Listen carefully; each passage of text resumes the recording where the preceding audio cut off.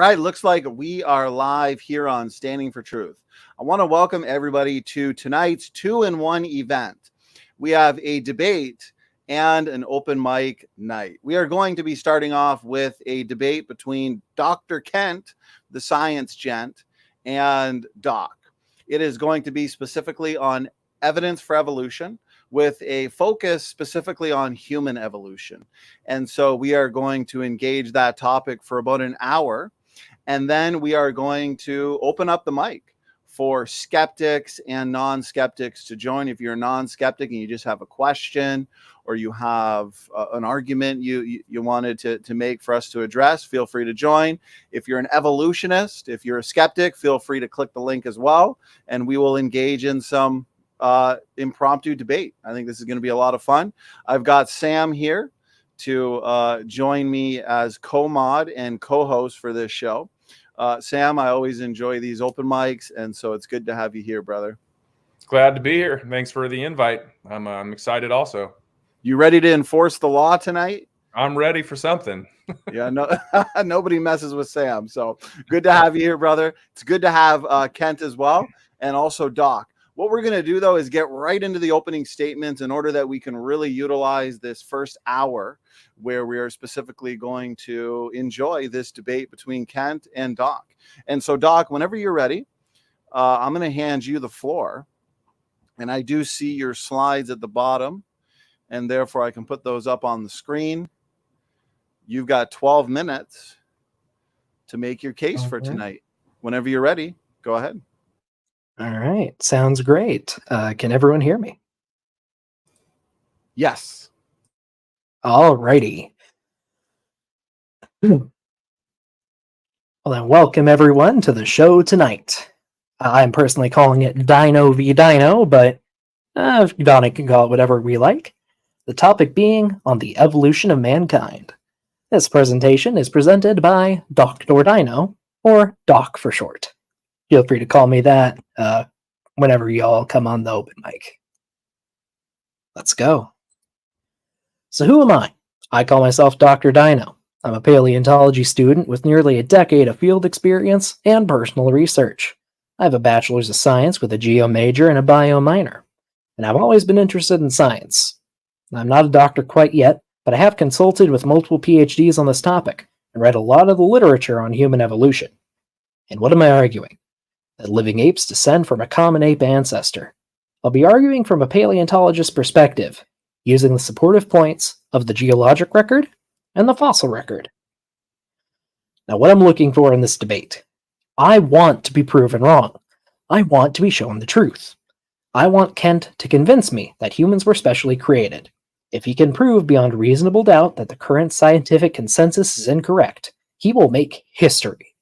Scientists worldwide would thank him for not only showing them the truth, but also guaranteeing them decades of work exploring that truth. So, Kent, I want you to disprove the current theory of evolution. Show me what we're doing incorrectly. Give me the evidence for your view of human evolution, or lack thereof. I'm coming to you as a student, just giving a presentation on what I've learned, so I ask you to remain professional. I ask that you not call me stupid, or imply that I have fallen for a lie without substantiating those claims. If you insist on slapping or whacking me during or after this debate, I will consider it quite inappropriate. Structure my presentation. I'll present factual, verifiable evidence, giving the scientific explanation for this evidence, and asking Kent for his evidence to contradict these explanations. To you, Kent, my stance on this issue has been formed by the evidence that I have found, and which has been presented to me. That stance can be changed by future evidence. So I hope you can show me something good. I'll be presenting the current scientific consensus. It's your job to provide a better supported explanation for the facts of our world. With that said, I have some very important concessions right off the bat. I concede that God created the universe and began the process of life on Earth. I concede that morality is dictated by God. And I concede that there have been errors in the history of science. However, these errors have caused us to examine subsequent finds with ever more scrutiny, building to a robust process of experimentation and peer review. I also have some consultants. I've consulted with multiple PhDs who have relevant experience to the topic. below are their areas of expertise and what they are currently studying. Feel free to read all this, audience, if you like. Some definitions. I feel it's important to define your terms in a discussion like this. Therefore, I'd like to propose the following definitions for certain terms. First being species/kind. I'm giving them the same definition.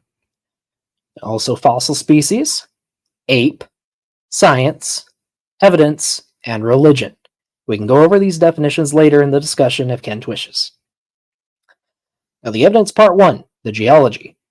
Rocks are an interesting topic in the sciences. They often retain records of the environment in which they're formed, as well as anything that has happened since. By studying the rocks in an area, we can read them as if they were pages in the book of Earth's history. The study of rock layers, their context, and their implications on Earth's history is known as stratigraphy. And some basic geology here. Most of the rocks we find fossils in are sedimentary, meaning that they are formed from previously solid rock and other matter. The grains of a sedimentary rock can give clues as to where they came from. Sometimes sedimentary rock layers will include a lot of volcanic grains from ashfall or nearby lava flow. Some volcanic grains contain radioactive elements which gradually decay over time into other elements. Basic overview of radiometric dating. Now to the audience at home, feel free to pause the stream, read through this, and then catch up at 1.5 times speed, or something like that. So first, radioactive elements decay over time, all of them at a very consistent rate in natural environments. We can measure these rates in the lab, and use them to determine the age of minerals within a rock layer. If Kent would like to discuss this process further, I'd be happy to talk about it in the discussion. Some other quick dating methods here for those who are curious. And a quick, important side note. We do not use carbon dating on most fossil hominins. Every type of radiometric dating has a maximum age. Carbon dating caps at about 50,000 years, so we have to rely on other methods. The evidence part 2, the fossils. So, we know how we determine the age of different rock layers, so what do they contain?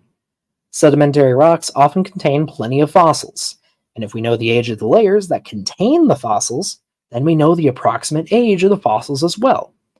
What's really interesting, the collections of fossil species we find always change as we go through different layers, even if the recorded environment is the same. There is a visible sequence through the rock record, going from older to newer, of different creatures appearing and disappearing. And interestingly, there's one such ape fossils in East Africa, an extremely volcanic area that has plenty of ash beds and lava flows that are perfect for radiometric dating. And here are some general trends of those East African apes. Going through time, the morphology of the apes of East Africa sees certain measurable shifts. Later fossil species are different in notable ways, but the sequence of fossil species shows a trend towards certain features. Below are some of these features that change through time, and I'll go over a few of them in more detail in a second. First off, the foot morphology, or the way the feet are formed. Over on the left, we have Ardipithecus from about 6 million years ago. You can see the big toe is divergent, meaning it's kind of sticking off to the side. Going forward 2 million years, we have Australopithecus. Here, we see the big toe is actually in line with the rest of the toes. You can't really see it well in this picture, but the foot bones are also arched, making it much better at walking on the ground. And on the right, of course, we have a human foot. As you can see, the Australopithecus one is already a lot more like the Homo sapiens than the Ardipithecus. The skull also sees some major changes. First of all, the prognathism decreases, meaning that the jaws move backwards so they're closer in line with the nose. The tooth size also changes, generally going smaller. The jaws do the same thing. Jaws in modern humans are much smaller than they are in more primitive apes. The brain case size also changes, starting at about 350 cubic centimeters to an average of about 1,500 in modern Homo sapiens. The brow ridge also changes size, generally going smaller and smaller. It's very rare for a modern human to have a brow ridge comparable to that of, say, Homo erectus. Some more pictures right here from R&Ra, who I would highly recommend. He has many, many informative videos on this topic, and many others. Next up, we have the hips. Now, any 5-year-old could tell you that the chimpanzee in this diagram is the odd one out when it comes to the hips. The Australopithecus and Homo sapiens have a very bowl-shaped pelvis. It's useful for holding your guts or your children when you're pregnant. Side note on Neanderthals. Just so everyone knows, Neanderthals are not just really old Homo sapiens. I've heard Kent make that assertion in the past. We do have old ones, but we also have child Neanderthals preserved, and infants. Most of these photos are from the Smithsonian collection, their age below each photo. Neanderthals are distinguished by many traits, including their DNA and a lot of skeletal features. That said, they are still human, just not the same species of human as us. And what else do we find?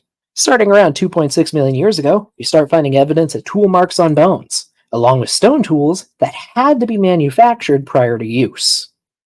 And as time goes on, the tools we find change. They become more complex, more sturdy, more specialized. But regardless of the age, many of these tools are associated with ape remains. It's rare that the tools were used on the apes, though. If that were the case, we would see some very telltale marks on the bones. We also find footprints, too. Like I said, a lot of ash layers out there in East Africa. The foot morphology of these apes is intermediate, so in between early apes and later ones. These ones right here are from about 3.6 million years ago, and we've assigned them to Australopithecus due to the shape of the feet. And here's the interpretations of the data. Of the geological evidence, there are layers in East Africa that are of different ages, and the fossils in the layers change with time and the environment. And of the fossil evidence, bipedal apes have lived in East Africa since at least 7 million years ago. They evolved through time into different lineages, some leading to dead ends, but one specific lineage persists to the modern day. Professor A also has a note on this, if the audience would like to read it. Now, how does evolution work, at least in our view? Evolution can be summarized as accumulation of intergenerational change. The process detailed more thoroughly below. And very, very important here, in evolution, one creature never changes its kind. And I'm not claiming they do. Populations of creatures only specialize via mutation, natural selection, and other means. Over here on the right and below, you can see cows as an example. Cows belong to every single group above them in the diagram to the right. And they're actually still sort of changing. Cows in the modern day produce, I believe it's 2 to 3 times as much milk as they did back in the 60s. And that's because of selective breeding, which is a form of evolution directed by humans. Now, am I wrong? Of course I could be. I'm wrong about a lot of things. But what I presented here is supported by evidence that has been collected and analyzed for centuries. But that said, Kent, I want you to show me how I'm wrong. And is evolutionism a religion? No. A religious belief typically requires a supernatural component. Science, by its very nature, rejects the supernatural. Evolution's based on evidence. If you want to prove it wrong, then you need to provide something better. And does academia discriminate against Christian scientists? No. As long as you produce good data and repeatable, demonstrable results, science 1 minute. doesn't care. There have been many Christian scientists throughout history. One example being Mary Schweitzer, a paleontologist who was once a young Earth creationist. Learning about the field made her see that the Earth was old, and it only strengthened her faith. How can Kent win this debate? He can prove that my understanding of human evolution is incorrect. Prove that the fossils and rock layers were formed in a single event. Prove that radiometric dating cannot be trusted when it is used in the proper context. Show me evidence that humans and the other apes were specially created. And my consultants have a few words on what they would like you, the audience, to take away from this discussion. Thank you. Doc, thank you for that roughly 12-minute opening statement. Before I hand it over to Kent, I do want to remind the audience, anybody who's joined us past the intro a little bit earlier, this is a 2-in-1 event. And so we're starting off, the first hour is a debate specifically on evolution with a focus on human evolution between Dr. Kent and Doc. And then we're going to open up the mic for skeptics and non-skeptics to join. And so I will probably post the StreamYard link in the chat about 15 minutes before the end of this debate.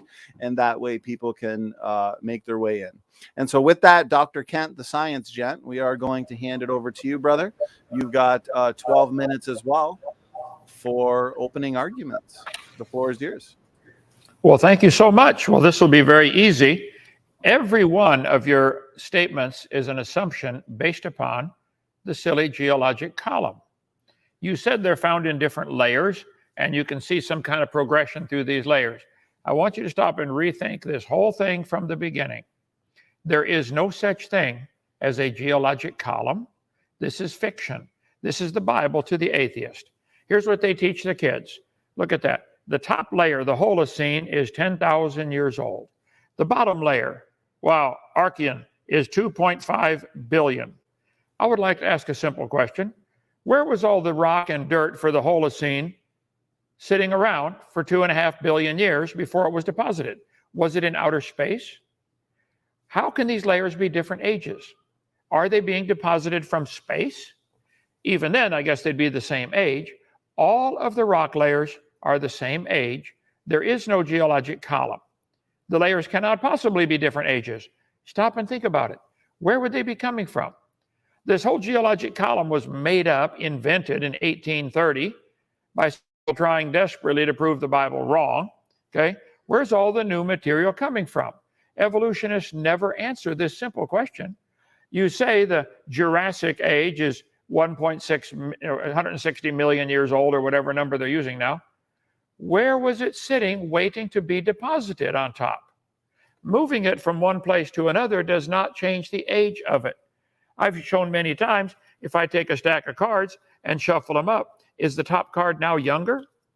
Moving it to a new location does not change the age. Is this the youngest card in the deck now? No, they're all the same age. All of the material on this planet, every molecule, is the same age.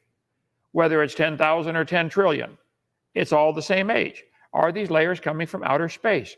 Your whole presentation was, this one's found in this layer and it looks a little more advanced than this one found in this layer. Stop. There is no geologic column. It doesn't exist. The fiction geologic column guides their thinking and their rose-colored lenses through which they look at life, the world, and around them, and history. If you shake a jar of water and mud till it separates, is the top layer now younger? No, they're all the same age. I wish you guys could understand this, or at least stop and think about it. How can the top layer be younger? How can the layers be different age? All the material is the same age. It just got redeposited and shuffled up in a flood. So I disagree completely. I think it's a fact that the Earth has sedimentary layers. I have been to all 50 states and 37 countries. I've taught earth science for 15 years. I'm fairly familiar with this. The evolutionist will look at the layers of the Earth like you did and say, wow, the layers formed slowly over millions of years. Stop and think about that. Where's it coming from? The layers are from the flood of Noah. If the Bible interpretation is correct, the fountains of the deep broke open, the crust of the earth would be shuffled up during the flood, the rising and sinking of the earth cracked up like an eggshell. It is still cracked up like an eggshell. There are fault lines all over the place, and they're still moving. But the layers all formed in one big flood. Evolutionists try to erase that line and make their interpretation look like it's part of the fact. And there's your whole problem. Your whole presentation is based on a faulty assumption. If you start off and saying, well, since pink elephants can fly, why don't they smash the trees? Wait, pink elephants can't fly, and there are no pink elephants. Your whole argument starts with the assumption that the layers are different ages. It's built on a faulty foundation. The geologic column is the Bible for the evolutionist. It can only be found one place in the world, the textbooks. This textbook author admitted it and probably got fired for it. If there were a column of sediments, unfortunately, no such column exists. There is no geologic column. If there was, it'd be 100 miles thick. So one of the lies I cover in my video number 4, lies in the textbooks in my series, you can get on drdino.com, D-R-D-I-N-O, or call the office 855-BIG-DINO. And I don't understand why you, I guess I do understand why you tried to copy my name to write on my coattails, and I appreciate that. The geologic column does not exist. This article is a detailed examination of the young Earth's creationist claim that the geologic column does not exist. It is shown that the entire geologic column exists in North Dakota. Oh, really? No, the layers are the same age. Now, the layers are all in order that they have them in the book. There are multiple layers in this geologic column that are limestone. How do you tell the difference between Jurassic limestone and Cretaceous limestone? They're both limestone. Geologic column is the biggest lie I've ever heard, well, maybe not the biggest, it's one of the biggest ones. There is no fossil record either. There are fossils by the trillions. We have a huge collection of them here. Got a bunch on my desk we forgot to put back. Fossil fish. Their fossils are found by the trillions. Actually, diatomaceous earth is a bunch of fossils. But there is no fossil record. All of these animals died quickly and were deposited rapidly because of Noah's flood. It says here in this textbook, National Pornographic, the fossil record helps paleontologists, archaeologists, and geologists place important events and species in the appropriate geologic age. Do you see the assumption? There is no geologic age. All the layers are the same age. I don't know how you can't get that. I'm going to ask the question again for the 8,000th time. Where is the top layer coming from? How can it be younger? You guys don't get it. Let's see. The law of superposition, which states that the undisturbed rock sequences at the bottom are older than the top. And there's the whole problem. Not logical, not possible. They got this geologic column and they keep calling it a fossil record. Oh, this is baloney. There is no fossil record. This layer right here in Grand Canyon has no erosion marks. Most of the layers have no erosion marks between them. If that layer sat there for millions of years waiting for the next one to be deposited, don't you think it'd rain once in a while? These are all stacked like cards or pages in a book, and generally no erosion marks. If the layers are different ages, why are there no layers of soil built up between them? It's all rock, rock, rock, rock, rock. Sometimes they're tilted. Okay, I agree. Get the video, Experiments in Stratification. It's been out for, 30 years. It shows clearly that the layers form sideways. During the flood of Noah, the tide would not get interrupted, so the tide could become harmonic. You can Google harmonic tide. A harmonic tide on planet Earth. See, the moon is holding the water, a bump of water called the high tide. At the same time, the Earth is spinning around once a day. And of course, as it goes around, the moon is 10 degrees off our perpendicular axis, and we're 23.5 degrees off from the sun. That causes some strange things to happen with the tide. Okay, who cares? But the Earth is turning. The tide stays right under the moon. So the water is rushing into the bump to stay under the moon from this side at the same speed the Earth is turning, the other way. Well, at the North Pole, the Earth is turning 0 miles an hour. At the equator, 1,037, depending upon your altitude. Lenox, Alabama, they're turning 883 miles an hour. If the water was going sideways at 800 or 900 miles an hour, it would make all kinds of layers in minutes. I'm sorry, your whole presentation, your whole assumption is based on a flawed foundation. There is no geologic column. Shake up a jar of mixed mud and dirt, it'll settle into layers. We got a bunch of these things here at our science center. When you flip them over, it makes a bunch of layers every time. Are the layers different ages? No, they're all in here at the same time. It is silly to believe the layers are different ages. The sand art toy has only 2 different types of densities, but when it flips, it makes dozens of layers from 2 different densities of sand. This one has, I think, 4 different densities in it, so it makes 50 layers out of 4 different densities. The flood of Noah made all the layers. Why are animals sorted into layers at all? Why are generally ducks found in the same layer or clams found in the same layer? Well, that's simple. They're sorted based upon their habitat. Clams are found at the bottom because clams already live at the bottom. Of course they're going to be found at the bottom. That's where they live. They're the first ones buried. This has nothing to do with the age of them. Petrified clams like this one in the closed position are found all over the world, including the top of Mount Everest. To get a petrified closed clam, you'd have to bury it fast and bury it alive. Clams open as soon as they die. We have hundreds and hundreds of these in our museum. Up in Tennessee, there's a seam of petrified closed clams, 10 feet thick, that goes for several miles. This is an extremely common fossil. Petrified, read my lips now, closed clams. Had to be buried alive. There's no other option. The clams are found at the bottom because they already live at the bottom. Their life, their habitat, their mobility, clams can't run very fast. Their intelligence, as far as anybody can figure out, clams aren't too smart. And their body density. Clam shells are heavier than bird feathers. Birds would generally be found at the top. If there was a worldwide flood that made all the layers in 1 year, you'd still have this same sorting. Birds are the last ones to die in a flood. The moon is pulling the tide up, holding it right there, while we spin. High tide stays under the moon. At this latitude in Lenox, Alabama, we're turning about 886 miles an hour. At the North Pole, the Earth is turning 0 miles an hour. At the equator, 1,037.58, depending upon your altitude. That's at sea level, okay? So the whole geologic column that you guys talk about was formed in 1 year during Noah's flood by the tide going up and down. It would make underwater turbidity currents. It would cause thousands of layers to form. And then as the crust of the Earth is still flexing up and down because it was broken up at the time of the flood, the fountains of the deep broke open. The Earth is still cracked up like an eggshell.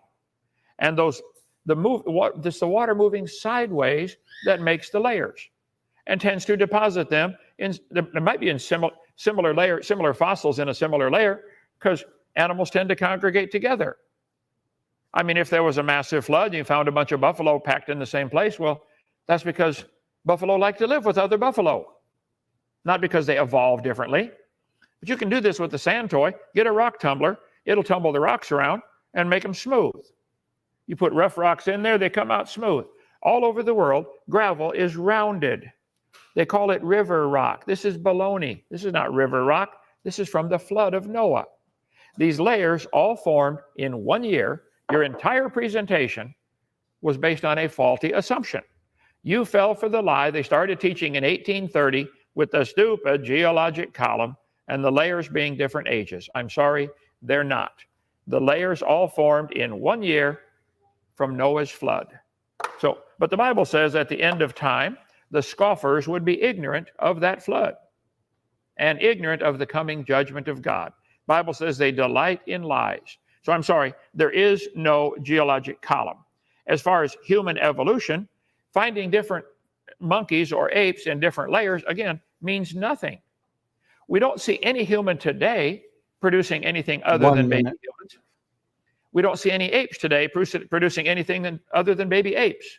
So for you to assume, because we find them in a different layer, therefore this one evolved from this one, that's insane logic.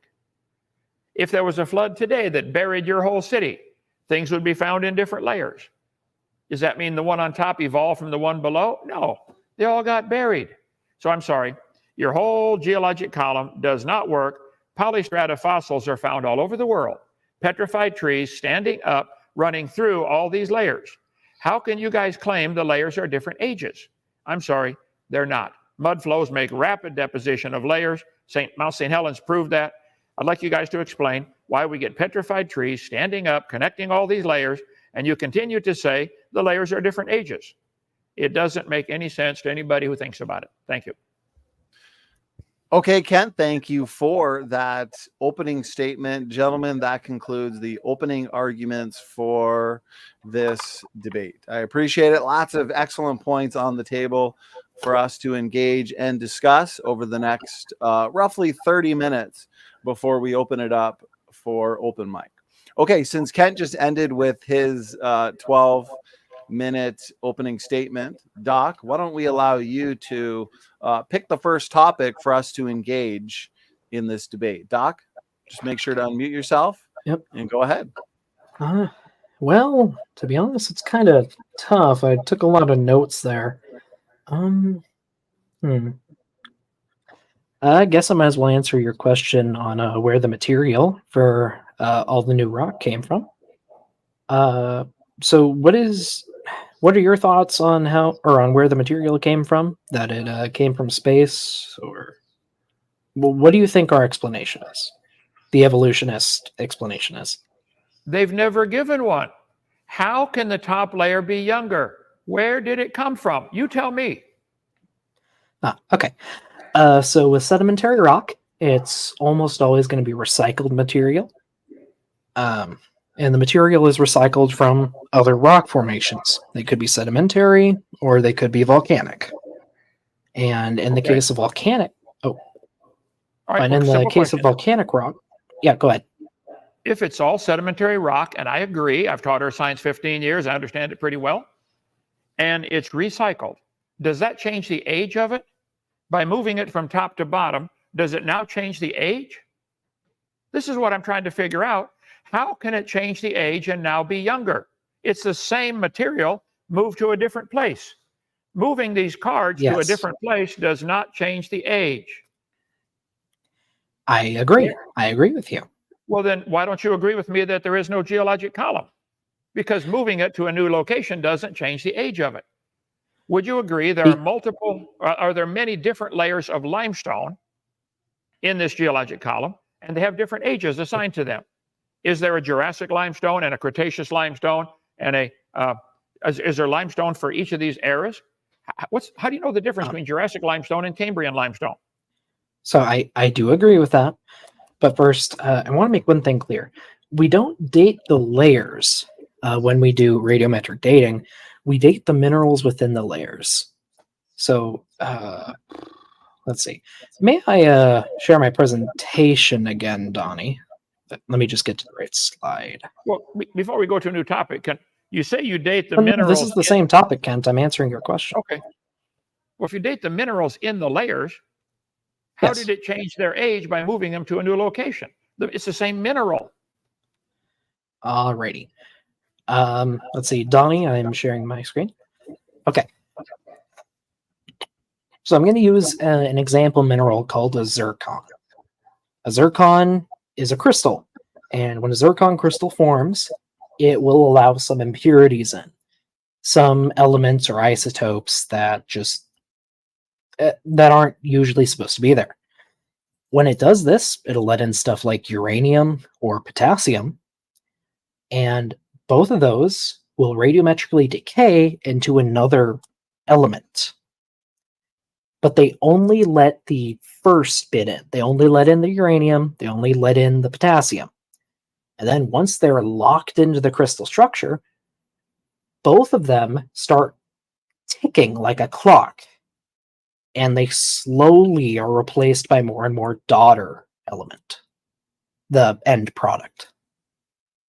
So we can measure the ratio of parent to daughter to determine the rough age, because we can tell in a laboratory how long it takes, say 10% or 25% of the parent to become daughter. Does that make sense? I understand how the radiometric dating works, I think, very well. But again, you're sort of avoiding the question. If this zircon got locked into this layer, did the zircon change? Did that zircon crystal come from outer space now to be a different age? Are these all these No, it would zircon have come from a crystals and all these? volcanic rock. Okay. Well, was it created from nothing, or was it rearranged from something else? It would have been rearranged from base atoms. That's how crystal Okay. formation works. Okay. So every molecule on this planet formed at Yes. the same time. Every molecule on planet Earth formed at the same time, either from the Big Bang or at the Roughly, creation. I'll agree with that.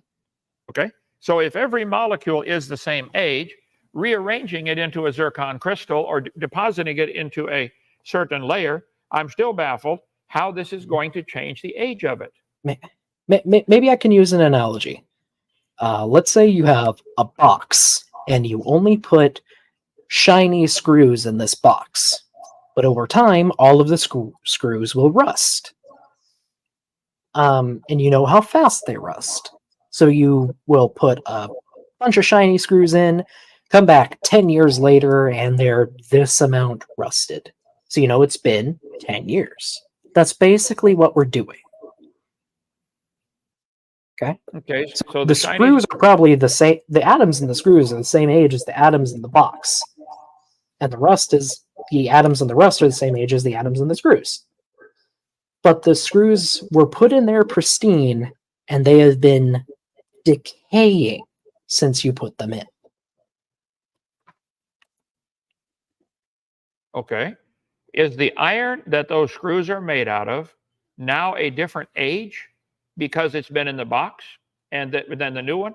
You admitted a minute ago, every molecule on planet Earth is the same age. It all formed either in a Big Bang, 13.772 billion years ago, or it was all created by God 6,000 years ago. Either way, every molecule is the same age. I'm trying to get it, moving them to a new layer, combining them with something else. So if I put the nut on the screw now, does that change the age, or on the bolt? No. All the layers are the same age. Your whole argument is based on the geologic column. Here, I found it. Let's see. Shale, shale, shale, shale. Shale is found all through this geologic column. Yes. How do you know the difference between Perry Farm shale and Mine Creek shale? They got them labeled at different ages. They're both shale. So that would depend on the shale themselves. Shale is just a type of rock. I understand. Each individual layer is going to be different and differentiable. Well, here we have the same geologic column showing the limestone. They have Altamont limestone and Pawnee limestone as different ages. They're both limestone. Yes. I'm baffled why anybody, are these layers different ages now in my sand toy thing here because they have been reshuffled, falling down through the water? Is the top layer going to be younger? When it's all done, is the top layer younger? No, they aren't, but the Earth isn't a sand art toy. It's a little more complicated. It's the same principle, though. You're rearranging already existing material. Every molecule is the same age. Every molecule. Whether it's, like I said, 13.772 from the Big Bang or 6,000 from God creating it. So your whole argument tonight on evolution, proving evolution from fossils, especially the purpose of this debate is evidence for evolution, for human evolution. You're saying because they're found in a different layer, therefore they're a different age, which you cannot prove that. And therefore this one came from that one, which you can't prove that either. Finding them at a different layer doesn't prove one came from the other. Here, Kent, maybe another analogy would help. Let's say you buy 3 stopwatches. All the stopwatches are made on the same day. You take them home and you start the timer of one, wait 5 minutes, start the timer of the next, wait 5 minutes, start the timer of the next, and then wait 5 minutes. Then you stop all of them. They were made at the same time, but the clock started ticking at different times. So one watch will say 15 minutes, one will say 10, and one will say 5. That's what zircons and other minerals we use for radiometric dating do. The atoms could be formed at the same time, but the clock starts ticking when you hit the timer. And with zircon crystals, that's when the crystal was formed. Does that make sense to you? Makes perfect sense. But still, as you said, all the clocks are the same age. Every molecule in that clock is the same age. What the hand is now set on is meaningless for this argument. This geologic column, as I've said hundreds of times, does not exist anywhere in the world except in the imagination. So it was made up. A complete geologic column does not exist, but there are local geologic columns. Meaning, if you go back to your previous slide, if you could please. So that is a geologic column for a specific area or for a specific formation. Okay? That's a column that geologists will build based on the characteristics of all those layers. We have local ones. All the sediments on Earth are a big interconnected mess that's half stacked on top of each other, half replacing each other. Plenty of them have been eroded away and then new material put in the hole. It's a big mess, so there is no continuous geologic column. I do agree. But there are local ones, and in some places it stretches through, say, Cambrian all the way to the present, with representatives of those times. Those are probably what you're thinking of. Well, if they're local geologic columns, even in a local area, If there's a landslide and a mountain slides down into the valley, it's going to make 100 layers. You can see it happen all the time. I just watched a video on landslides happening now all over the world. Okay. It's going to make one layer that is differentiable as a landslide deposit. We know how those look. Any landslide will make multiple layers, underwater landslides or above water landslides. Either way, it automatically separates the material a little bit based upon density, based upon surface tension. How easily does it slide with the other material next to it? So there's a little bit of sorting of the layers, but they're all the same age. The landslide happened at the same time. I do agree. I think you're confusing something. So layer can mean multiple things. In the context I'm using it, it is something that formed at approximately the same time or under the same conditions. That's what the landslide layer would be. We have smaller layers inside that have been determined by forces when the landslide happened, but the entire thing would be considered one layer, Bingo. Geologically speaking. So if a landslide makes 20 layers, I just made probably 75 layers right here in the last 2 minutes, okay? If a landslide were to make 75 layers, would you date the top layer as younger than the bottom layer? No, we would be able to date them as the same age. Bingo. It's that way with the whole world. Noah's flood. It isn't, though. Made all these layers. It isn't, though. We can radiometrically date different members of a local geologic column, and they will be recorded as different layers. I used East Africa as an example, not just because it's where human evolution occurred, but also because there's tons of volcanic rock there. And the volcanic rock is deposited on sedimentary, on other volcanic stuff, and we can date every volcanic layer and know when it occurred. And as we go up through the column, the layers get younger and younger, radiometrically speaking. If I were to take this apart, dry it out, and date these sand layers, is it possible they would give different radiometric dates? Let's assume these have some isotope of, that's you're radioactive in there. Carbon 14, carbon 13, uranium 235, 238, or potassium argon, or whatever. Is it possible they would contain some radioactive elements? I don't know. It could be, but you're missing the point. All of the molecules on this planet are the same age. So how can you agree with you? And would you agree that the geologic column was invented and made up in 1830 by Charles Lyell and others? And that was way before there was any radiometric dating ever thought of.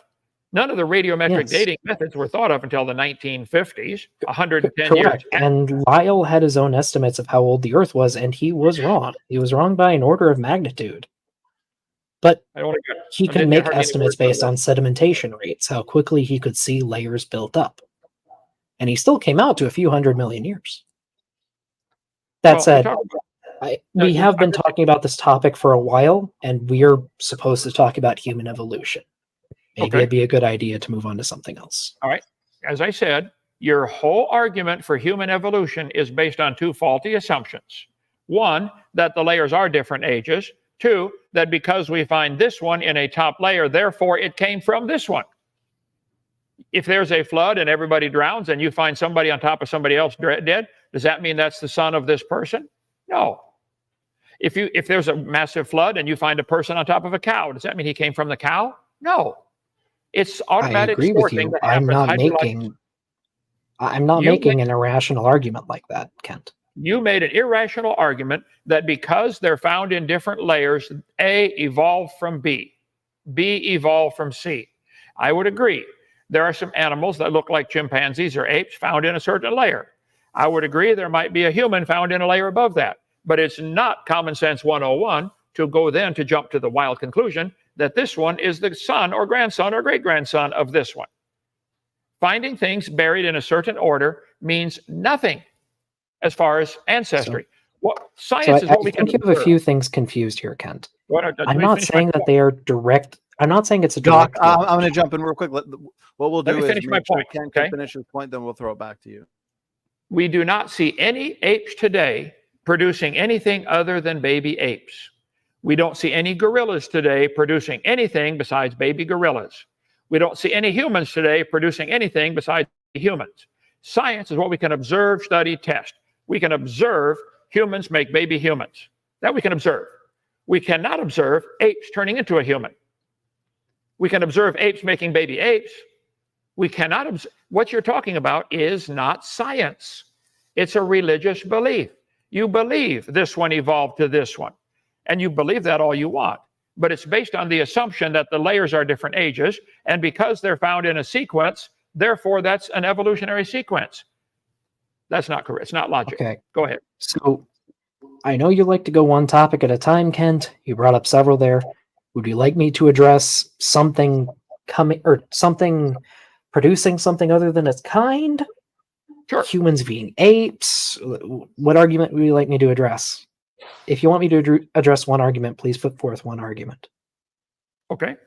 Science is what we can observe, study, test. Would you agree with that? That's part of the definition of science. Okay. Has anybody ever observed any animal produce any offspring other than their same kind? Has any doctor in the planet? And we don't expect them to. You don't expect it? Well, that's what you're saying happened, though. You're saying humans evolved from an ape-like creature. I'm trying to get you to understand this isn't science. It's a religious belief. You can believe that all you want, but we've observed for years. Here you go. Science. Knowledge gained from using observation and experimentation. Do all the experiments you want. Get a bunch of monkeys, apes, baboons, chimpanzees. Let them have babies. They've done that in zoos for years. Have they ever come closer to being a human? Cows produce cows. Make an observation. Develop an idea. Think of experiments.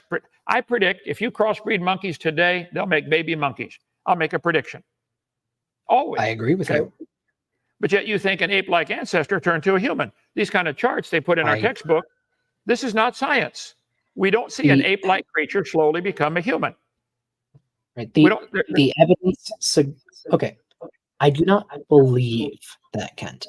The evidence suggests that there have been different apes in East Africa, and there is a general trend through the ape lineage towards one being a biped, two a bigger brain, and some other traits. Like there has been a trend. Can you explain that trend? Well, you're assuming there's a trend because the fossils are found in some kind of sequence. Again, you're back to the same flawed assumption. There isn't a trend of one changing to the other. There is a trend of apes making baby apes. There's a trend, observable trend, of humans making baby humans, and chimpanzees making chimpanzees, and baboons making baboons. That's the observable trend. It's in your mind that it's a trend of one changing. It's all in your mind. Kent, you are still an ape. Like you're still a primate. Like you're still a mammal. Like you're still a vertebrate. You speak for yourself. You may still be an ape. I am not. Never have been. I mean, I'm a dinosaur, but okay. Okay. Man has classified things into lumps, okay? We have decided if it breathes air, gives live birth, has certain characteristics, it's in the mammal category. The animals don't care how we classify them at all. This entire classification system of putting these together, I could organize my shop where all the screws are together, all the bolts, all the hammers, all the shovels. It's just it's humans imparting their desire on these things to organize them. You have decided to organize, or scientists have decided, which I think is fine, to organize all the creatures that have fins and scales and breathe underwater. We've classified them as fish. Okay, that's fine. They don't care how we classify them. When the whales go look for a mate, they don't even look at anything other than another whale. When humans go look for a mate, used to be, all they look for is another human. That's the way all the animals do it. The fact that we have classified them into categories does not matter to the animals at all. You're saying because we see a trend, you don't see a trend. There's your faulty assumption. There's no geologic column. There is no change from one to another. You're putting them in some kind of order and reading into it. You believe this one turned to this one. Okay, that's a religious belief. It's not science. Okay, then, Kent, can I ask why Australopithecus appears after Ardipithecus? Can I ask why that is in your model? I don't know that they do, but if they do, it would maybe sorting based upon a flood. Maybe it doesn't prove one's related to the other. Why would one be found in this layer and one be found in this layer, and you assume this one descended from this one? That's faulty assumption. So I'm not assuming that there is a direct line between one fossil and the other. Fossils are representatives of a population at a given time. Right. So the representatives of Ardipithecus always come before the representatives of Australopithecus. Okay. Do you have any explanation other than a vague sorting as to why? Okay. First of all, I don't know that you're correct on that. Maybe somebody has found them in different orders, okay? But it doesn't matter. The fact that clams are found at the bottom and birds are found at the top is from hydrologic sorting. Has nothing to do with descendant from the other. Of course, birds are found at the top. They're the last ones to die in a flood. They can fly around till they run out of gas. So, but if birds aren't just found at the top. We have birds with dinosaurs. Okay. If the Australopithecines are found in a different layer than the other ones, that doesn't prove relationship or one descended. Even if one fossil is found, and it may be an example of a population, I agree. But we don't know that any animal ever changes to a different kind. Nobody ever sees chimpanzees make other than baby chimpanzees. They show this in the textbooks like it's part of science. I'm sorry, it's not part of science. We don't see any animal change to something else today. We don't see any populations change to something else today. You imagine that it happened. I've already addressed this point. You are repeating yourself. I have addressed this point. Well, you haven't gotten it yet, but I'm repeating myself, hoping you'll get it. I know you heard it, but go ahead. What's your next argument? All right. Quick question then. So, in your view, an animal that lives in a particular way should be sorted according to this hydrologic sorting, correct? Well, maybe not. There's a lot of things that would affect sorting.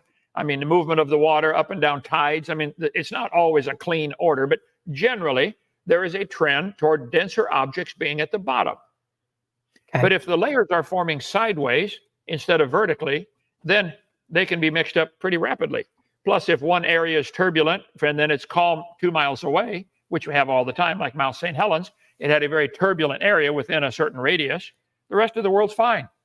I didn't even know Mount St. Helens was erupting, because I was living in Florida. So it didn't affect me at all. Would aquatic animals be exempt from this since they can swim? I didn't understand that second word. Would the what animals? Should aquatic animals be exempt since they can swim and they can just swim up to the surface all the time? Oh no, aquatic animals can be destroyed in a flood just as well. If the water becomes turbulent or muddy, they can no longer breathe. It plugs their gills. Fish can drown in muddy water. Okay. So and the turbulent, and plus it would, based on the temperature. If the crust of the earth broke open, like the Bible says, the fountains of the deep broke open, there would be hot water coming out, killing everything within a certain effective radius. Depending how hot it is and how much water there is, it might kill everything within 10 miles. So then, interpreted from your own words, aquatic animals should just be all mixed together because of this, because they can just be killed or something. So then, why do mosasaurs never overlap with whales? I'm missing half your words here. I don't know what the problem is, but sorry. Aquatic animals do what now? Aquatic animals can drown. Okay. Yes, and they can be killed they can be killed by temperature change. I agree. Okay. So why do we never see overlap between mosasaurs and whales? If they filled the same niche. I don't know that we don't. First of all, you're starting with an assumption that we don't see this. I don't think the whole world's been explored. Okay. So from everything we have found in the last few hundred years of searching for these fossils, we do not find an overlap. Well, you're claiming that, okay? Let's see. They have at the bottom of the geologic. Do you have something to go against that claim? No, I don't care. I don't think the sorting means anything. But let's suppose in the Cambrian rock that all the scientists agreed this is Cambrian rock, and they come across a fully formed human skeleton in that rock. What would you do? Well, that would cause us to re-examine everything. That would be a really big, really important find. But we haven't found that. You sure? As far as I know. Okay. Well, Well, I'm telling you, science is what we can observe. We never observe whales produce anything besides baby whales. Never. I agree. We never observe humans produce anything besides baby humans. I'd be willing to bet $5 that your great, great, great, great, great, great, great, great grandfather was a human. And I've never met him, but I'd be willing to bet $5. That's all I got. $5, okay? Yeah. So I think it's observable science. Let me read it to you again. Science is what we can observe. It's what we can, let's see, test and demonstrate. We can test and demonstrate animals produce the same kind. That's observable. Every farmer in the world does that. When he crossbreeds his cows, he expects to get a cow. And so far, that's all they get. So if you wish to imagine the cow came from some amoeba, that's imagination. It's not science. And claiming they're in a different layer means something also is not science. So your whole argument tonight is based on two flawed assumptions. Go ahead. So, Kent, I have presented the evidence to you. We know how to tell how old a rock layer is. And what we find is a kind of ape in a rock layer. And then in a different rock layer above that one that we have dated to be younger, we find different apes that are intermediate between those original ones and later apes. You haven't given me a single explanation as for why that is. You said just a moment ago, you presented the evidence. And I'm saying, no, you did not. You presented a claim that because animals have a slight difference, like a changing in the hip structure or a changing in the jaw structure or the forehead or the cranial capacity or eyebrow ridge or whatever, because you've arranged them in some kind of fictitious order, therefore it is now provable that this one descended from this one. And that's just not common sense. Yeah. Now, Kent, it's not a fictitious order. It is the order in which they appear in the rock. This is what you are I am claiming. not making up the order up. This is how we find them. Well, this is what you're claiming. Again, I'd like to see that proven. But even then, if they're found in that order, that doesn't prove this is descended from this. This, I don't understand how you cannot possibly see that. The geologic column does not exist anywhere in the world. The layers all formed by shuffling up all the material. That's all the same age. Every layer in here is the same age.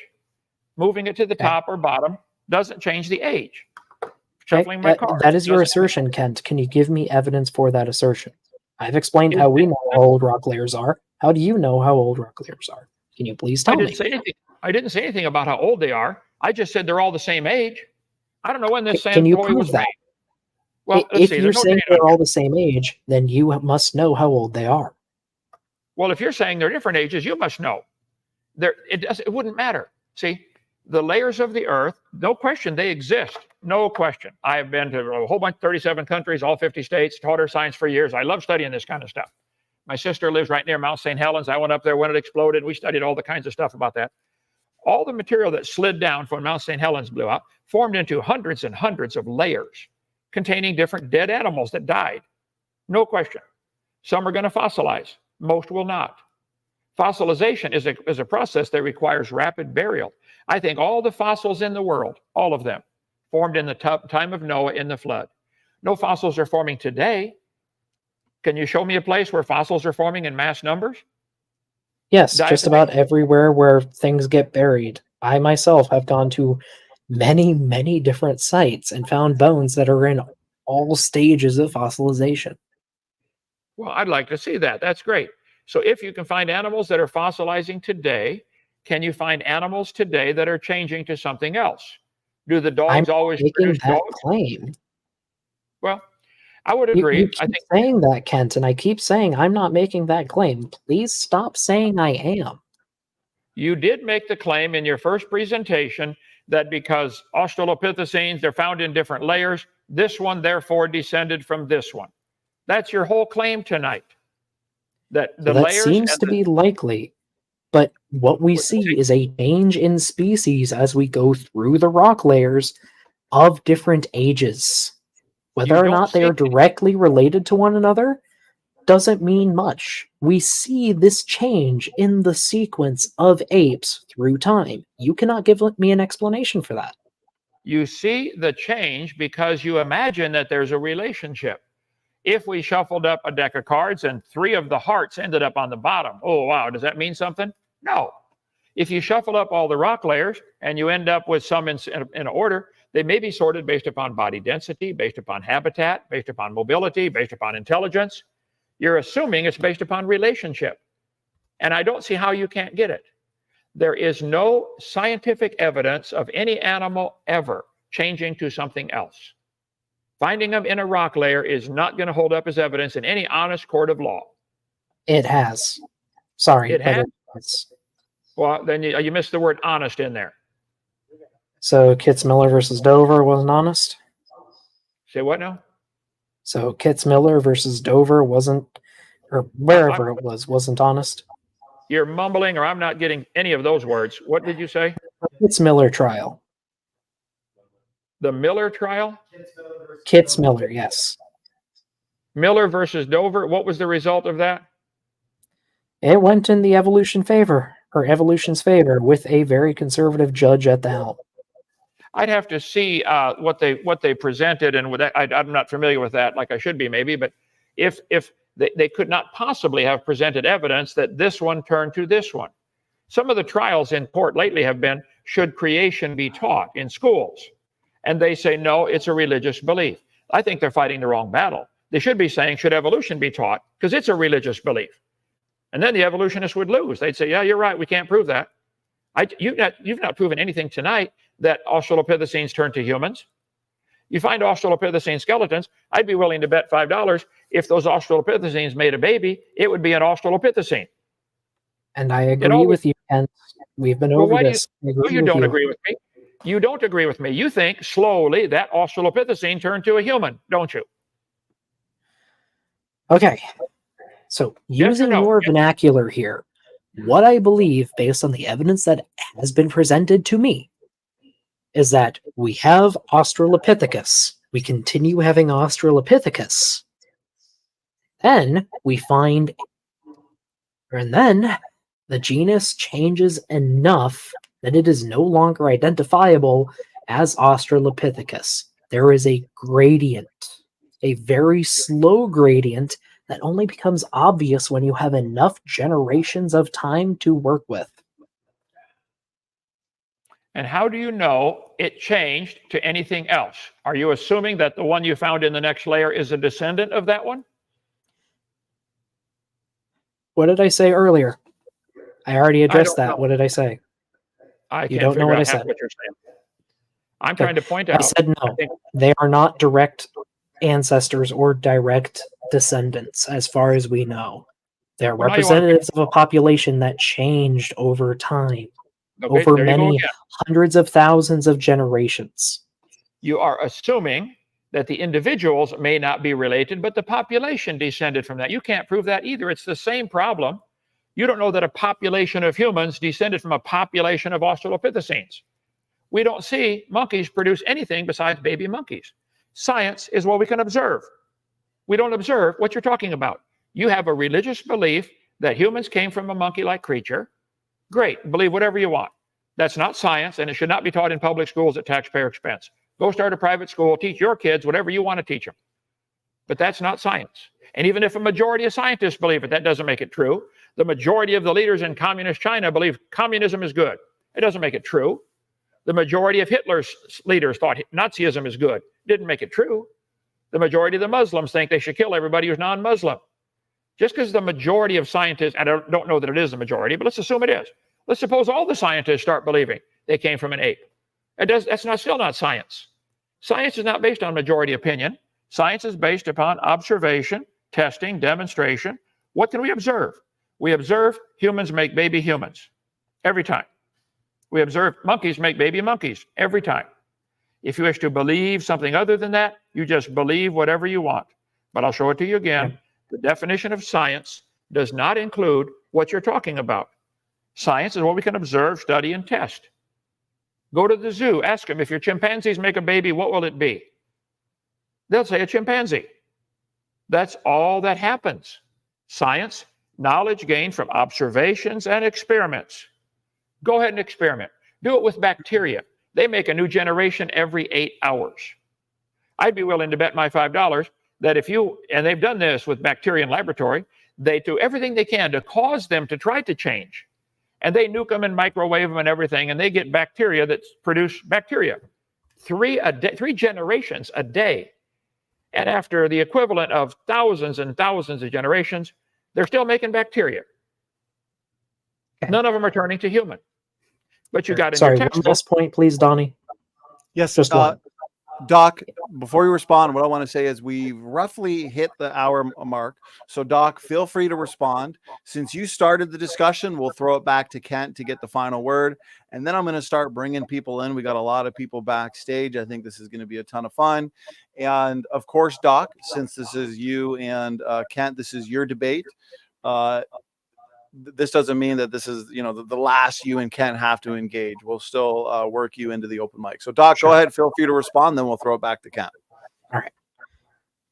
Kent, I have addressed at least as many of your points as I could.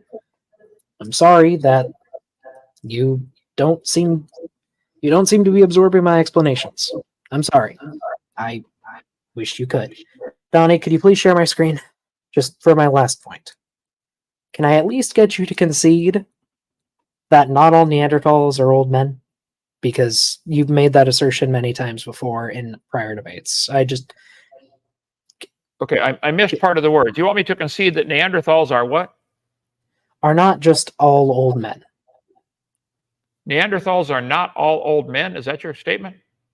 Yes. I don't know. I think they appear to be all dead if you're looking at the ones here. Yep, I agree. Okay, so some may be babies. So you're saying they find skeletons of babies and you classify them as Neanderthal. Is that correct? They're classified on Neanderthal based on their physical characteristics and their DNA. Yes. Okay. Could the Neanderthals all have been a population of people that were living to be 900 years old, like the Bible says, and just the lifting and lowering of your head, the muscles on the back of your back will pull on the occipital bone and elongate it.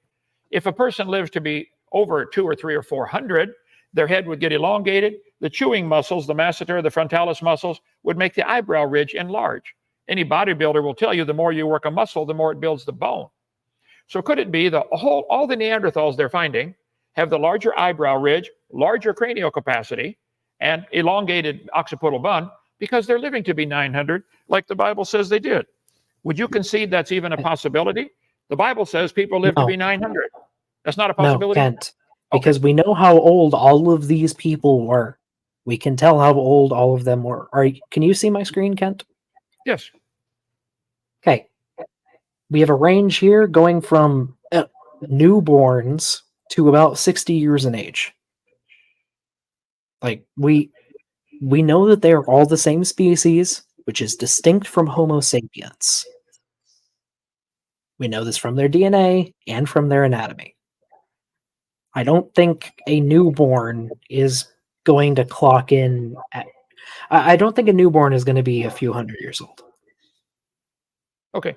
Are there tribes of people today on this planet that have unusual skeletal structures compared to the rest of the humans on this planet?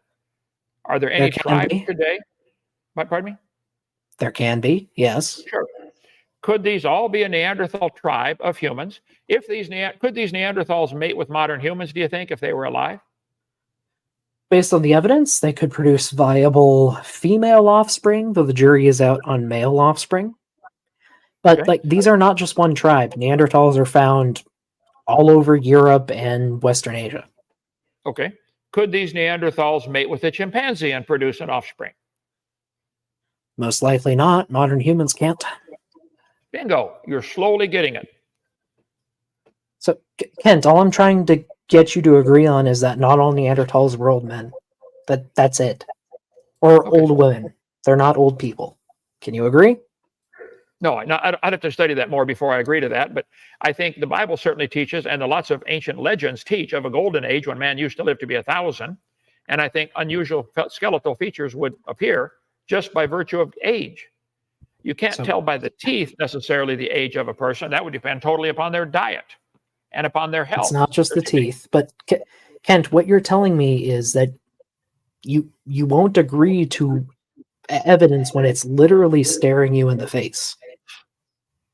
I didn't see any evidence stare me in the face. Don't assume that. Do you not see the skulls on screen? I saw a bunch of pictures of skulls on the screen. Are you Yeah. assuming that they're related to each other? Do you know they're related? You found a dead bone in the I know dirt. that they're all Neanderthals. Okay, you can believe what you want. I'm trying to get you to see the much bigger picture. Finding a bone in the dirt does not prove it had any children. Does not Kent, prove that wasn't my claim. You claimed that whatever the first one was, you said Australopithecine evolved into humans. All they found were bones in the dirt of Australopithecines. We didn't see them produce a human. We didn't see them produce anything.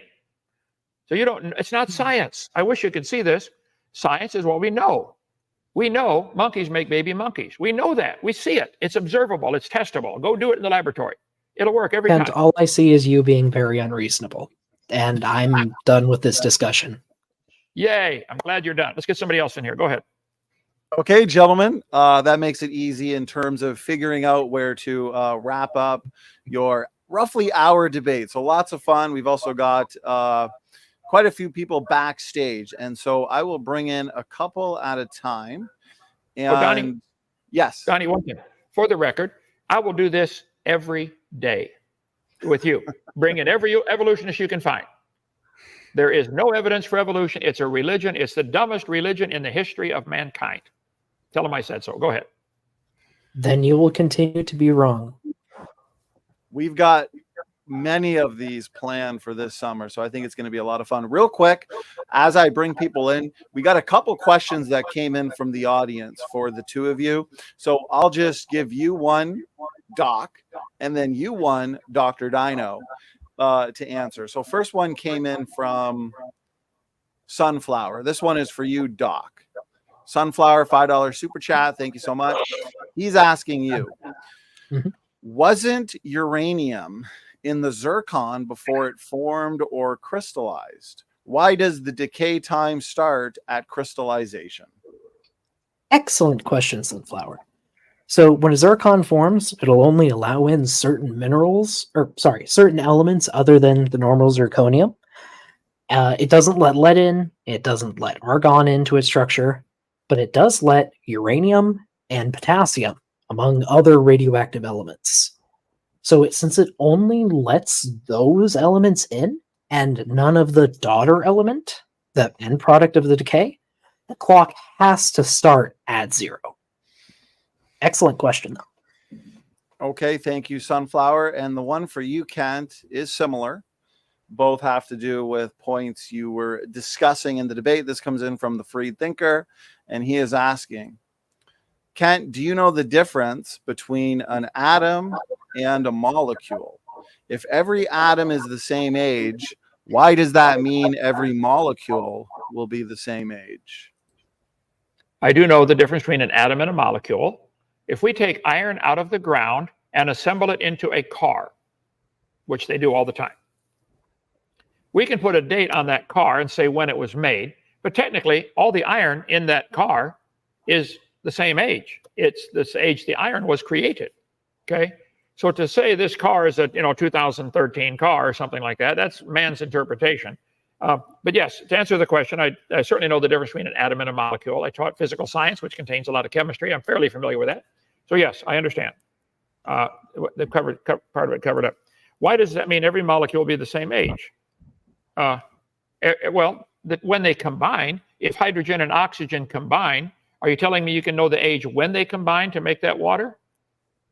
I'm pointing out whether Big Bang 13.772 billion years ago or creation 6,000 years ago, every atom, every molecule, every piece of matter is the same age. It's not complicated. Okay, Kent, thank you very much. I appreciate your response.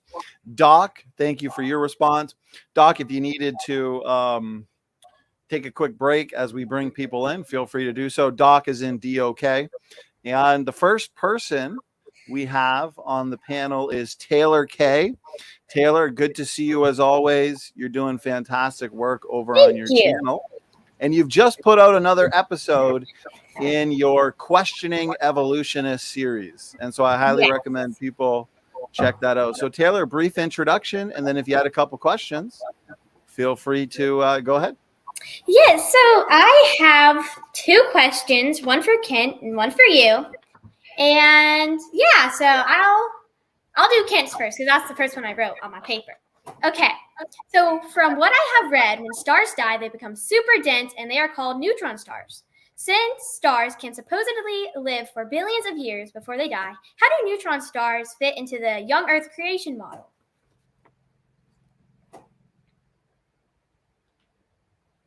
I missed the question. Was that for me or for Doc? It was for you. Read it one more time. Yeah, I'll read it again. So from what I have read, when stars die, they become super dense and they are called neutron stars. Since stars can supposedly live for billions of years before they die, how do neutron stars fit into the young Earth creation model? Well, I think all the stars were created at the same time, which was after the Earth was created, by the way. The stars were made later, a few days later. Read Genesis chapter 1 and 2. It tells all the details in there, which day they're created. But I think the fact that stars are falling apart, neutron stars blowing up, everything we see and observe in nature, which is science, is falling apart. Stars are blowing up. We don't see them forming. Nobody's ever seen a star form. All we see are stars exploding, blowing up, wearing out. Our sun is burning out, 5 million tons a second. It's burning up. We don't see any stars forming. So what we're observing is a decline. The second law of thermodynamics seems to be universal. Everything's falling apart. And so that's the neutron stars. If they blow up and fall apart, it's the opposite of evolution. There's a whole lot of stars out there. They need to explain some way the stars got here. And they don't. There's no explanation for how all this matter of all these stars fit in a dot smaller than a period on a page.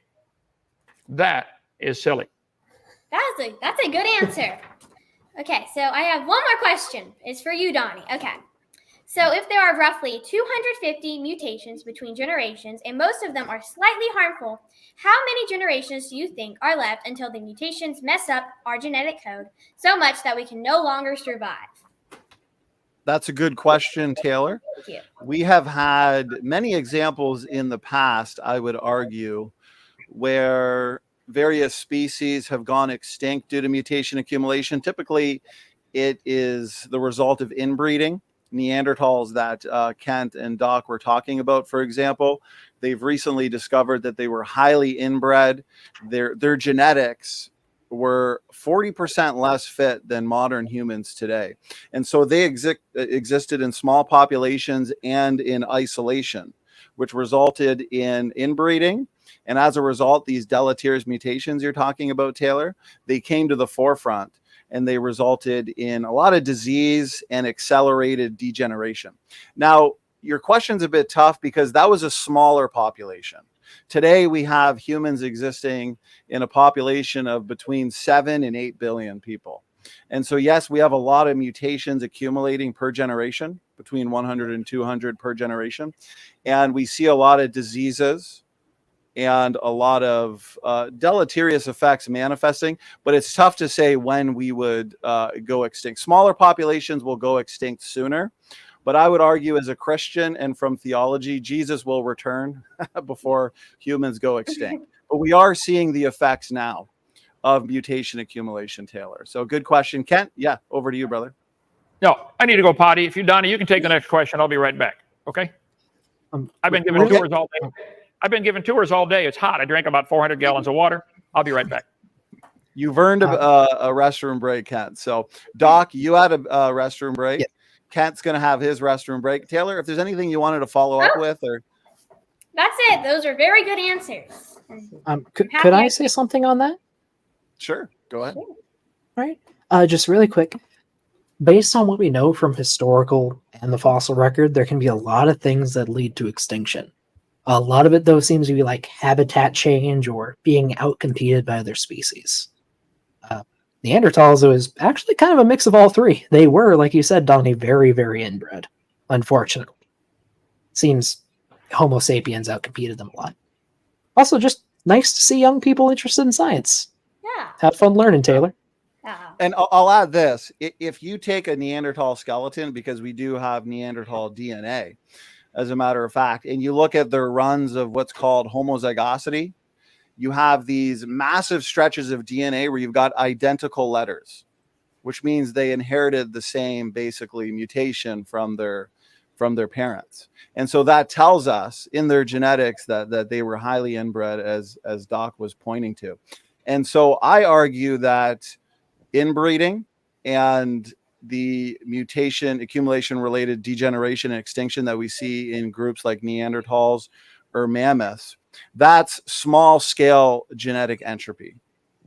If you want to see an example of where we're going genetically as a species or larger populations, you look at these smaller populations that exist in isolation. Mammoth is another one. If you just type in mammoths and high genetic load, you'll find that the evidence suggests that mammoths largely went extinct due to mutation accumulation as well. Oh, thank you. Yeah, we know that as a human race, our reproductive success is on a decline. So we are already seeing some effects of that. I mean, most of us know people that cannot have children because of that. So we already see the effects of it. Yeah. I have something to say about that. Do we really know it's because of our genetic makeup, or is it external factors like climate or diet or something like that? Well, that wouldn't really Also make microplastics. sense on an evolutionary worldview, because we should just be evolving, right? All these millions of years of change, and all of a sudden we're just going to go extinct. That doesn't make sense. Well, some animals do go extinct and reach the end of their rope for whatever reason. A lot of it going on today is human caused, but it does happen naturally. Environment definitely has a role to play in mutation accumulation and genetic degeneration. We understand just through the radiation of the sun, or living closer to the equator, could possibly speed up mutation rates. We understand, we've seen through chemotherapy drugs and therapy that important DNA repair enzymes can be damaged due to environment and harmful effects, which results in more mutations per generation because you have less of these DNA repair enzymes to fix the mistakes. But what I wanted to point out or show for the audience and people on the panel, I've got a couple papers here up on the screen. Inbred Neanderthals left humans a genetic burden. So no doubt was their environment harsh and harmful. They lived in the eco-glacial environments of the Ice Age. We would argue the post-flood Ice Age, but they existed in isolation. And so over time, they were subjected to mutation accumulation, basically just due to inbreeding, right? Because inbreeding reveals the hidden reservoir of genetic mistakes that have been accumulating. And so, here's another paper. This one's fascinating, the genetic cost of Neanderthal introgression. And so it talks about how the functional genomic regions within Neanderthal DNA were highly degraded. And so, yeah, Jackson, I would agree that environment plays an important part, but also just the nature of inbreeding and the amount of mutations that accumulate. So actually with that, looks like we have Kent who has rejoined us. Brother, good to have you back. Hope you're refreshed. Taylor, as the first guest, I appreciate your questions. Was there any final thoughts or final words you wanted to make? Oh, I think I'm good. Well, thank you for having me on here. It's very nice. Thanks, Taylor. Good to see you. Thank you. Good to see you too. Bye. Bye, Taylor. Bye-bye. And as she's leaving, she did a great job at your boot camp, Kent. So appreciate that, Taylor. All right. Bye-bye. Okay. Bye, Taylor. Okay, so we have a packed house today. Apologetics 101, Mark Reed, Jackson Rowe, Atheist Jr., and I guess we'll go Sunflower. Kent, all your best friends are here, so this should be fun. AJ and Kent are supposed to be engaging in a similar event, hopefully in the next couple of weeks, where we have an hour discussion followed by open mic. And so why don't we start with Jackson Rowe. Jackson, you've been patient. We chatted a few days ago, Jackson. You wanted to join and engage a couple of Kent's points. And so why don't we start with you, and then we'll kind of go around the room until about the 2-hour mark, and then we'll have Kent leave for the night, and we'll continue it for a little bit as well, I'm sure. So Jackson, go ahead, brief introduction, and then pick your topic. All right, my channel is called Jackson Rowe. It's a pretty creative name. I'm starting to make more videos again. I kind of went silent on that for a while, but I'm doing it again. So I actually forgot this was tonight, so I have very few notes. I just happened to see you guys were live about 50 minutes into it. So when I came in, Kent was saying, I want to just make kind of one point, or ask him something. Birds are at the top of the strata because they could fly. And I think I've asked this before, but where are the pterodactyls above the Cretaceous? If they could also fly, why are they not flying above the floodwaters? Well, first of all, I'll go back to my point and may have missed it. There is no such thing as a Cretaceous age. All of the layers are the same age. There is no geologic column. So to say a pterodactyl is in the Cretaceous layer is faulty. There are the layers of this so-called geologic column contain, I think, 23, if I'm not mistaken, different layers of limestone. Well, how do you tell the difference between Cambrian limestone and Jurassic limestone and Holocene limestone? There is no geologic column. I think pterodactyls, I don't know where all they've been found, but if a pterodactyl is found, it'll automatically be classified as a certain age because that's already been predetermined by somebody who doesn't understand science. Science is what we can observe and study and test. We observe layers can form very rapidly. You can do it in a matter of minutes with these santoids. Layers. Mount St. Helens blew a bunch of mud down in. It formed into many, many layers. All over the world, petrified trees are found standing up, running through all these layers. Why do you guys keep claiming the layers are different ages? So I'll stick with my guns and say, there's no such thing as a Cretaceous age. It doesn't exist. You can believe it if you want, but it's not science. That's all. All right. Well, you didn't answer the question. Listen, here's my one of my arguments counter to that. A lot of times fossils are found and categorized not by where. I mean, fossils are hypothesized to be in certain places. Scientists go looking in that area where that strata, the age is known already. Like in the case of like Tiktaalik or Ichthyostega or Acanthostega, they went to northern Canada, they went to Greenland. Why would they go to such a desolate place to look for something they could potentially find anywhere? It's because that's where the middle to late Devonian strata was that they needed. And lo and behold, they found what they were looking for. I'm not understanding your verbiage here. I'm sorry. Maybe I'm getting deaf or you're mumbling, but you're saying they look for fossils in a certain area? And how do they on the age of the rock and what they were looking for, yes. Well, there's no basing on the age of the rock. All the rock is the same age. Now, it may be that since so many buffalo died out west in the last 200 years, you're likely to find buffalo bones out west, and you're not likely to find them in New York. Okay, so there may be other reasons for any sorting that they find besides what you're assuming is an evolutionary sequence. Plus, when you find a fossil of anything, all you really know is it died. You do not know it had any children. You don't know it had any children at all. You don't know it had children that were different than itself. What you know is it died. You cannot prove it had children. Would you agree with that? Well, people have said this repeatedly, but it's part of a population. Did that one have children? Maybe not. Okay. Yeah. Did this one have children? We don't know. You could not prove it did. Okay. So you claim it's part of a population.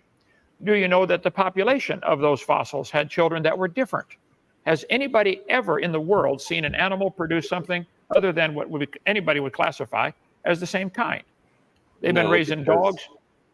Individuals don't evolve. Populations evolve over multiple generations. It's not. This is something else. Jackson, this is a smokescreen to hide the obvious. You don't see populations evolve either. We don't see any of this evolution stuff. You imagine that it happens. We don't see it. So the individual cannot produce a baby that's different than itself, but the whole population can produce babies that are different than themselves.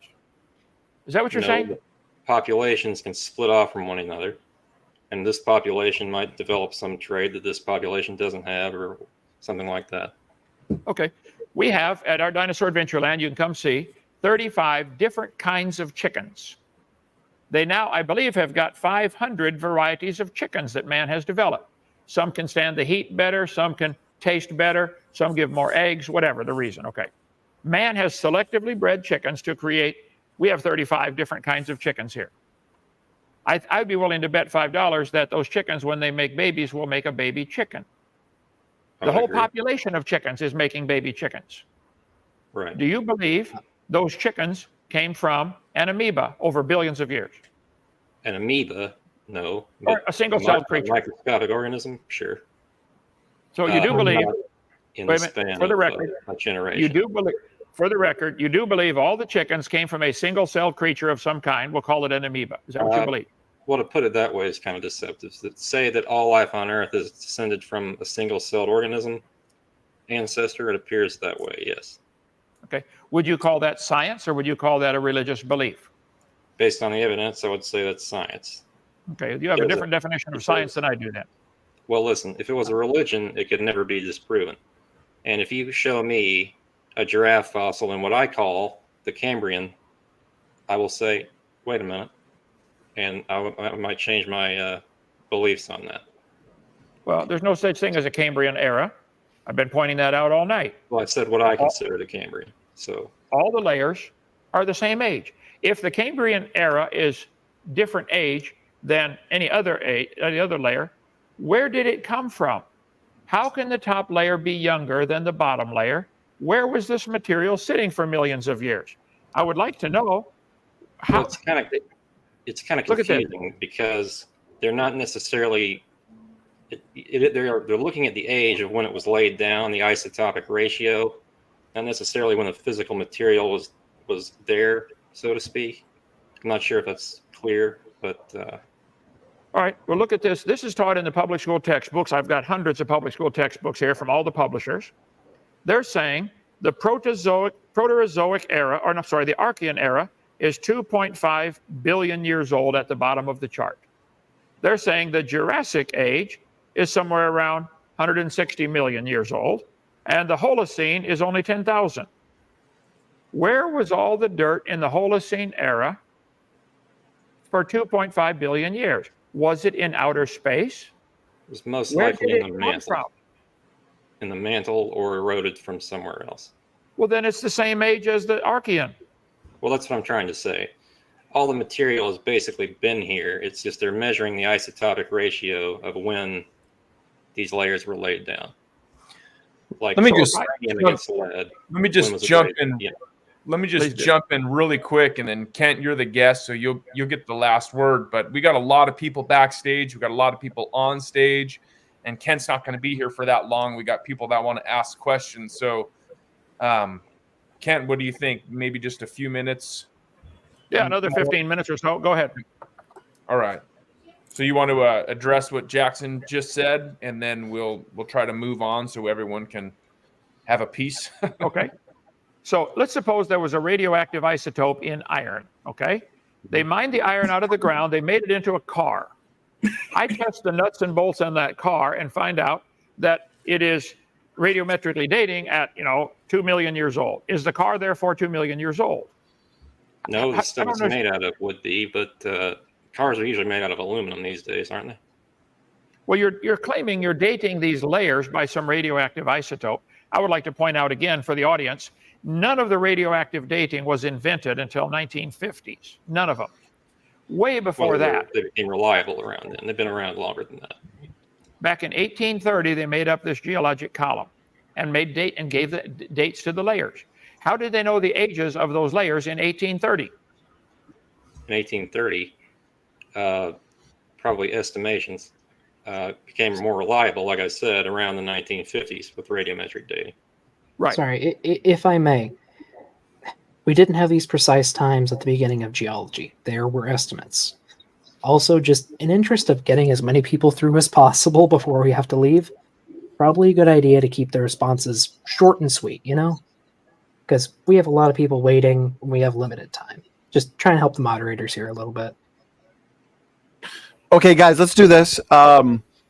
Jackson, I appreciate it. Stick around. And of course, we're going to do this again till about the 2-hour mark with Kent. Then we're going to allow him to get out of here. And then we'll all stay around for a little bit as well.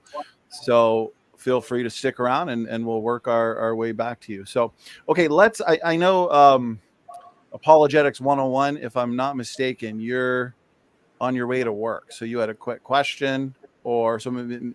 Maybe we'll start with the people that probably just got one question and then that's it. And then we'll move on to some of the skeptics who will want to engage Kent for a little longer. So Apologetics 101, good to have you here, Brian.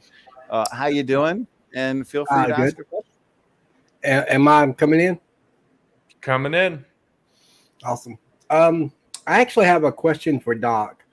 Are you aware that radiometric dating is based on certain assumptions? It's based on certain assumptions, but they are reasonable from everything we found. Including like the rate of decay and the daughter element being the starting out at 0%, like in case of potassium argon dating? So for the rate of decay being constant, we can measure that constantly. It is always constant. It's based on physics and just absolute counts. Yeah, I would disagree with that, but I don't have time to debate it. I just wondered if you were aware that they were. So you're agreeing that they are assumptions, but you think that they're reasonable. Is that correct? There are assumptions, but they are not baseless assumptions.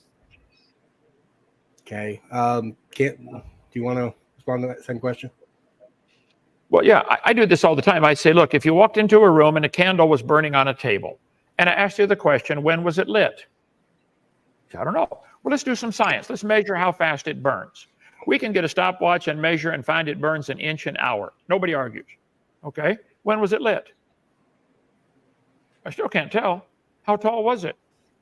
I don't know. Has it always burned at the same rate? We don't know. Was there a wind blowing through? Was there more oxygen in the room? There's too many variables there. The rate of decay, we know, can be affected. The rate of decay can be affected by various things. We do not know the initial content. Radioactive decay is wonderful. I think it serves a purpose, but it is not, it's way overblown. And I'm still looking for an answer. Where was the material for the younger layers sitting, waiting to be deposited? If you simply moved it from one side to the other, that doesn't change the age. If I move a card to the top, it's not the youngest card in the deck. Moving material around on the earth doesn't change the age of it. Kent, sorry, we've already been through this. I did address it. Could I And to make your analogy more apt, We're not. it's like using. Hold on, There's like we open a bunch. Dino, Sure. You guys already had your debate, and Kent's the guest tonight, so he's going to get the last word. Well, and he didn't get it I then. am too. He didn't get it then, and he's not getting it now. Okay, I agree. Yes. I agree. There are That's layers how to we're the gonna earth. do it. I think all the layers to the earth formed in one big flood in the days of Noah. I think we have petrified trees standing up through these layers, indicating the layers are not different ages. We have a petrified log in our museum, which still has the bark on it, found in a coal mine up in northern Alabama, from a part of a tree standing up, running through all these layers. You guys keep claiming these layers are different ages, and there's scientific proof they're not. Go ahead. Let's move on. Thank y'all. I appreciate it. I just wanted to answer that question, and I do appreciate it. You seem very polite, Doc. I just don't agree with you at all. Thank you. Have a nice night. Hope work goes smooth. Okay, Brian. All right, Appreciate your time, bye. brother. Bye. Thanks for No joining. problem. You keep up the good work. Okay, No, I will. Thank you. You too. Okay, God bless. Now we'll go with Paul Price, my brother from Uncensored Pilgrims. I appreciate you being here. I'm looking forward to the open mic you and I have next week on historical versus operational science. So feel free to give yourself a brief intro. And then if you had a comment you wanted to make or even a question, go ahead. Yeah, I was just passing through, just happened to notice you guys were live, dropping in real quick. Don't even have a camera set up or anything. So, but the thing that made me want to chime in and comment, first of all, what you guys have been just talking about with regards to radiometric dating and decay rates. Hopefully you will get a chance to listen on Monday night when I talk about historical science. Some of the stuff that I'm going to be bringing out there is incredibly topical to this discussion. So hopefully that'll be helpful to people. What Dr. Hoven keeps talking about is a good point about we have found polystrate fossils that jut up through layers that are supposedly counting up millions upon millions of years. And, that is an interesting point. I actually wrote an article on that years ago, chronicling what Ian Juby did in the field on that at, I believe, Joggins, Nova Scotia. So that's an interesting case study there, what Ian Juby did. What I actually was wanting to real quick ask about was, again, on the genetic entropy, I heard you guys talking about genetic entropy, and I was just curious, to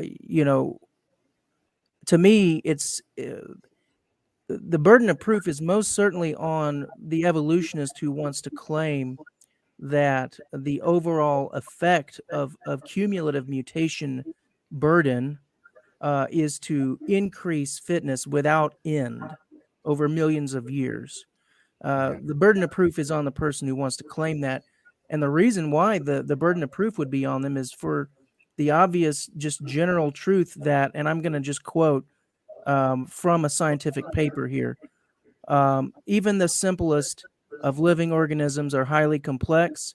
Mutations, indiscriminate alterations of such complexity, are much more likely to be harmful than beneficial. Now, I didn't write that sentence. That comes from Garish et al., Genomic Mutation Rates That Neutralize Adaptive Evolution and Natural Selection.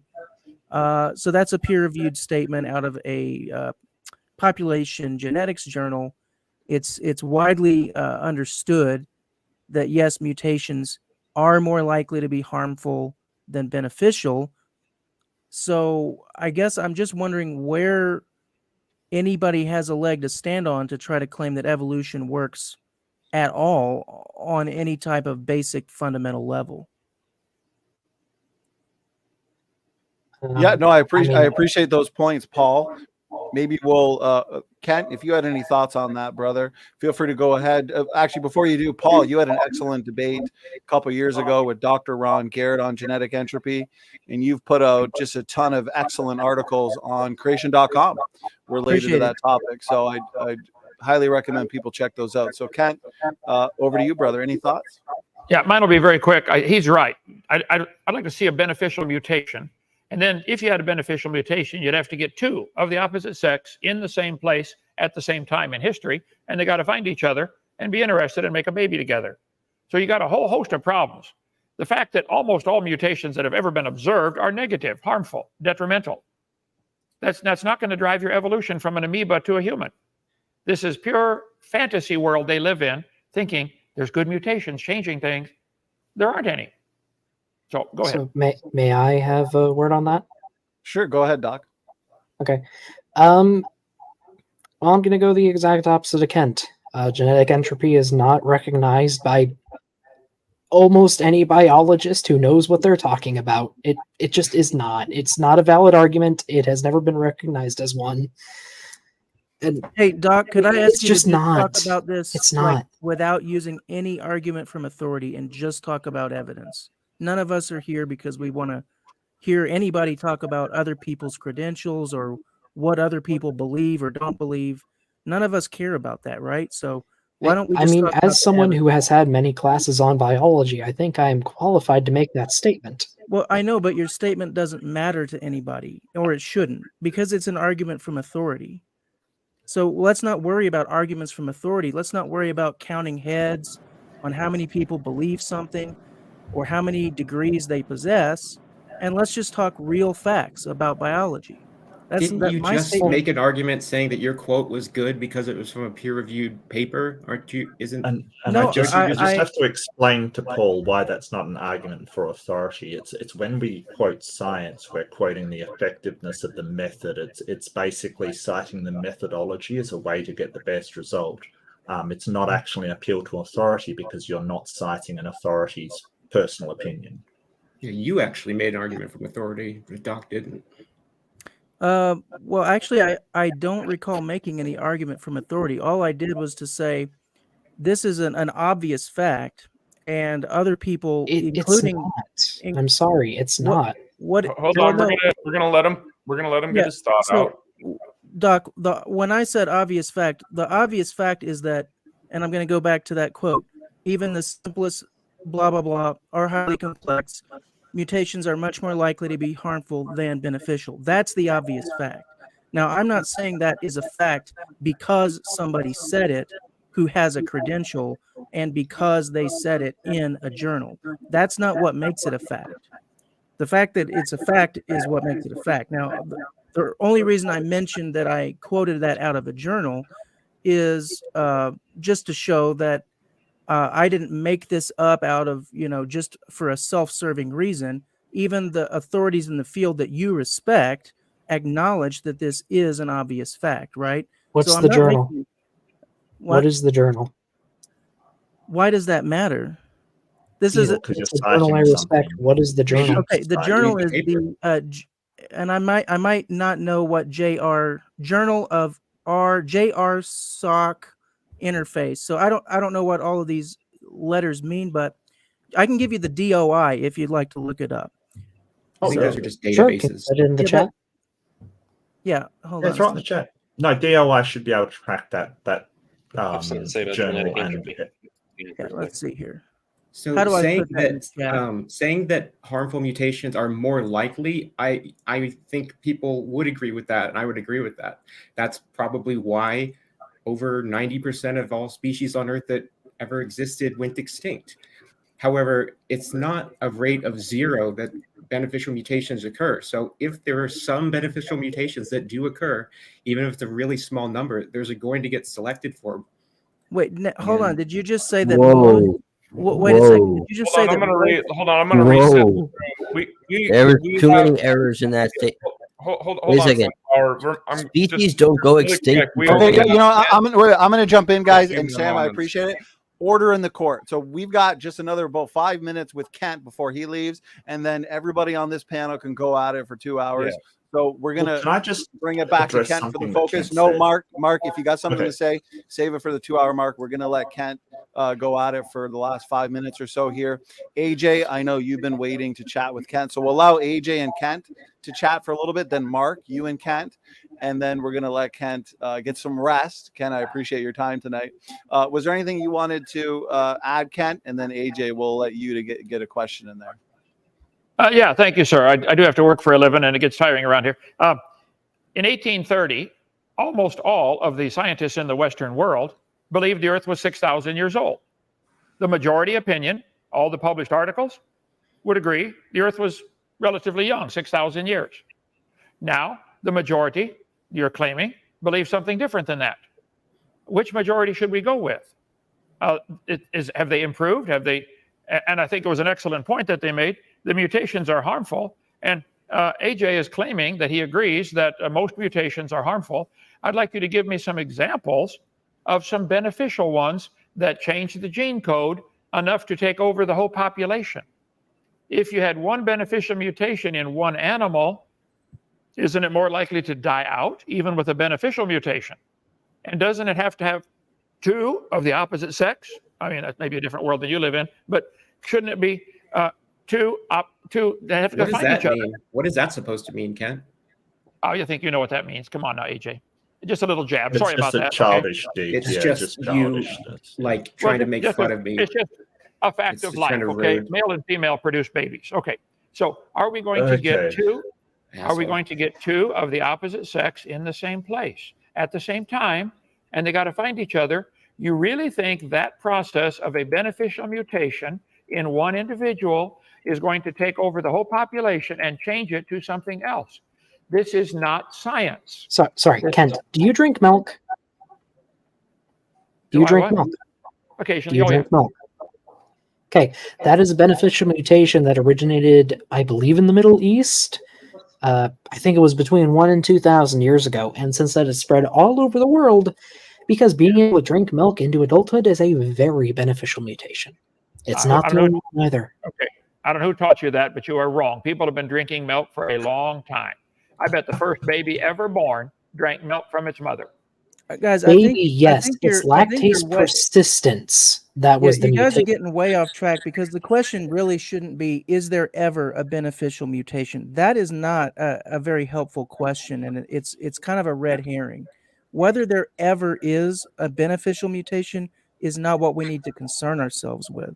What we need to concern ourselves with is, what is the mutation distribution? What is the effect on a distributive scale of the cumulative weight of mutations across the spectrum? And when you look at that, you're going to see an incredibly lopsided spectrum, heavily weighted toward negative effects. And that, again, I disagree, and it's very dependent on the environment. The Well- environment is the deciding factor on if it's beneficial or negative. that it's is not what context that is not what the population geneticist experts have to say. For Source, example, please. Kitely, Source. Kitely and Lynch, for example, toward a realistic model of mutations affecting fitness. This is in the journal Evolution. This is 57.3, if you'd like to know the volume and issue. In summary, the vast majority of mutations are deleterious.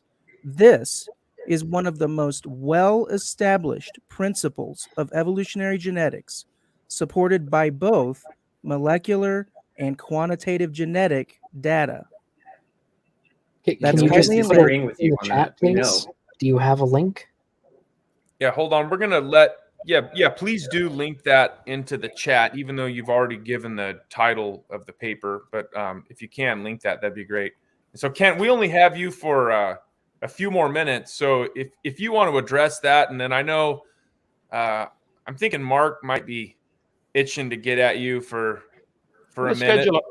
Let's schedule a whole debate with Mark and a whole debate with Atheist Junior and any of the rest of them. 2-hour debate, equal time. They go first. I would like some evidence for evolution. Well, just before you go, Ken, just a minute now. Jackson asked. Hold on, Mark. AJ is making. Hold on. Go ahead. AJ is making the claim that a beneficial mutation is how things changed. I would like to see one. I would like to see how this took over the whole population. If a monkey in Africa started, learning how to type on a typewriter, slowly turning into a human, how's that going to spread around the world?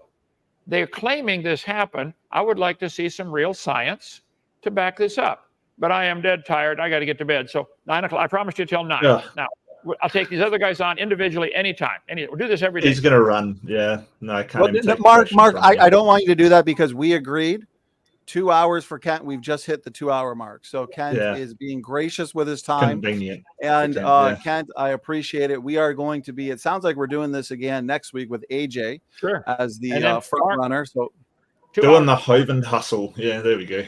All you guys come Mark, to can you behave and stop the over talking? Go ahead, Ken. Well, I came in here to ask questions. Hold on, I can Mark. ask one question. You to a debate. So for you to just slap him as he leaves, like he said he was going to do, that's okay. Yeah, I mean that's pretty weak. But I think it's pretty weak to sort of bring up somebody's sort of personal information as well. Down, Mark. This isn't the Mark show. He said he was going to be here for 2 hours. He challenged you to a debate. Let him know when you're ready. And Kent, go ahead. Well, sorry, I came in here thinking we were going to hold on, Mark. questions. Third time, Shut his mic off. Shut the mic off, please. Yeah, shut it off. Juvenile. This is ridiculous. No, thank you. I promised you 2 hours. I gave you 2 hours. I'll do this every day of the week. But 2 hours is about all I can go. I got people coming to visit from all over the world here. I'd like you to come down to Dinosaur Adventureland. Even you atheists come down. We can have the debate right here live on our channel, Genesis Baptist Church, or on YouTube at Kent Hovind Official, on Rumble and all the other ones. So my contention is nobody's ever seen any animal produce a different kind of animal. Nobody's ever seen that. You can imagine it. You can put them in layers and imagine that. It doesn't prove, that's not science. You cannot prove these layers are different ages. All the layers formed at the same time. Every molecule on the planet's the same age. I stick by my guns. I believe the Bible is scientifically accurate. God made everything in 6 days. That's the only way it works. I'm not demanding that be taught in science class, but that is my claim that it is. You're demanding that we teach all the animals came from an amoeba in science class. That's not science. You have a religion and you will not admit it. So Make another debate tomorrow. Donnie, schedule it tomorrow if you want. I can postpone my program. All right. Thank you. Okay, Kent, thank you for your time. For the audience sake and the panel, we did this with Kent about 13 days ago. And then 2 weeks before that, we did one. 2 weeks before that, we did another one. So we do endless open mics, and we always get a lot of people joining. And so that's awesome. There's a lot of people willing to engage this topic, skeptics and non-skeptics. Unfortunately, that means not everybody is going to get the amount of time with Kent that they might want. But again, we will do one probably in about 8 days. It sounds like AJ and Kent will. Good. I see you nodding your head, AJ. So that'll be fun. And then we'll do the same thing. We'll have an open mic, and it is the summer. And so we're trying to make this the summer of debates and open mics. And so we'll try and do these a little bit more frequently and give everybody the opportunity to engage. So, okay, I guess it's kind of more of a free for all. Now there are a lot of points on the table. Sounds like we've been talking about beneficial mutations. Paul has brought up a couple of good points, I think, in terms of the distribution of mutations and fitness in general.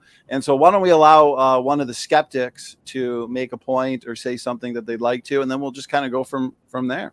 Yeah, and let me just say, I got to go to bed as well. I'm not too much of a night owl, unfortunately, so don't have much longer. If anybody wanted to say anything to me specifically, let's do that, and then I'll have to sign out.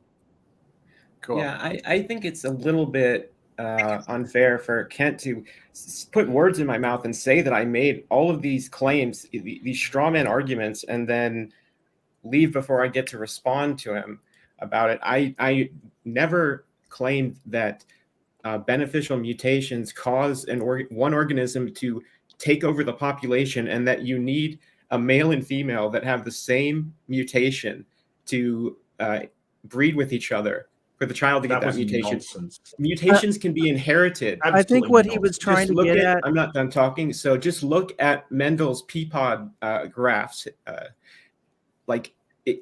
We know this, and it's a ridiculous argument that Kent keeps making. He's made for years this idea that one organism, one animal gets a beneficial mutation, and that causes it to take over the population, and then he'll compare that to Hitler somehow. He always does that, and then you need a male and female, and they have to find each other and be interested. I never said anything like that, so. Well, let me explain why it's erroneous. Okay, so instead of just saying, hey, it's wrong, let me explain why it's wrong. And that's because if a beneficial mutation does actually come up, it will mate with another animal that doesn't have the mutation. Some of the children's have that beneficial mutation, some don't. Now, if it is such a benefit, the ones with the mutation will get selected. So they will be a larger group within the population, which will then spread out and mate with other animals, and that process will be repeated until such a time as that mutation spreads throughout the population enough so it becomes fixed in the population. You don't need two animals. You only need one with a beneficial mutation. You have to understand. Yeah, just don't interrupt me, Sam. Don't interrupt me. When mommy and daddy have a baby, that baby has the mutation, right? It has to breed. Sometimes. So you have to have. Well, that's how it gets passed on. Do any of you guys know what biological noise generation is? has the mutation, and it has to reproduce. So that's going to involve something else. So yes, it does need to find something, and it does have to reproduce in order for that mutation to even have a chance to. Yes, but Sam, you've misunderstood. The claim was what he's saying. You got to have two. You got to have one that has. Sam, Mark, why are you over talking? You've misunderstood. Mark, you don't need to over talk. We can behave here. Okay, we'll finish what you've got to say. Behave, right? Let's just behave. When you have a mutation that takes place in a generation, it requires more than that. It has to find a mate, and it has to reproduce. That's a bare minimum. So yes, you need one that has the mutation, but then you have to have another one for it to breed with. So can I explain real quick something? Hang on. Well, let me respond to that. Come on. Okay, so yes, but Kent's claim was that you need two organisms with the same mutation. That isn't true. You don't need two with the same mutation to get the ball rolling. okay? And then it spreads throughout the population. So this whole thing is, yeah, it needs to find a mate. What's hard about that in a population?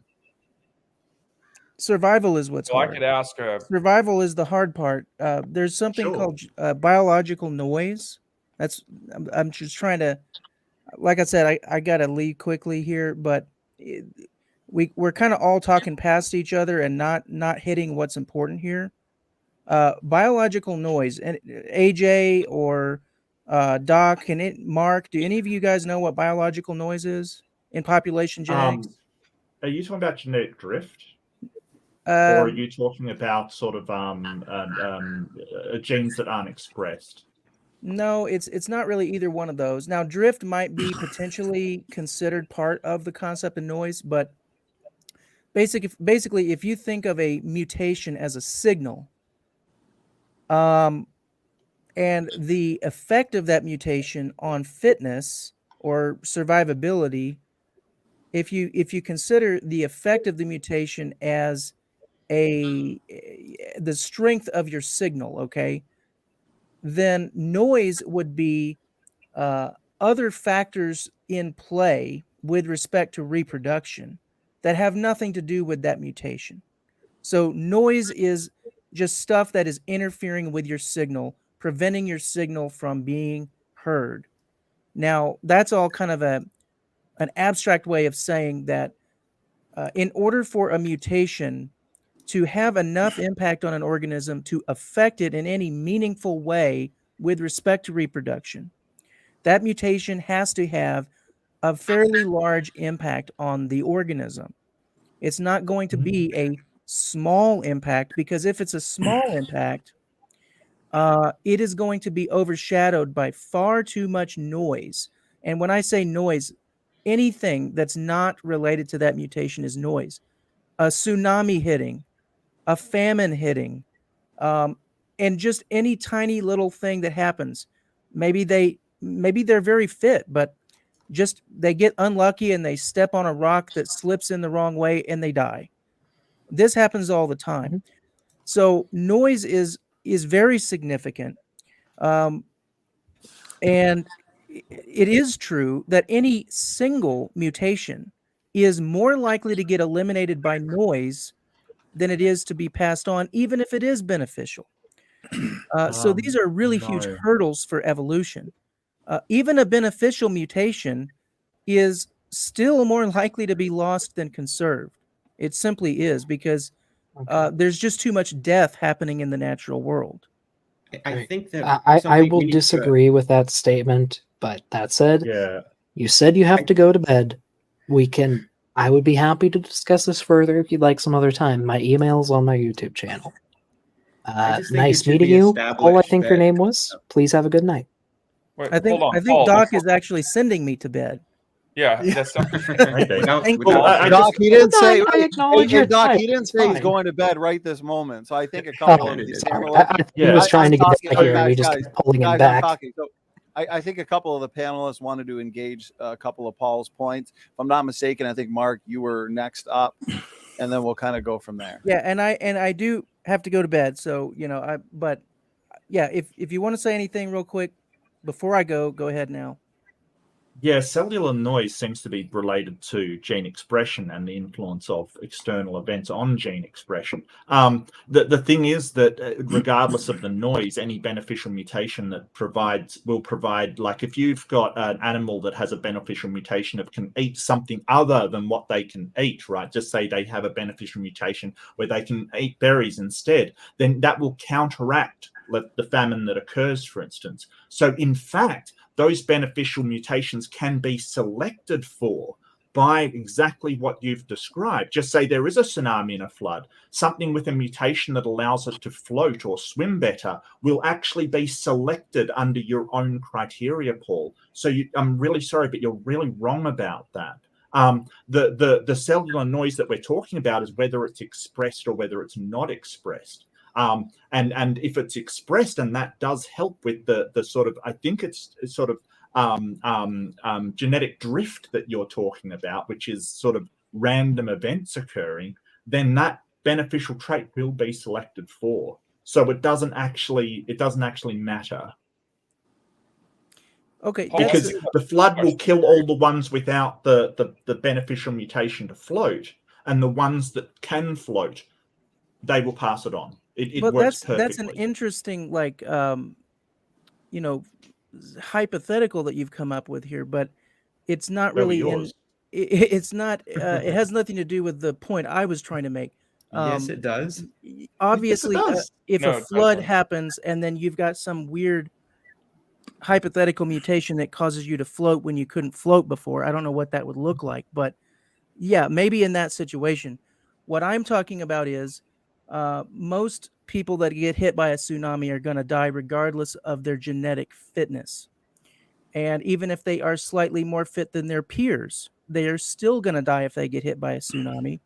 Let's say that Sure. you had a good mutation that causes you to process, for example, process your food more efficiently, so you have greater endurance or something like that. Still, a rock can fall on you and kill you. Still, you could get taken unawares by a tiger. Still, you could just happen to not get lucky and not find a mate, for reasons that Sure. have nothing to do with you. Yes. Most people Right. die, and most animals die for reasons that have nothing to do with their fitness. And So that is How many Sorry. animal species Sorry. are extinct? Sorry, if I may, Paul, I agree. A lot of creatures die due to things that are outside of a mutation's ability to affect. But their sets of mutations can bias them to be better in different situations or different environments.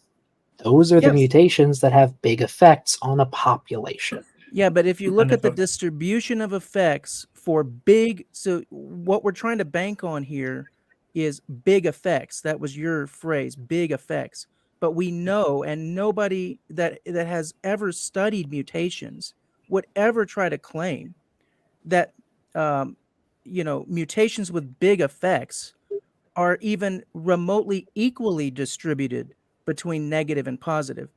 All mutations are weighted toward the negative heavily, but if you single it out only to those which are of big effects, then you're talking pretty much 100% negative. Okay, Paul, what do you So, think I'm meaning by a big effect? well, if you're talking about anything that's relevant, then what you're talking about is a mutation whose fitness impact is great enough to outweigh the effects of biological noise. So it's a strong enough signal that the noise is Okay. the noise does not drown out that signal. Okay, Paul, if a camel has a mutation that makes it so it doesn't need as much water and it lives Yeah. in a desert, do you Yeah. think that mutation will give it a better odds at surviving to make offspring? Better odds, maybe, if all other things are equal, but that camel can still Yes. get shot Come by a on. gun. Paul, what I'm I- that's what agreeing you don't with you understand. on that. Why? I'm telling All you that other it things are not biases equal. it to be better. Yeah, Like, but what is your just point? because something is slightly better at something does not protect it from the world around it. Okay. It Correct. can. And You how ever played many D&D, animals have Paul? gone extinct Sorry. over the years? Sorry, Tons Mark. of Have them you have ever gone played D&D, extinct. Paul? It's basically Well, okay let me make one point. artificial. Just Wait, let hold me on, make you guys. one We're still gonna do one at a time, and so Doc, go ahead and finish your thought to Paul, and then Okay. Jackson, you were next, and then Mark, you can go. But I want to walk through this too, so I want to jump in. So, Okay. yeah, go ahead. So, Paul, have you ever played D&D? No. Okay. So in D&D, a lot of actions are decided by a random roll of the dice. It can give you any number from 1 to 20. Sometimes when you make a roll, you get to add a number to that roll, say a +1 or a +2. I'm saying that that camel gets to roll the dice, and if it rolls above a 10, it will be able to give birth to children in the future. All I'm saying is that the mutation gives it a +1, so it's slightly more likely to give birth to children. Yeah, I totally it can still understand get that. randomly, That's but it has a trivially better easy to chance. understand. I understand that concept. The problem is that it's just not biologically realistic It to might get apply eaten by that. a dragon though and die. I mean, So, yeah. ho- I mean, hold on. life is not Dungeons and Dragons, obviously. Yes, this mathematical concept that you have in your head works as a mathematical Well, it's a concept. simplification. It's an example. I'm trying to make it Yeah, simple. it's I can't but account for the all problem is that variables. it's so much of an oversimplification that it becomes misleading, because in reality there are so many factors that affect our reproduction, and our genetic fitness is probably the least of those factors most of the time. Okay, sorry. That's I the think you're problem. just being Doc, intentionally what obtuse. Paul- I'm done with this hold on, conversation. Doc, I mean, Doc, Paul's not saying anything that's necessarily inconsistent with what you're saying. You can have even if we grant you that +1, it doesn't mean that a tiger isn't going to come along and eat that thing before it can reproduce. that's what Okay? I'm saying. That's So exactly and right. that's what Yeah. the noise is. It's just random occurrence. If you're going to compare it to a game, it would be more like chutes and ladders. Like, yeah, you might climb up, but then the next step, you're going to slide all the way back down to the beginning in an analogy like that. But so Jackson, I know you wanted to say something, but I kind of wanted to jump in too, which is really relevant. So go ahead, Jackson, and then I'd like to make another point. And then Mark, I know you're itching. And Paul, I know that you wanted to get to bed soon, so don't feel obligated to have to stay around. Whenever you want to go to bed, you just Can let I us know. chime in with something? Yeah, go ahead. I can. All right. Basically, ahead, I just yeah. want to say a couple things. I know his turn Yeah, is. well, my main question for but, Dr. Dino is just, I'm asking Dr. Dino, do you know about TP53, the gene? You know, it's responsible for DNA repair. So if the DNA can't be repaired, when P53 is dysfunctional, this protein prevents the cell from dividing, and signals it to go apoptotic by stopping cells with mutated or damaged DNA from dividing. P53 helps prevent the development of tumors. Because P53 is essential for regulating DNA repair and cell division, it has been nicknamed the guardian of the genome. So if you had a dysfunctional P53, Dr. Dino, do you think that you would just get an equal distribution of mutations that would be beneficial and unbeneficial? Or do you think that people would be so riddled with cancer that they'd be like walking, when you see people with dysfunctional P53, they generally develop tumors so rapidly that it's almost, you wouldn't even recognize that, like, they're overgrown. Okay. So my answer to that would be, I can't say whether most of the mutations would be negative or beneficial, but if P53 does what you say, then it would cause just a runaway train of mutations. It does. That would That's probably eventually wind up in the death of the organism. That's exactly what happens. That's exactly what happens when you have dysfunctional P53. You have runaway cancer rates and death of the organism. But if what you were saying was true and random mutations were as likely to be beneficial as they were harmful, why would you see runaway cancer? You might just see like 50-50 chance you become more evolved, 50-50 chance you become cancer ridden. Have you thought about this, or are you? By the way, are you just winging it, or are you just before Sunflower? Have you looked Sunflower? into Let him finish. Sunflower. Let him answer. Sorry. I agree with you that if mutations are unregulated, they can lead to disaster. That's why genes like P53 are important. They limit the number of mutations that happen. Doc, do they more often lead to disaster than not? I don't know if I'd say disaster, but like being ridden with tumors. Let's say sure. Where are you going to go? Body is riddled with tumors, overgrown everywhere. Then you die and you don't have children. Exactly. And someone who has a functional P53 That's exactly what happens when you have a dysfunctional P53. Are you aware of that or not? I will say yes, based on what I know of it. And so then it sounds like mutations aren't like neutral. It sounds like they are catastrophic. Okay, it depends on the mutation. It depends on what the mutation is in. Generally speaking, the reason we need the gene P53 is because of how harmful mutations are. If we didn't have this gene, we'd be walking cancer overgrowths, every single one of us. I agree. Your point being? My point being, you can't. Mutations are overwhelmingly harmful. Yeah, You've they're much more conceded that likely to do point. damage No. than to help. That's what the point Sunflower's making here is that the fact We- that when you get runaway mutations, it's obvious that it's a negative effect, but that's really uncontroversial. Even the population genetics experts in the That's field right. But Dr. recognize. Dino was trying to dispute this and saying, well, no, actually, they're. Well, yeah, but I'm not sure he's ever actually studied population genetics, and he's certainly not I read have, any of thank the you. experts in the What? But wait, field. but Dr. Rude. Dino, This you is a did rude thing to say. dispute. Dr. Dino, you did dispute. I can pull this up in the chat here. You do not. You are. I'm looking at your messages saying, no, it's not more often harmful than it is beneficial.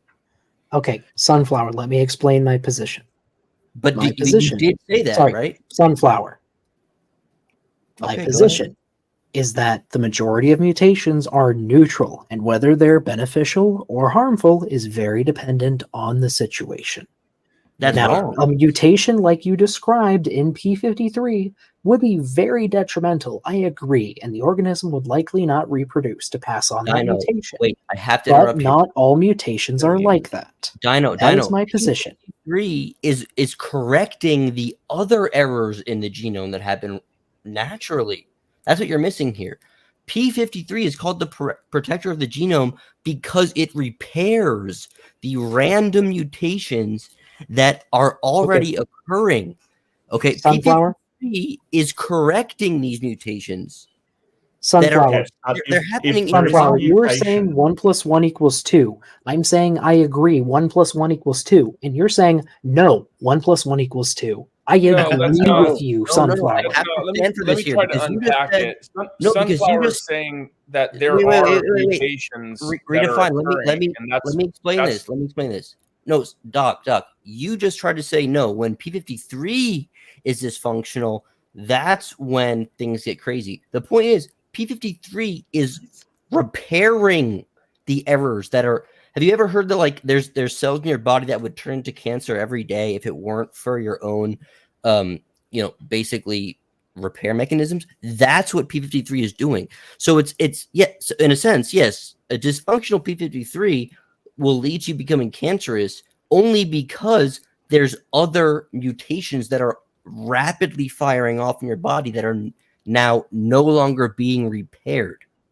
So you have to realize these mutations that are always happening, these errors, they're being corrected for by built-in repair mechanisms in your genome.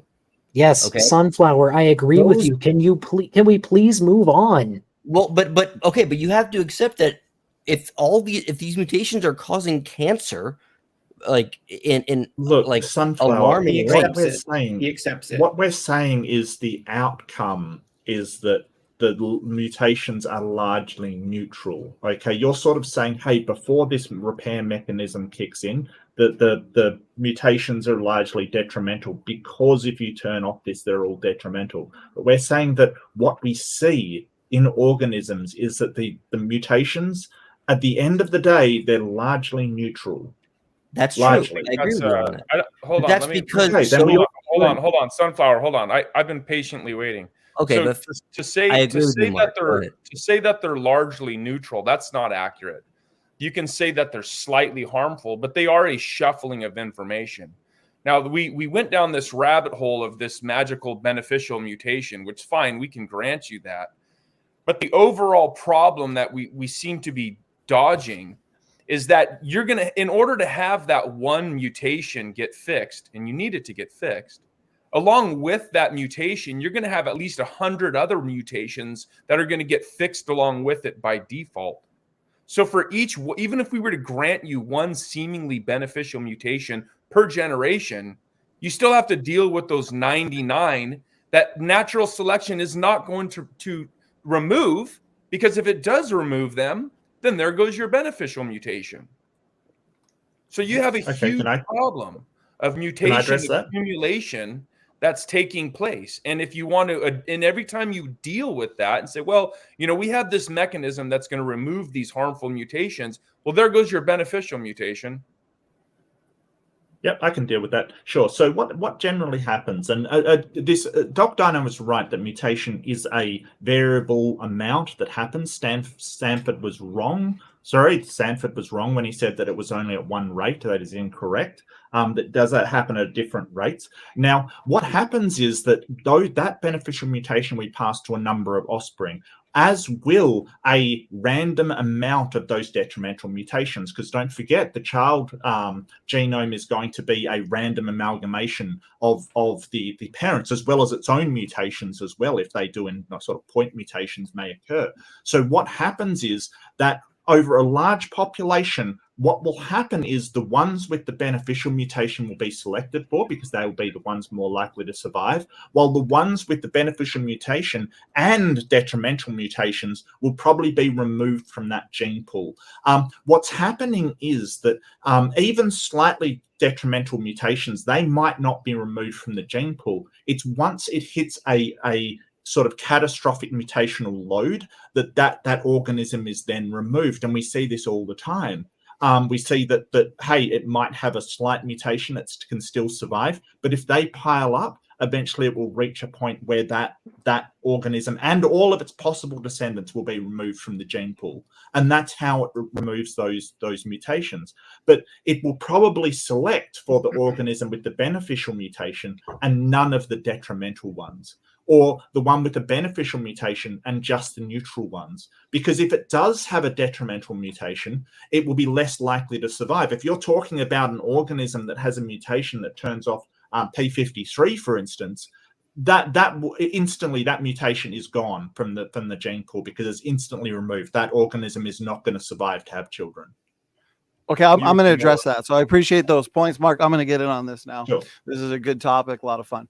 So that is essentially what is referred to as the mutation count mechanism, where over time enough nearly neutral or low impact mutations will build up in a population that are essentially invisible to selection, but eventually they build up to the point where there's enough genetic sickness in that population that selection can see and remove that organism from the equation. Firstly, I want to point out, I've got it up on screen, it is a well understood and well established principle that the vast majority of mutations are deleterious. This is right from the conventional literature. They also acknowledge that most of these mutations are nearly or effectively neutral.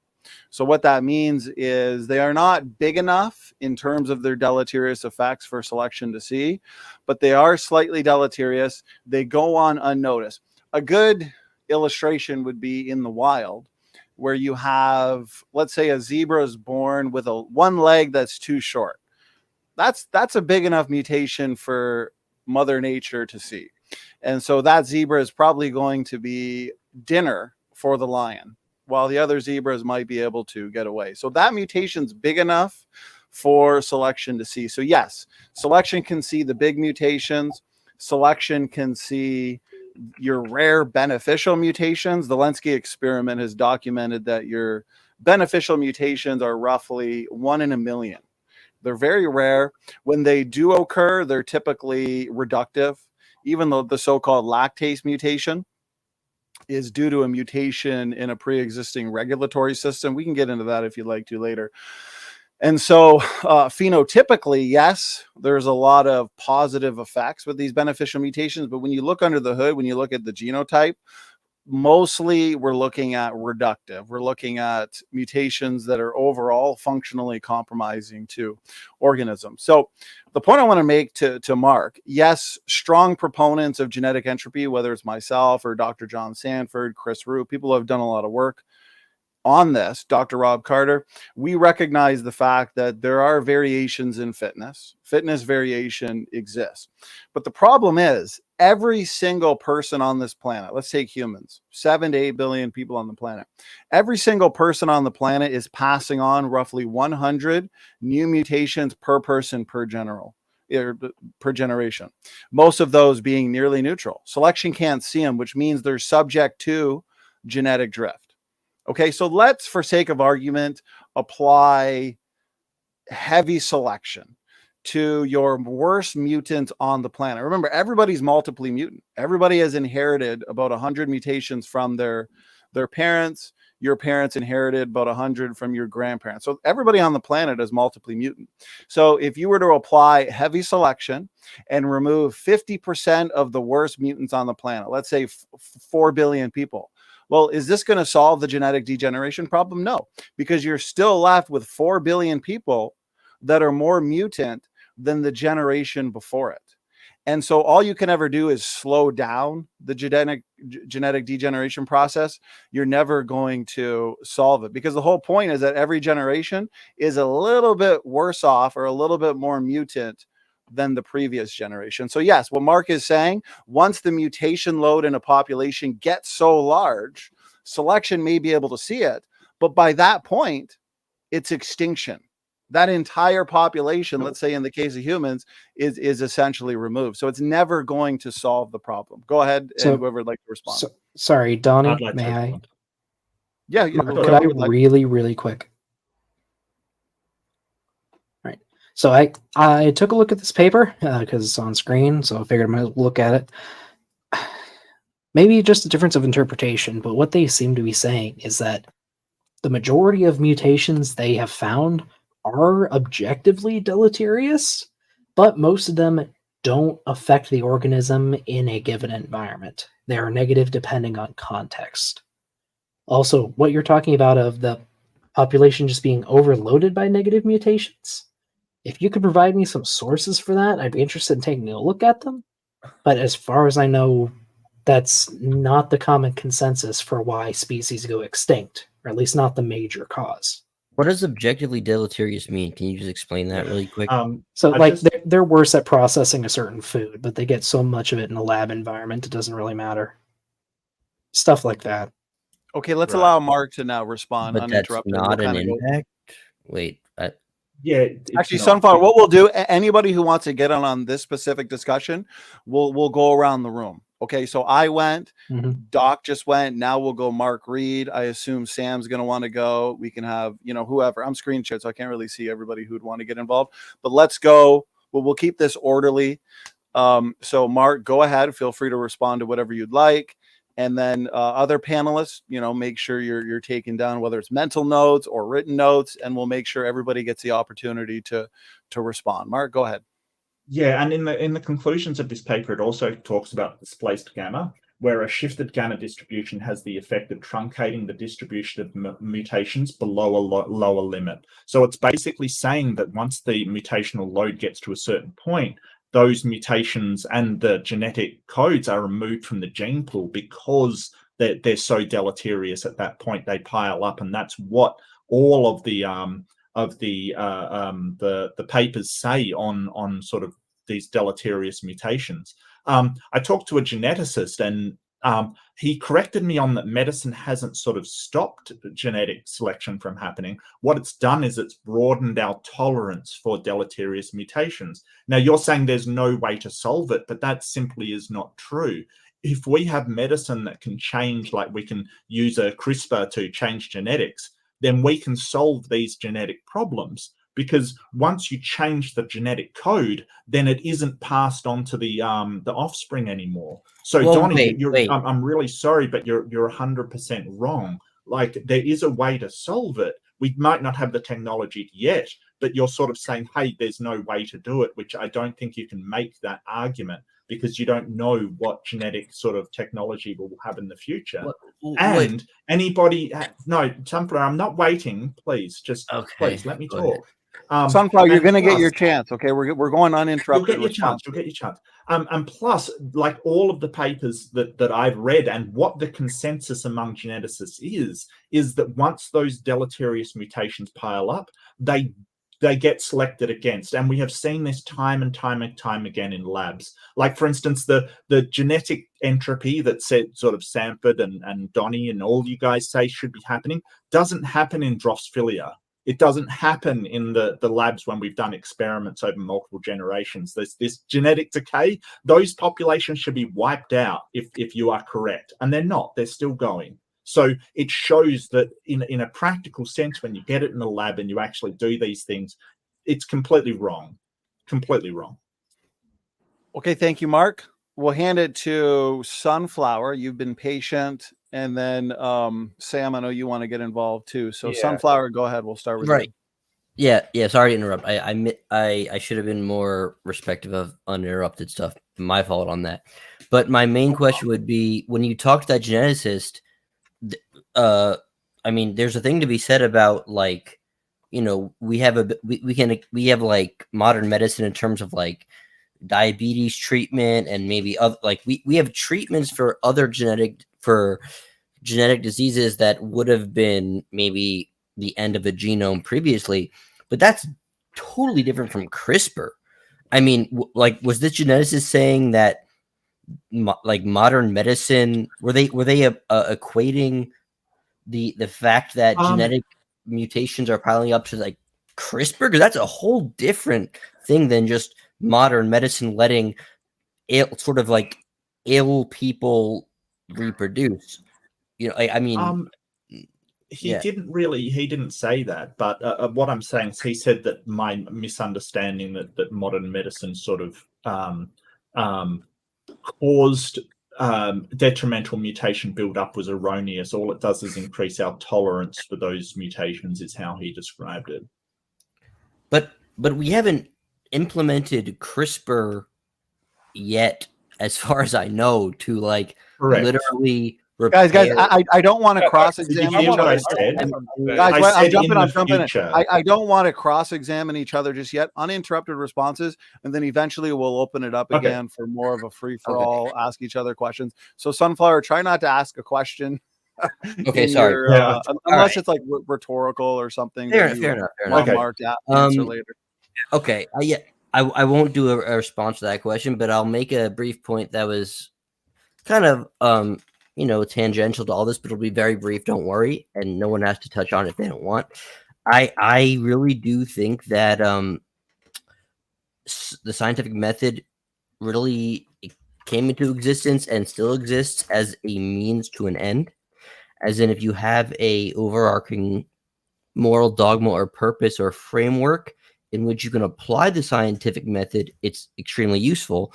But once you let people say that, no, this scientific method is now going to replace, you know, whatever purpose or meaning you felt you had as a human, now you can just look into the science and it'll be like peering into a crystal ball, and you'll end up with a reason to keep existing and persisting in life. I think that's really a bastardization of science.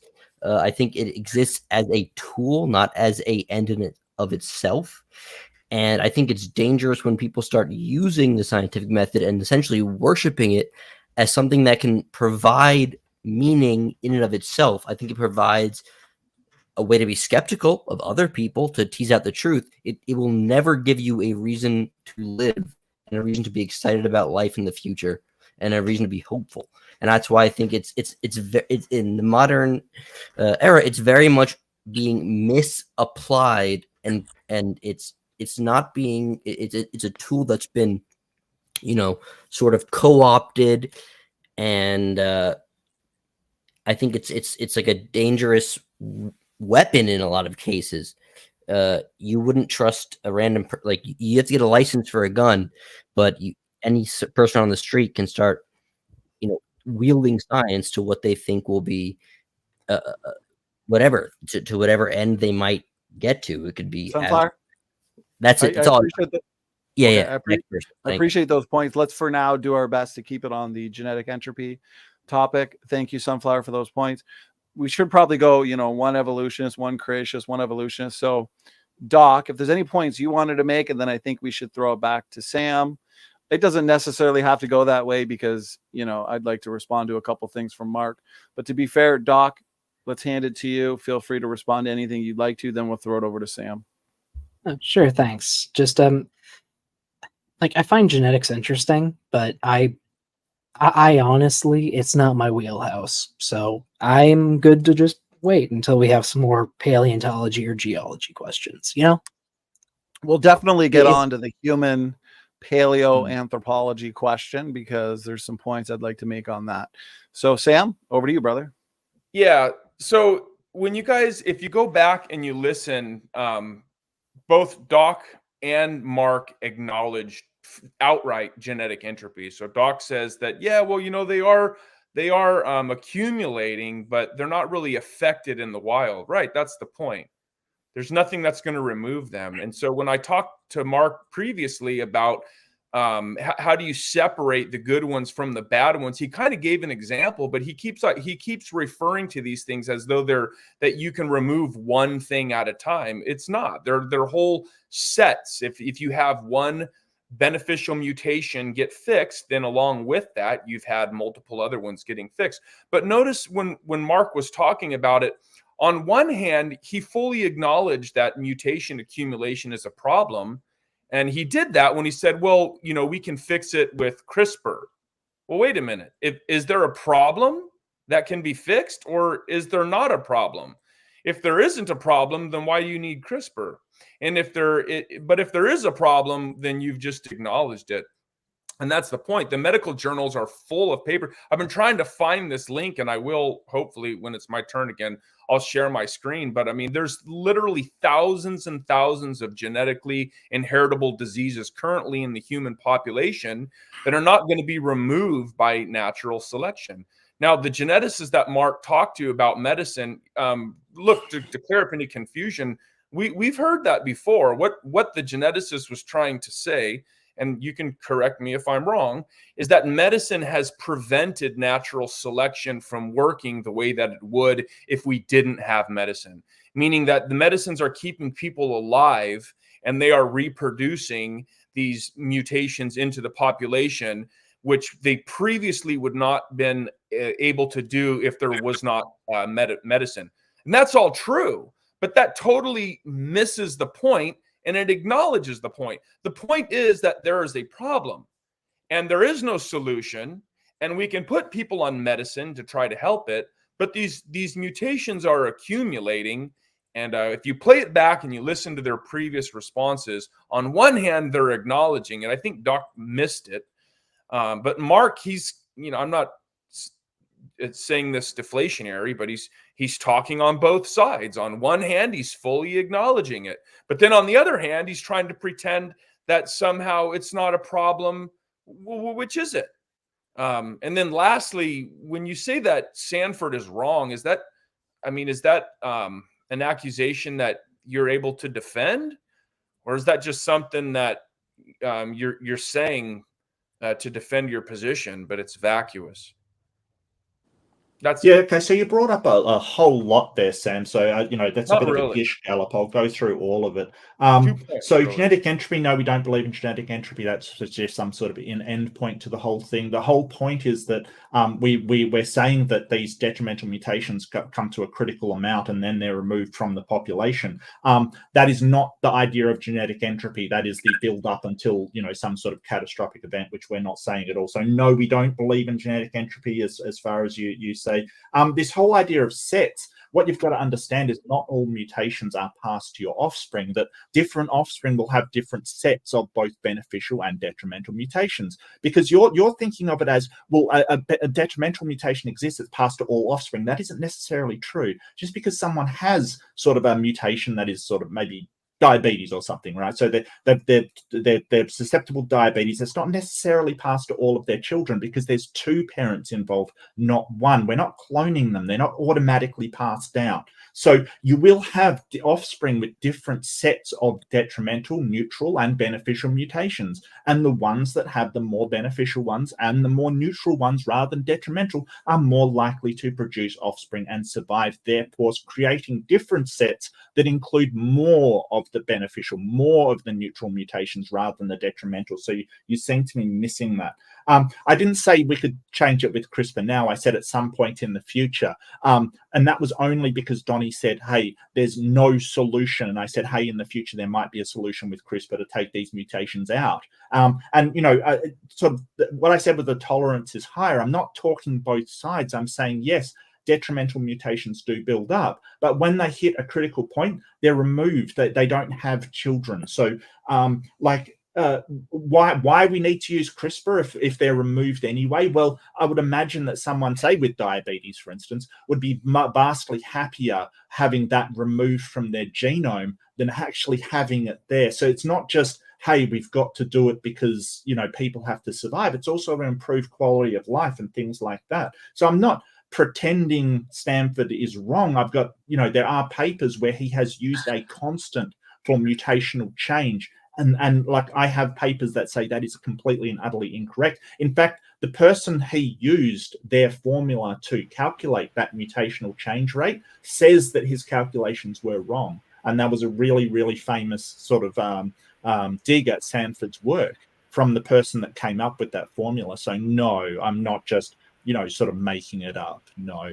But what I would like to know is, why wouldn't something with, if these mutational loads build up, why wouldn't an organism with a critical amount of these detrimental mutations, like sunflower described, why wouldn't that be removed from the gene pool? Why would it still continue and have offspring? All right, yeah, I'm going to address that, and I'm actually shocked that you still do not understand the argument at all. And so I'm going to break it down very simply so the audience can grasp it. Even though I think your worldview is preventing you from grasping the argument. Each generation is accumulating. Hold on. Each generation is accumulating 100, and that's a very conservative number. 100 mutations. Okay, so your parents, 100 mutations from their parents. You picked up an additional 100. So you can't go back in time to that more perfect genome. So moving forward into the future, each generation that survives, reproduces, picks up 100 new mutations. So every child that is born has 100 additional mutations, and that is 100 more in this long line. Now, on an evolutionary timeline, that's ridiculous. You've got millions or billions of harmful mutations. You'd be dead a million times over. On a biblical timeline, we don't have as many mutations. But this is the part that, Mark, you don't get. So when you say, well, once they accumulate to the point, then the organism is going to die. Yes, that's the problem. But the problem is, Mark, if you are born, you have 100 additional mutations. So everyone who survives has 100 additional mutations. And if they reproduce and that child lives, then they are going to have even 100 more. So there is no going back and dealing with it. Let me jump in real quick, Mark. I know you're making notes. Yeah, sure. I do want to address that, though. Yeah, of course. I think I've been patient because I haven't had a chance to respond to the points from like 10 minutes ago. So I'll go, and then we'll hand it back to Mark. And I think this is a good format. So Mark brought up essentially truncation selection. Yes, if you read through these papers, if you read through Kondrashov and his work on why are we not extinct or dead 100 times over, I hear some feedback. So I just want to make sure, check who it is. I think it might be you, Abraham. So I'm just going to mute you real quick. Okay. So you'll notice here from Michael Lynch, world famous population geneticist, he points out that the average newborn contains roughly 100 de novo mutations. So the evolutionary community and all serious population geneticists, they do recognize the fact that the mutation rate is quite high. Now, there is a range from high to really high. So you can have somewhere between 80 new mutations per person per generation up to sometimes 200 new mutations per person per generation. Notice here from Kimura, effectively neutral, but in fact, very slightly deleterious mutants. So he's pointing out that your neutral mutations, your effectively neutral, are basically just very slightly deleterious mutations. They're not big enough, like that example I gave earlier, where you get a zebra that's born with one leg too short. That's a big mutation. He's going to be breakfast, lunch, or dinner for the lion. He's probably not going to survive very long. Okay, a single point mutation can kill somebody. And so there are mutations that selection can see for sure. But the majority of these, roughly 100 new mutations per person per generation, they are effectively neutral, or slightly deleterious. Here, Kitely points out it seems unlikely that any mutation is truly neutral in the sense that it has no effect on fitness. All mutations must have some effect, even if that effect is vanishingly small. So those population geneticists in the conventional literature, they have looked to truncation selection, which Mark talked about, so that's good. They've looked to synergistic epistasis.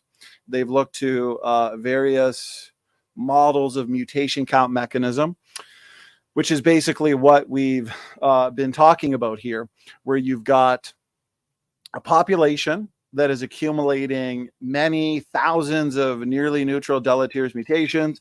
Eventually enough build up in that population that selection can now see the damage, basically.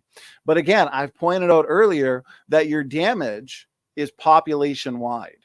Every single human being on the planet today has accumulated 100 to 200 new mutations per person per generation.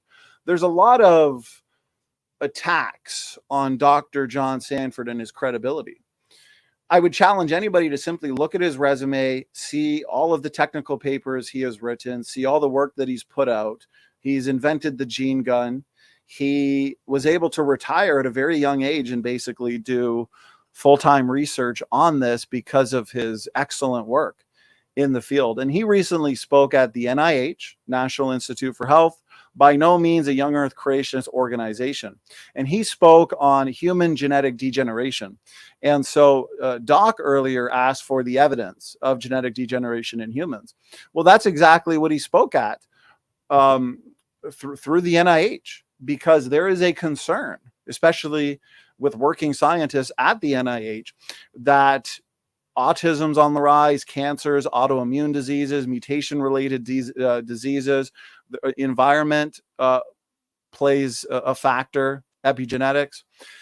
And so this is recognized. And so they're looking to solutions. CRISPR, with all the many thousands of deleterious mutations pouring into the genome and basically eroding nucleotide sites, you're going to need some really sophisticated CRISPR technology to fix many thousands of nucleotide sites that have been hit with mutations at the same time, because the load is growing and there's really not much of a trade-off. We see what happens with a trade-off with Lenski's experiment. We see shrinking functional genome sizes. And so the last thing I want to say is I appreciate Mark bringing up truncation selection, mutation count mechanism, which some have referred to it as, but these have been looked at. They've been analyzed. This is Dr. John Sanford at the NIH, and he pointed out the various solutions that have been proposed, synergistic epistasis being one, truncation selection. They've been analyzed using sophisticated numerical analyses where they take into account fitness variation, they take into account natural selection, mutations, beneficial mutations, and the result is always the same. Genetic degeneration is inevitable. It hasn't been addressed. And so I'll yield there. Go ahead. Donnie? Okay. I would like to move on to a new topic soon, if possible. But real quick, can I just address what's been said before we do? Because I just have a quick question for him. Oh, if you if you had a quick question, and then we'll throw it to Mark to take as much time as he needs. There was a and then, Donnie, really quick, don't lose your thought, both of you guys. We haven't had who is it? CR say a word. And Mars Hill, I feel like I owe you an apology. You've been waiting so patiently, and you haven't really kind of got to jump in if you want. But after Dino and Mark goes, maybe you guys want to just say hi really quick, and then. Well, this is a pretty specialized subject. I got to say, right. I don't just blame anybody. But go ahead. I think Don. Go ahead. Okay, really, really quick, Donnie. On the topic of, say, cancer as an example, do you think there are any other possibilities for why we're seeing more cases of cancer other than genetic degeneration? Could there be other causes? Great question. Absolutely. Dr. John Sanford addresses that in his lecture at the NIH. I highly recommend checking it out. I've got it uploaded on my channel. It's got, 10, 12,000 views. Definitely check it out.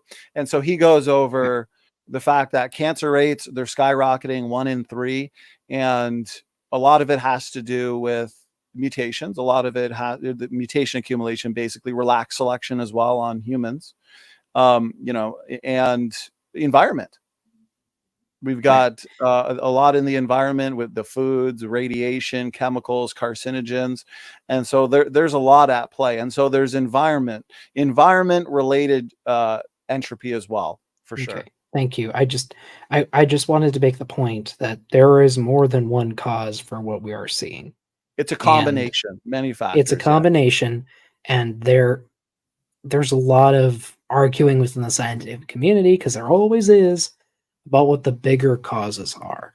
So some might agree with you with the genetic degeneration. Depending on how you define it, that could be happening. But there's other causes too. That's all. Mark, your go.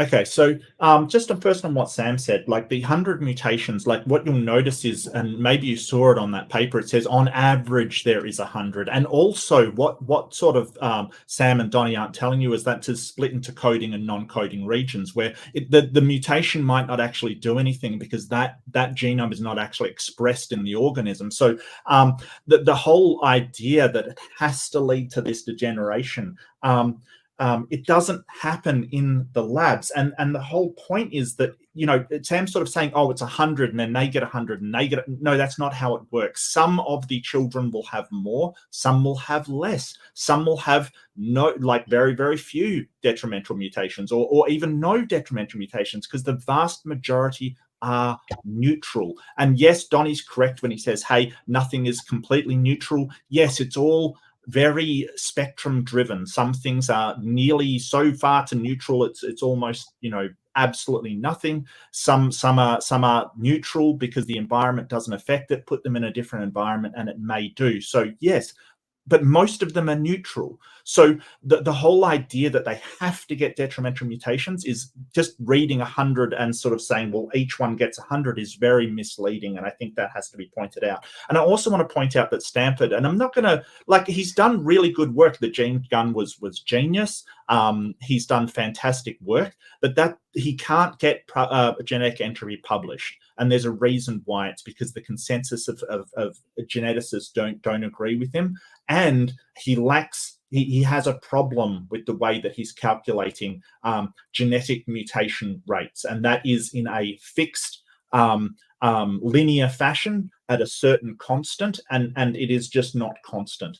It is affected by all kinds of things that occurs. Even diet and what environment an organism is in can affect mutation rates. How much sun they're exposed. There's a multitude of things that can affect mutation rates. But if Sanford was correct in that certain generations of mutations, and we can measure them in Drosophila, which is fruit flies, they have a very, very short lifespan. If he was correct, those colonies would be wiped out, and they are still going to this day. Unfortunately, genetic entropy is not correct, because when we've tested it in the lab, it has been falsified. That is the end of that. And unless Stanford can come out with a paper that gets peer reviewed by the people doing work in these labs with organisms with short lifespans that show genetics to be the way that he says it is, I don't know what to tell you. I can't, he just doesn't really have anything to say. This truncating that we're talking about, it does definitely occur. And, I'm glad that Donny sort of acknowledges it occurs, but it still means that these build-up of sort of detrimental mutations will be removed from the population. And the whole idea that just because it's a large number, 100, it doesn't say whether it's in coding or non-coding reasons. So even though that mutation might happen, it may not actually be a region that is expressed at all.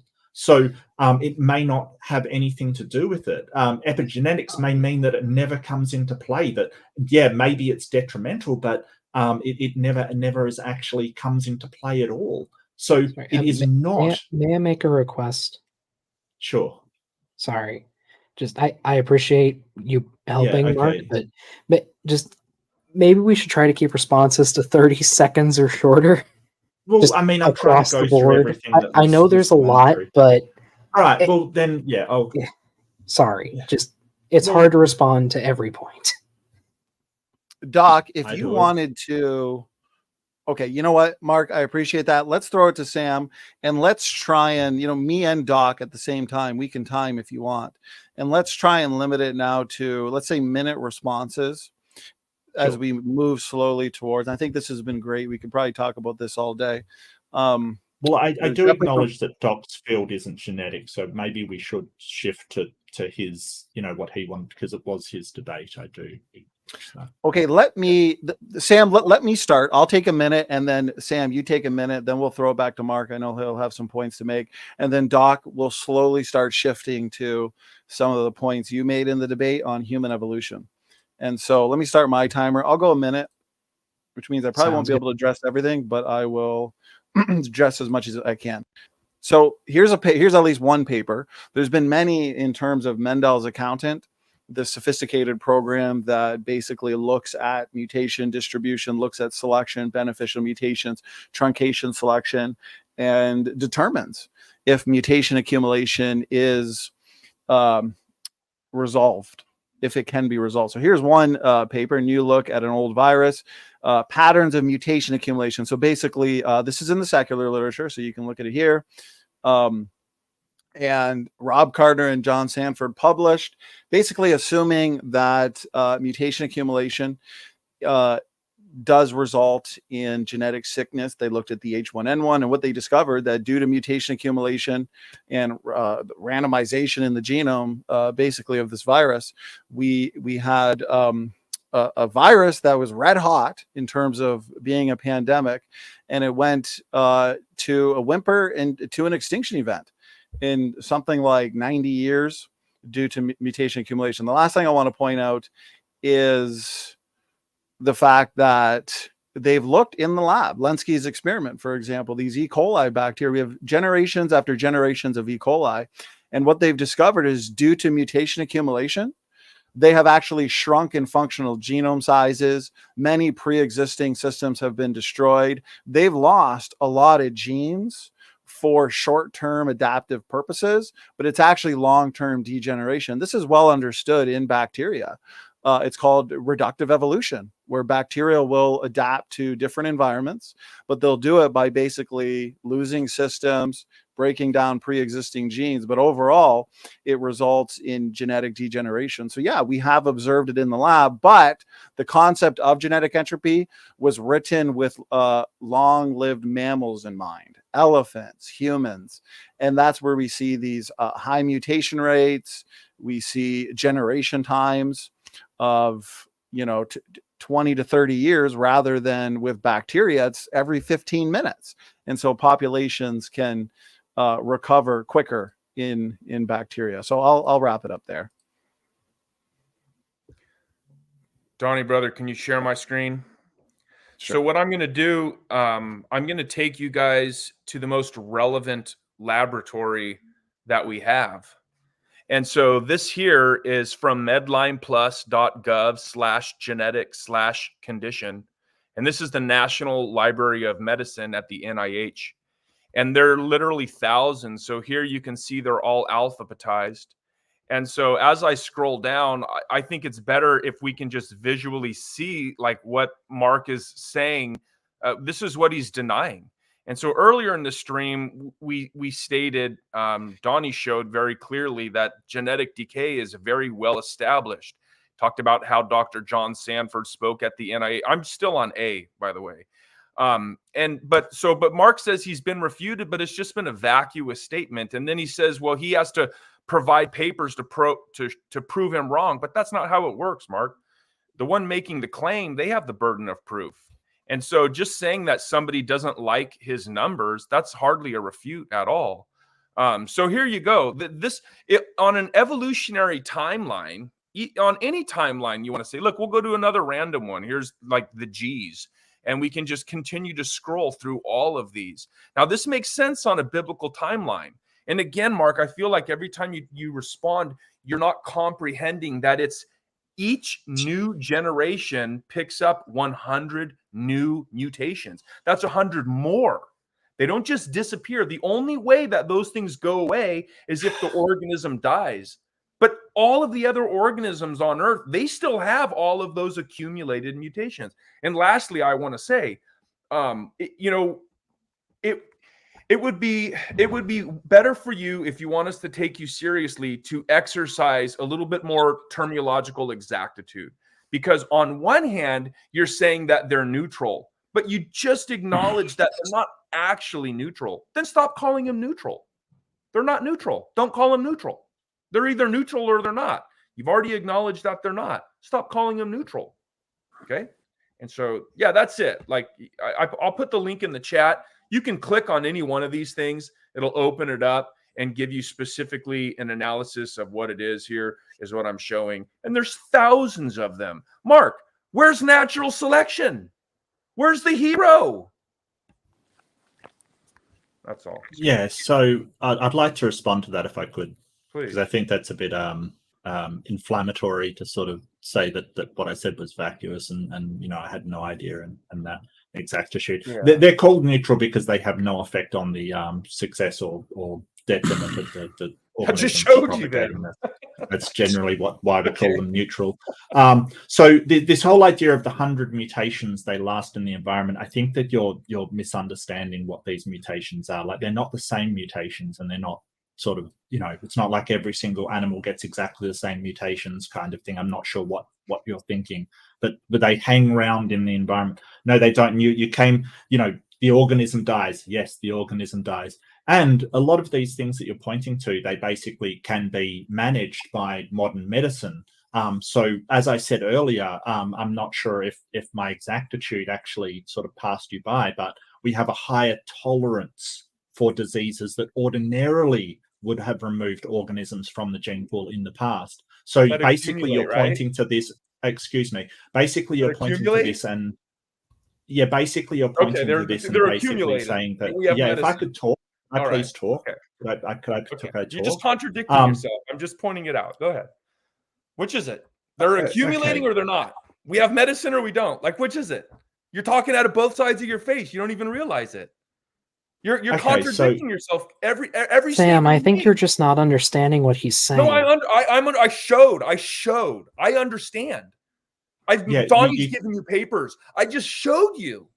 Like, we understand it. Like, one of us does. You're pointing to a large amount of diseases that we can now tolerate because of a greater medicine. And those aren't necessarily like diabetes, as I pointed out with a specific example. They're not necessarily passed down to any offspring because they're sometimes in the non-coding regions. They're sometimes not expressed. Sometimes they mutate further. There's a whole bunch of things that happens that doesn't necessarily mean that they're passed on. A lot of the times they are, sure. But once the mutational load becomes so detrimental, as you said, the organism dies. Where's my hero? Natural selection? It's not my hero because we've got medicine to try and increase the tolerance range of what, like, because in the past, someone with diabetes just would have died, but they don't anymore. But we can use medicine to increase that tolerance. It doesn't mean that genetic entropy is going on. I'm going to respond real quick, Sam. But Mark, in all due respect, you're still not getting it. It's the nearly neutral mutations. It's the nearly neutral mutations that are the problem, not the big mutations that kill somebody, not the big mutation in the wild that results in a zebra being born with 3 legs instead of 4, and therefore it's the first to die. No, it's about those nearly neutral mutations that accumulate population-wide. So you keep saying that eventually they'll accumulate to the point where Mother Nature can see the damage. Yeah, the damage is population-wide. So what you get is extinction. That's not going to help the case for you. Every single human being on the planet is multiply mutant. And so what type of selection can you present us with today, Mark, that can actually remove these nearly neutral mutations as they're accumulating before it results in population-wide genetic sickness? Go ahead. Yeah, so when it reaches a certain critical point, that person will no longer be able to integrate. What do you mean that person? Every person has a critical load. I just gave you a list. Selection going to remove every person at the same time? I gave you a list of thousands of genetically inheritable diseases. Thousands of them. It's like you don't even look at it. Like, well, Sam, let me just cross-examine them real quick. Because diseases kill people, Sam. This is insane. Mark, diseases kill people, Mark, Sam? This is crazy. The diseases kill people, Sam? Did you not just see what I showed you? Well, it's This a is question. ridiculous. Do diseases kill people, Sam? Do they kill people? Yeah, but that doesn't mean that kills them before they reproduce. Sometimes Those are it does, right? inheritable. Inheritable. Do Sometimes it does, and inheritable when diseases get passed on, Mark? Mark, do sure, and inheritable diseases sometimes get passed on? Do sure, and those sometimes they don't. thousands of inheritable Could I diseases respond? get passed on?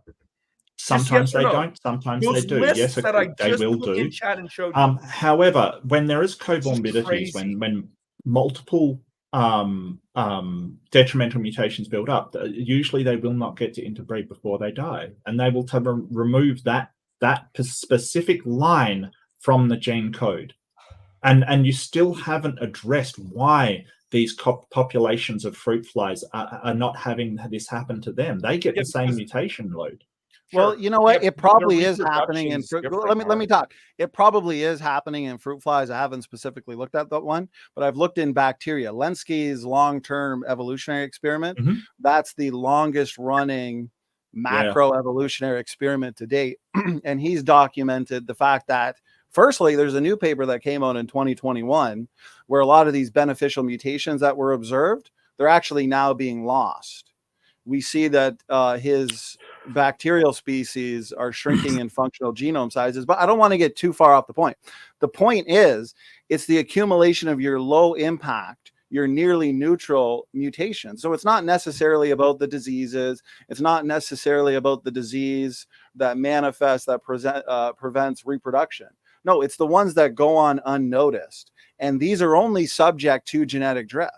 And so if they're subject to genetic drift, what happens? They spread throughout the population. So Mark, I agree with you. Eventually, the damage is going to be so catastrophic that the entire population is now experiencing universal genetic sickness. So is selection going to remove every single person from the equation?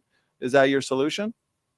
No, it's not causing sickness, because if you realize that what you said was nearly neutral is ones that would have a detriment in a certain environment, but you're not in that environment. Generally, humans have changed the environment. So those ones that, if we were out in the wild and had, say, a temperature tolerance issue, we don't have that problem anymore. We've removed that problem.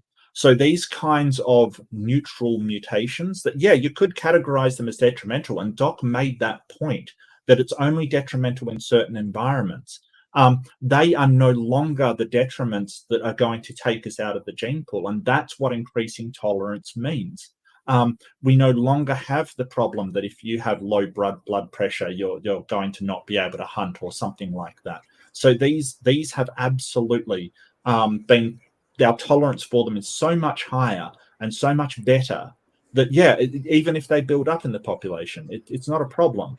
And, it's not guaranteed that they will be passed down, because if you get somebody with that mutation breed with somebody without the mutation, it's not guaranteed that that's going to be passed along. Let me respond real quick. So again, the nearly neutral mutations, I wouldn't necessarily call them detrimental. I'd call a mutation that kills somebody before they can reproduce, or a mutation in the zygote that basically doesn't result in the birth of that being. Or, again, the example of the zebra in the wild that's born with one leg too short, where it doesn't last very long. It doesn't even survive a year or two, because the lion is going to choose that zebra for dinner. And so whether it's in the wild, whether it's in humans, it's not about your detrimental mutations, your mutations that are big enough for selection to see, and therefore there's no reproduction. It's not about your rare beneficial mutations that may or may not be on the genotype reductive. It's about that accumulating load due to the low impact mutations that population geneticists refer to. Recognize there's an issue. That's the whole point of invoking truncation selection, synergistic epistasis, mutation count mechanism.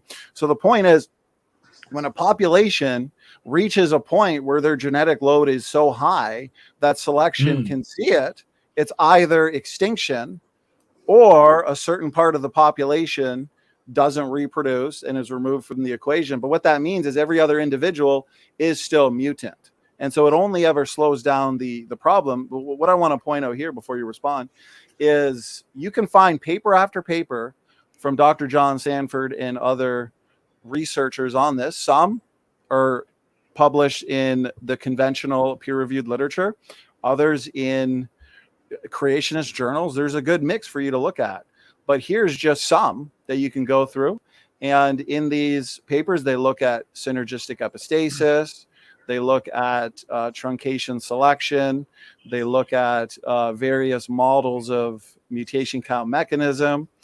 This paper is the one I was pointing to earlier. So if you click it, you can go read it on the H1N1. This was published in the peer-reviewed literature. And it's always the same outcome.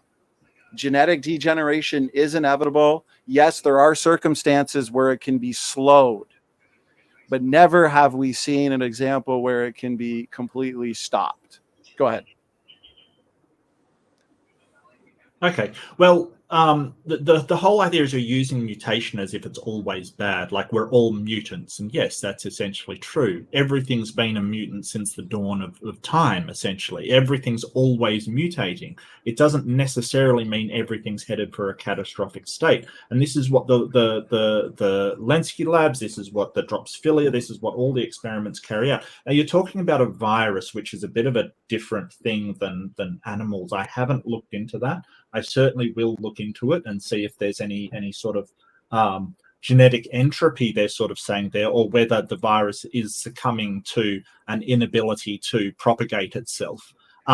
Because a quick skim, and I must admit this was just a skim, it sort of suggested that it moved away from its host populations and didn't go there, which, you know, tons and tons of extinct creatures have showed us that, yeah, extinctions do happen.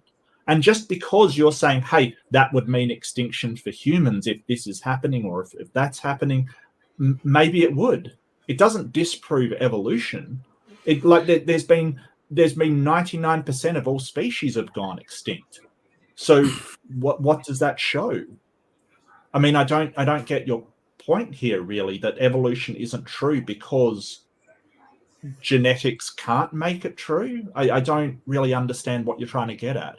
Well, basically, the argument, I'll say this, the argument can be boiled down to the fact that if mutation accumulation essentially puts shelf lives on genomes today moving forward, Mark, then species won't be able to persist for millions of years into the future. Therefore, going into the past, species cannot persist of millions of years into the past.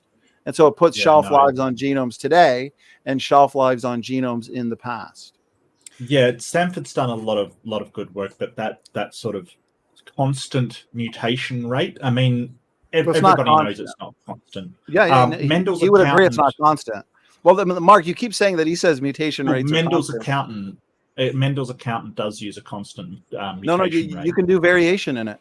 You can do a variation in mutation rates in it. But when you're applying it to populations, you have to apply the same rate, right?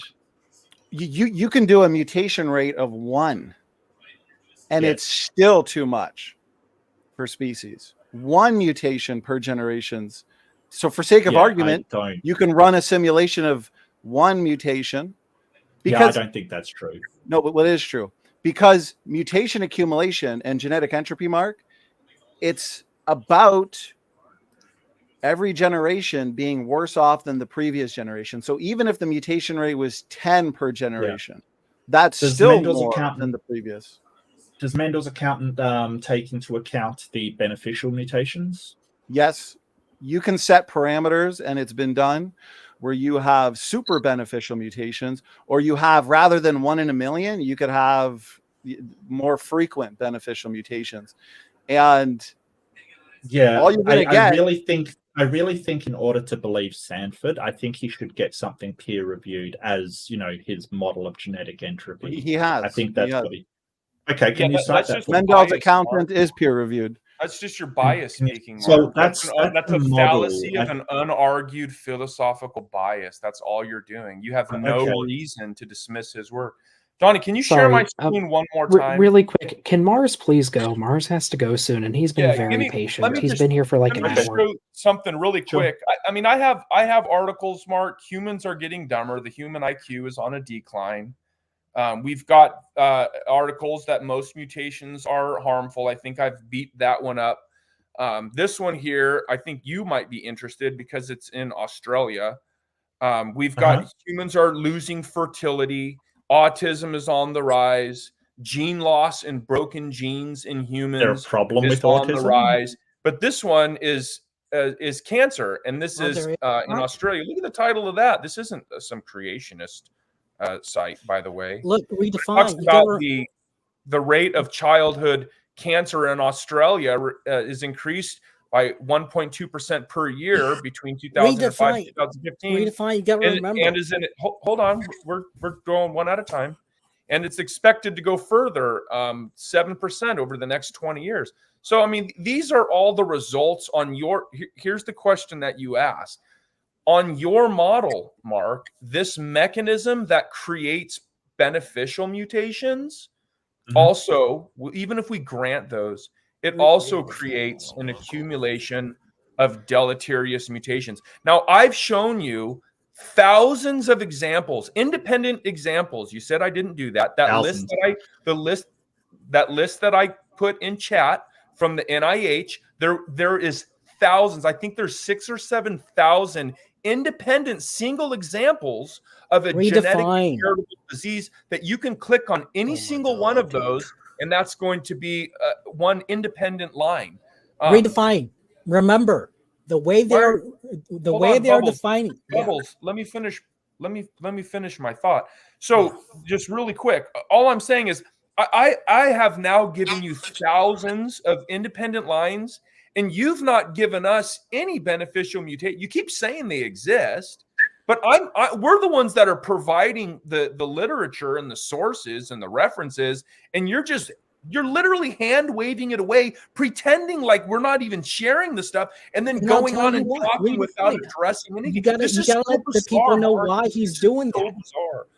You got to let the people know why he's doing that. His definition of fitness, if all the retards in the world start reproducing, that is still fitness by his definition. So it will still be Godzilla, or I mean Bubblegum. Come on, come on, man. So you have to point that out. You've been here for 30 seconds and you've made an unnecessary comment. Just keep it sophisticated, like we've been doing. What's a better word for the mentally disabled? The mentally disabled, I'll agree that reproducing.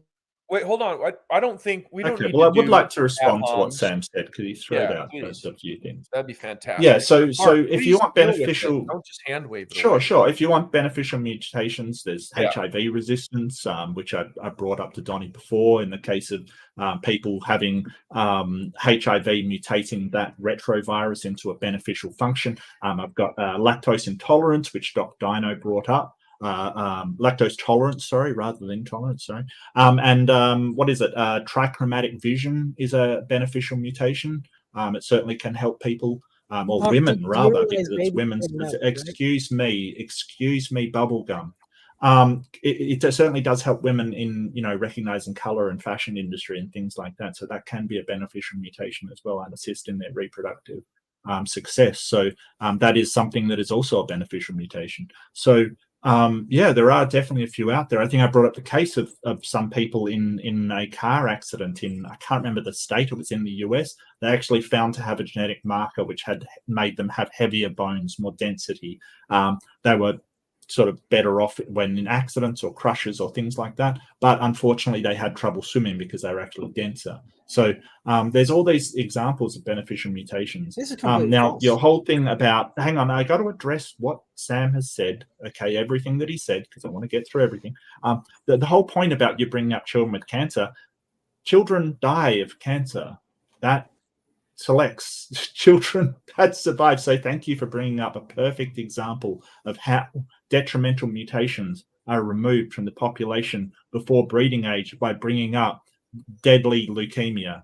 No, well Mark, done. It was the argument wasn't that children don't die from cancer. It was that the rate of children in the population is increasing.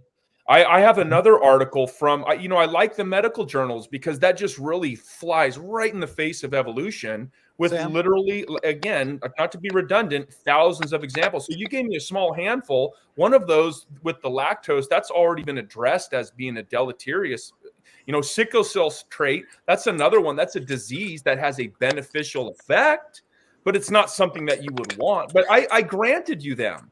Here's the thing, Mark, for like the free thinkers, right? The one who really wants to freely think about this. And I wish that's you, Mark. Like, I hope that's you. But I realize it might not be, right? But anyone else who's listening, if evolution is true, there should be millions of examples of beneficial mutations, because that is the mechanism. Let me address a couple of these real quick, if you don't mind. Wait, can I go? I got it here first. I'm going to go first because I've got my notes here. I don't want to forget. There's some background noise there, typing, I think. And then Mars will allow you to ask your question too. I'll point out to the panel and then also the audience, after the 2-hour mark, which is more formal, it kind of becomes a free-for-all. And so you kind of got to jump in there and, ask to be part of the uninterrupted portions and stuff. And so we will wrap up this portion soon. We're all passionate here, Sam, myself, Mark. So, but Mars, we're going to make sure you get the question. So anyways, lactase and HIV resistance. HIV resistance is probably one of the better examples of a so-called beneficial mutation. Firstly, I like to point out that you're going to need more than 1 or 2 or even 100 truly beneficial mutations that on the genotypic level is not reductive at all, because I find that 99.9% of the time we're discussing beneficial mutations and defining what a beneficial mutation is. We're defining it based on the phenotypic effects, the physical features of the organism, or what's going on, outwardly, basically. Like sickle cell anemia, those with sickle cell anemia, they're actually resistant to malaria. They're not going to get malaria. But what's going on the genotype or under the hood? Typically, it's due to the knocking out of pre-existing systems. And so one example, HIV resistance. That's an interesting one. And so there's a number of people on the planet that are resistant to HIV, and they actually have a mutation. I can hear someone typing. They have a mutation in the gene that makes the CCR5 mutation. Okay. And they no longer have it on their T cell. This means the HIV virus, therefore, in those people cannot bind to that T cell, because viruses, in order to bind, they basically need a key to bind, to get in, to infect. And so in this case, when you look on the genotype, it's actually the result of a pre-existing protein being knocked out. So a couple things. This mutation doesn't tell us where these genes came from in the first place. Overall, it's reductive and functionally compromising because you're knocking out pre-existing systems. The lactase mutation, same thing. It's a pre-existing regulatory system being damaged. We can get into that, but for sake of time, I won't. Because the point is, you're going to need, hundreds of truly beneficial mutations that are not reductive in any way to counterbalance the damage being done through the influx of so many low-impact mutations pouring in generation after generation. And I'll yield there. Mark, to be fair, we'll hand it to you. Once Mark's done speaking, we'll throw it to Mars. Yeah, well, I think we should go to Mars and then change to the topic, the evolution fossil topic, because I know Doc's probably, it was his debate. I feel like I'm sort of hijacking with evolution. And a great debate, by the way, Doc. It was a good debate. Yeah, it was a good debate. Yeah, definitely. Thank you. Sorry, I'm out of my depth with all this genetic talk. We'll have to do a round two because an hour goes by quick. Mars, you better take your shot, man. Oh, Go ahead, jump in, Mars. Please. Get aggressive. You guys hear me, right? Oh, yeah. Yes. Okay, so yeah, Martial Apologetics. I just started my YouTube, so atheists and my brothers in Christ can go check that out. So Dr. Dino, on your channel, I believe, on an after show, we had a little quick exchange via text, and you told me we can continue it. You had to go because you were sick that night, if you remember. So you had asked if there's any creationists listening, and you asked a question basically saying, why did you guys think you're a special creation, right? Do you remember that by any chance? I've asked it a few times. Yeah. Right. So my response, which I thought was common sense, and I even gave you a biblical backing to show you what God says in His Word, was God tells us in Genesis that He gives us dominion over the animals, right? And I was a little bit perplexed because you actually challenged the idea that we even have dominion over other animals. And I'm like, man, we can make an elephant dance in a circus. I think it's pretty obvious. One of your comebacks was that if hypothetically we were in the same kind of biological home, I guess, where whales live under the ocean, that they would have dominion. And there's a lot of hypotheticals there. We actually have whales at SeaWorld right now that we control pretty much what the Bible says we could, you know. So I was, that was the thing through text. It's not always fun to do that through text. So I got about 2 or 3 minutes. If you kind of want to, like, I think that goes against evolution. Anyway, I'll give you a chance to respond. Right. Sorry. I think at the time I think I had a really sore throat because of the terrible air quality. Thanks, Canada, by the way. Anyway. I'm in Canada. Thanks, Donnie. I blame you. Anyway. I apologize. I think my main problem was just I don't see why us having quote-unquote dominion over animals means that we were specially created. Because, in my opinion, humans' dominion over animals is just due to your intelligence. Like, humans are far more intelligent than anything else, and they know how to exploit the weaknesses of other creatures to make them do their bidding. Does that make sense? Right, but I actually took screenshots of that day because I was so perplexed that you challenged it. But that was not what you were actually saying. You were actually challenging the question if we even do have dominion over animals. And we kind of spent 20 minutes going back and forth on that. So I was touching on that, and I was actually showing you how when this came up in the Bible, it's not even New Testament. This is actually the book of Genesis. And the book of Genesis, along with the book of Job, is argued to be the oldest text that was ever written. So we can say it's almost 4,000 years ago. Okay, nowhere near the dominion that we have nowadays, and it still blatantly said that we have dominion, and nowadays we see it more than ever. I'm not saying it's always fair what we do. That's a whole nother topic. But God said that we see it. 4,000 years ago, we were a lot less advanced than we are now. We had no weapons the way we have now, and we still had a dominion even back then, and now we have it even more. I can agree with that to an extent, but I guess I still just don't see why man's dominion over animals cannot be naturally derived. Does that make sense? Especially since, as you can probably agree, our capacity to control animals has agreed as time has gone on. Like, we're better at controlling dogs and cats today than we were a few centuries ago. We didn't used to be able to tame elephants. We didn't used to be able to make orcas do tricks in an aquarium, right? We've gotten better at it over time. Because we're not that old of a species. As according to your timeline, okay, but according to our timeline, it makes perfect sense. Yeah. What you're saying is a long time ago to us is a big difference. And the other thing I will say is, if we're so closely related to these other apes, how come they don't demonstrate even 0.2% of that? So they do sometimes. So this is a really fascinating conversation, and I know you're short on time.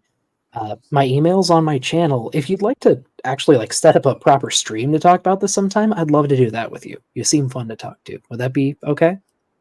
Yeah, I appreciate it. Yeah. That's what I was trying to catch you on today, but yeah, we could talk about that. Sure. I just know you're short on time, and this is a discussion that I got should another probably have like 4 some or 5 time. minutes. I don't I don't know. Donnie thinks it's a good topic for his show, but I got another 3 or 4 minutes and then I got to go. But yeah, that's probably the last point I make is it's so. If it's simply intelligence, and you guys believe that we're like, a fingernail away from chimps, then why don't they demonstrate anything even close to some kind of common sense duplicate of what we're talking about here? So I guess I can go over an example. So chimps, they actually do quite a bit of hunting. They hunt as packs, and something they'll often do is they'll set up traps for other monkeys they hunt. They'll specifically herd them into an ambush, using what they know of that monkey's behavior to get them to do what they want. And they do it with other creatures too. That's just one example, but there are others in the primate group, Does that make sense? Yeah, that doesn't suffice for me, though, because a lot of animals know how to outsmart an animal. That is not having dominion over every other animal. Well, how would you define dominion?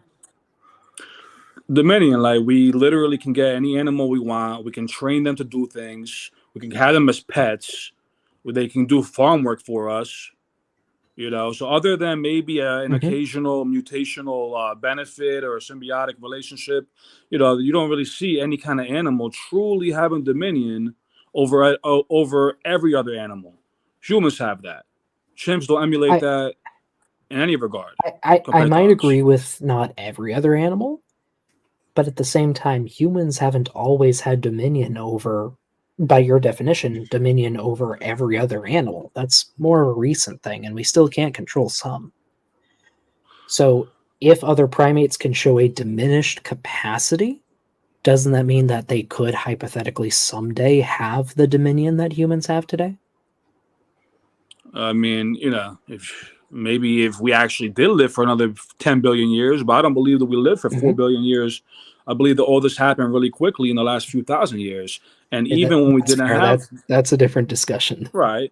That's fair. That's fair. Right. But even in your timeline, you don't see anything super long ago that humans had this dominion. It's actually within the last few thousand years, like the Bible said. And maybe 5,000 years ago, we had less than we have today, but it was still obvious that, I'm not going to get to dinosaurs and dragons, but we were able to take down big creatures, with like spears, man. You know what I mean? Like, so there was no animal that really had any dominion over us. Yes, we can get killed from time to time, but nobody ever had dominion over us, and we had dominion over them. Like, if you had to round it off, we had the dominion. And again, just because it's not what it is today, doesn't mean that anybody else can us, especially not any of the primates. I mean, they don't have anything like that, and they should emulate something like that if we are so closely related. Well, I wouldn't say they should. I'd say they could, maybe. Well, like just because could, but just because your cousin can do super wonderful calculus doesn't mean necessarily that you can as well. You might have the capacity, but maybe you just don't want to. Can I please add something to that? Yeah.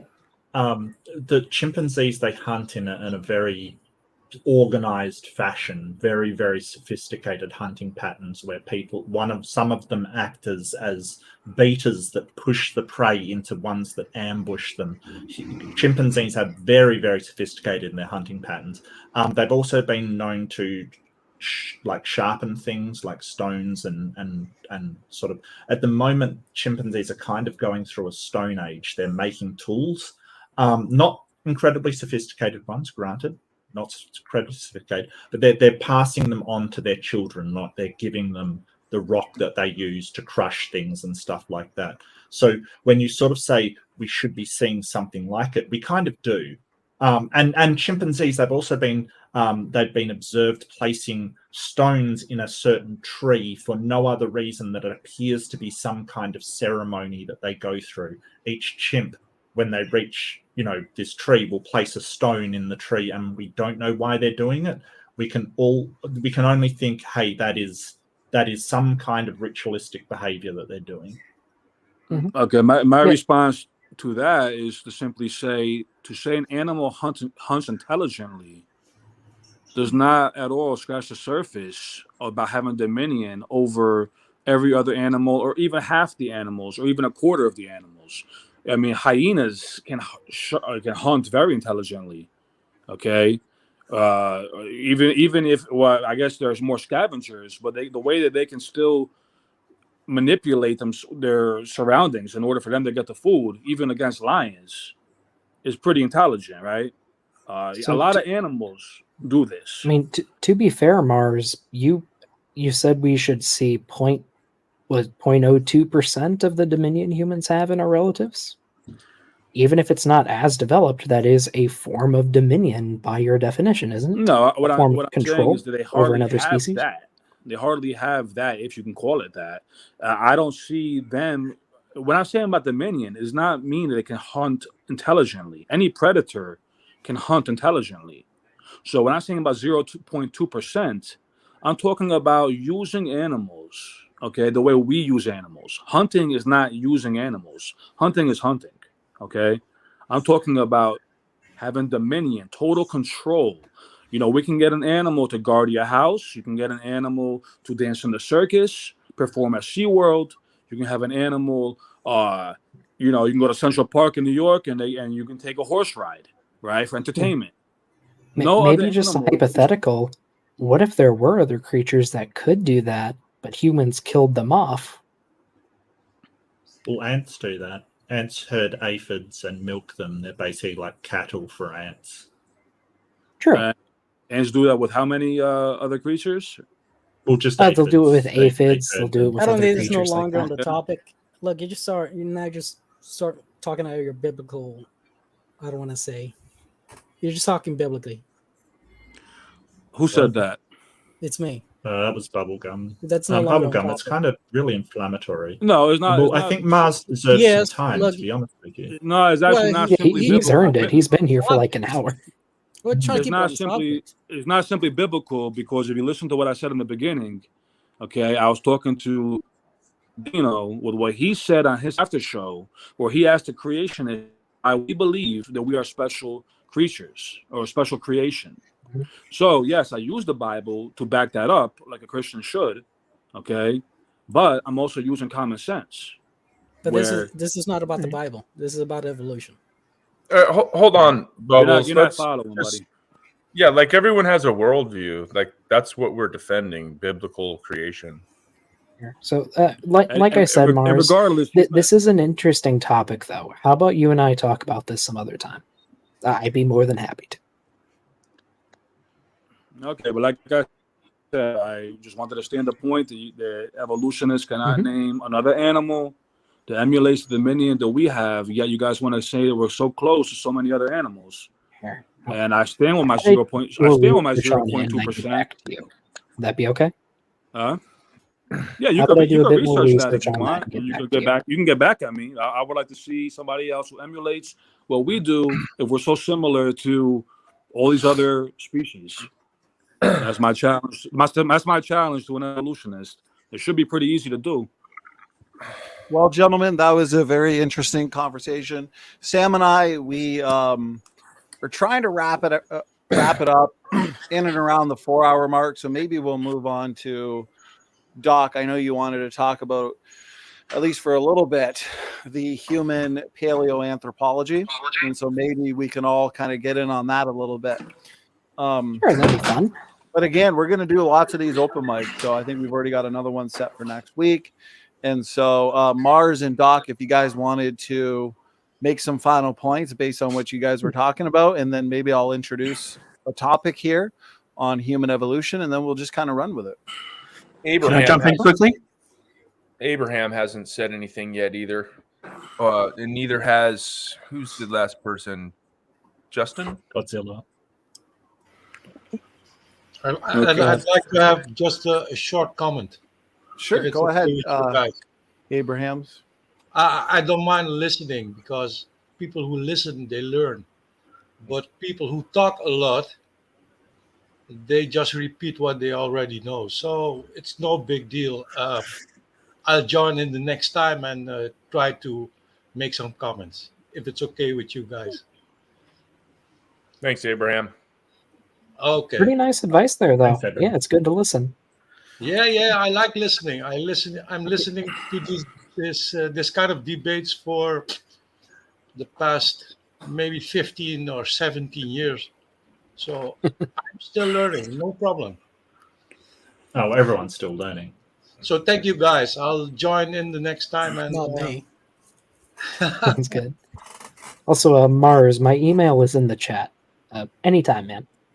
Okay. Justin, you been guys waiting. take care. Take You care, too, Evans. Abraham. Thank you. Thanks a lot. Abraham, thank you for joining. I appreciate it. Okay, Justin, bye-bye. did you want to say hi before we go on Hey, another wild one? Justin, what's going on, my man? nothing much here. Just living the dream, brother.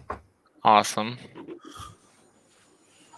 So, any thoughts? Anything you'd like to add to the conversation? I guess that I never find evolution convincing, but it's always interesting to listen. Yeah, I think it's important that we're engaging in the same room together, listening to each other's arguments, and kind of hearing each other out. So, Justin, it's good that you're in here listening to even the side that you may or may not disagree with. Mark, looks like you're going to say something. Go ahead. Yeah. What would convince you, Justin? Let's see. Just tell them you want to evolve A for 2 lot. weeks. I would need a lot of evidence. I mean, it seems like the transition from species to species is just too much to believe that it's just an accident to me. I don't know. Well, I think. Oh, sorry. Go ahead. I find it. I'm kind of in a place where I don't really know what I believe, Mark, but I find it very strange to think that everything is just a big accident as a worldview. I find it hard to believe. You know what they say about people who don't believe in anything? They'll fall for anything. Well, I don't think that's necessarily true. I think That is absolutely true. Okay, sure. Okay. I mean, yeah, I don't think I'm gonna. If I will fall for anything, that's fine. But I guess what I'm saying is, like, I'd like to have a lot of evidence. Not like it seems like we're arguing about like Tic Tacs when the problems are like global size, right? I mean, it's just. Yeah. If I may, Justin, like I've been in your place before. I totally understand it. Best advice I can give, just keep an open mind. Even if you do eventually choose a side, never close off your mind to the possibilities. You could always Justin. be wrong. Hey, Justin, you want me to give you... I can't be wrong if I don't hold a position, I guess. When you pick a position, you can always be wrong. Exactly. But don't believe in any Nigerian prince scams because apparently you'll fall for them if you don't believe in anything. Right. I just want to push back on Justin. one thing you said. Like, it's just 1 second. The whole idea that it's an accident, like sort of the transition from species to species, we don't really in evolution classify it as it's not really an accident. It's a deterministic process. So there's a process churning towards a result, and transition from species to species. Unfortunately, it's seen as like, oh, this ape gave birth to a human, and that isn't what happens. It's such a slow, gradual change. It's like when you're at the gym and you're working out, and then you don't notice the day-to-day changes. There's no difference between you one day and the next. But when you look at a before and after shot, you go, whoa, the change is massive. But you just didn't swap from one to another. So that's the other thing I would sort of say. It's so slow that you wouldn't even notice it generation to generation. I suppose again, even if I granted you that, the problem is like you're addressing like a very small portion of what you believe with that. Like, for example, you guys believe that like somehow like cows became whales and things like that. Like, you have to Okay. address the whole So spectrum. It's just too much to sure. even So really. if I might, I brought up Aaron Ra earlier in my opening. I'd recommend checking out a series he has called The Systematic Classification of Life. It's really good at going step by step at how humans in particular evolved. And he goes through it very slowly and explains it very well. I got a question. That about might help that. you to get But an idea say of the at least what we problem believe. is even if I grant you all of that, I still don't see how we got Justin, to just say monkeys and you're how not we willing got to be convinced. Justin, just say you're not willing to be No, convinced. it's not and that just I'm stop not wasting willing their to be time. convinced. It's just I'm not convinced, I guess. I'm not That's trying to Justin, waste their time. nothing's going to convince you. Just say that. Bubbles, I Bubbles, think I you're mean, being a should little say combative here. Look, I think Justin's being have no really tolerance honest for and little I mean, waffles. I'm not gonna lie. Like even if I saw it happen with my eyes, I'd find it hard to be convincing. Yeah, I'm So, very. yeah, there you go, folks. Even if he saw it, he would still. Yeah, I'm being honest. One argument that Doc brought up. What I meant. Let me explain what I meant by that though. I might be convinced in the moment, but I might start questioning what I saw afterwards. Why? That's good. It's an That's a illusion. good mindset to have, Justin. That's Hey, a Justin- good mindset to have. Justin, Always this is re-examine what the the lack of evidence that knowledge leads convinces you to. of a position. Right, and that's about why I hold no position. Is I drove myself absolutely insane over all this stuff. I never really found evolution very convincing, but Justin, look, I if you just drove wanna- look, myself insane over all this Justin, if you just stuff, want to and defeat Justin, if you just want to defeat these evolutionists in one question, simply ask him this one question: provide to me one transition between the Dalmatian and the gray wolf specimen, one specimen. They will never be able to tell you that. Now, a dino. Do you know Yeah. the phylogeny challenge from Aaron Ra? I haven't actually looked through the challenge, but I've heard of it. Okay, can you provide to me evolutionary tree for human races? Provide to me the human tree for human races. Anywhere. It doesn't What are you exist. defining as Why is that? race? And Donnie, I know this is a touchy subject, so feel free to cut us off at any point. Oh my God. What are you This- defining as a race, Bubbles? It would be haplogroups. Well, there's one race, the human race. We've discovered No, that that's through, Agreed. through that's genomics. no. But that's- I really wanted to listen. I really We're wanted trying to to touch get on banned something speed run. that Doc. I really wanted to touch on what Doc brought up in his opening statement to really be on topic as much as possible. And so let's kind of run with this and let's really focus on human evolution because Mark asked a good question to But Justin. this is on human what would- evolution. right? Yeah. Provide to But- us but- the tree of But we're evolution going for back humans. to a few of the topics that Doc brought up, rather than having a discussion on whether there's one Well, race I don't within think we humans or multiple. Well, we cannot start this conversation unless Dr. Dino or Mark provides us the tree of evolution for human races. Okay, Nobody Donnie, in the right. Can I give a really short summary here? Sure, go ahead. Okay, first, really, really important for everyone to get.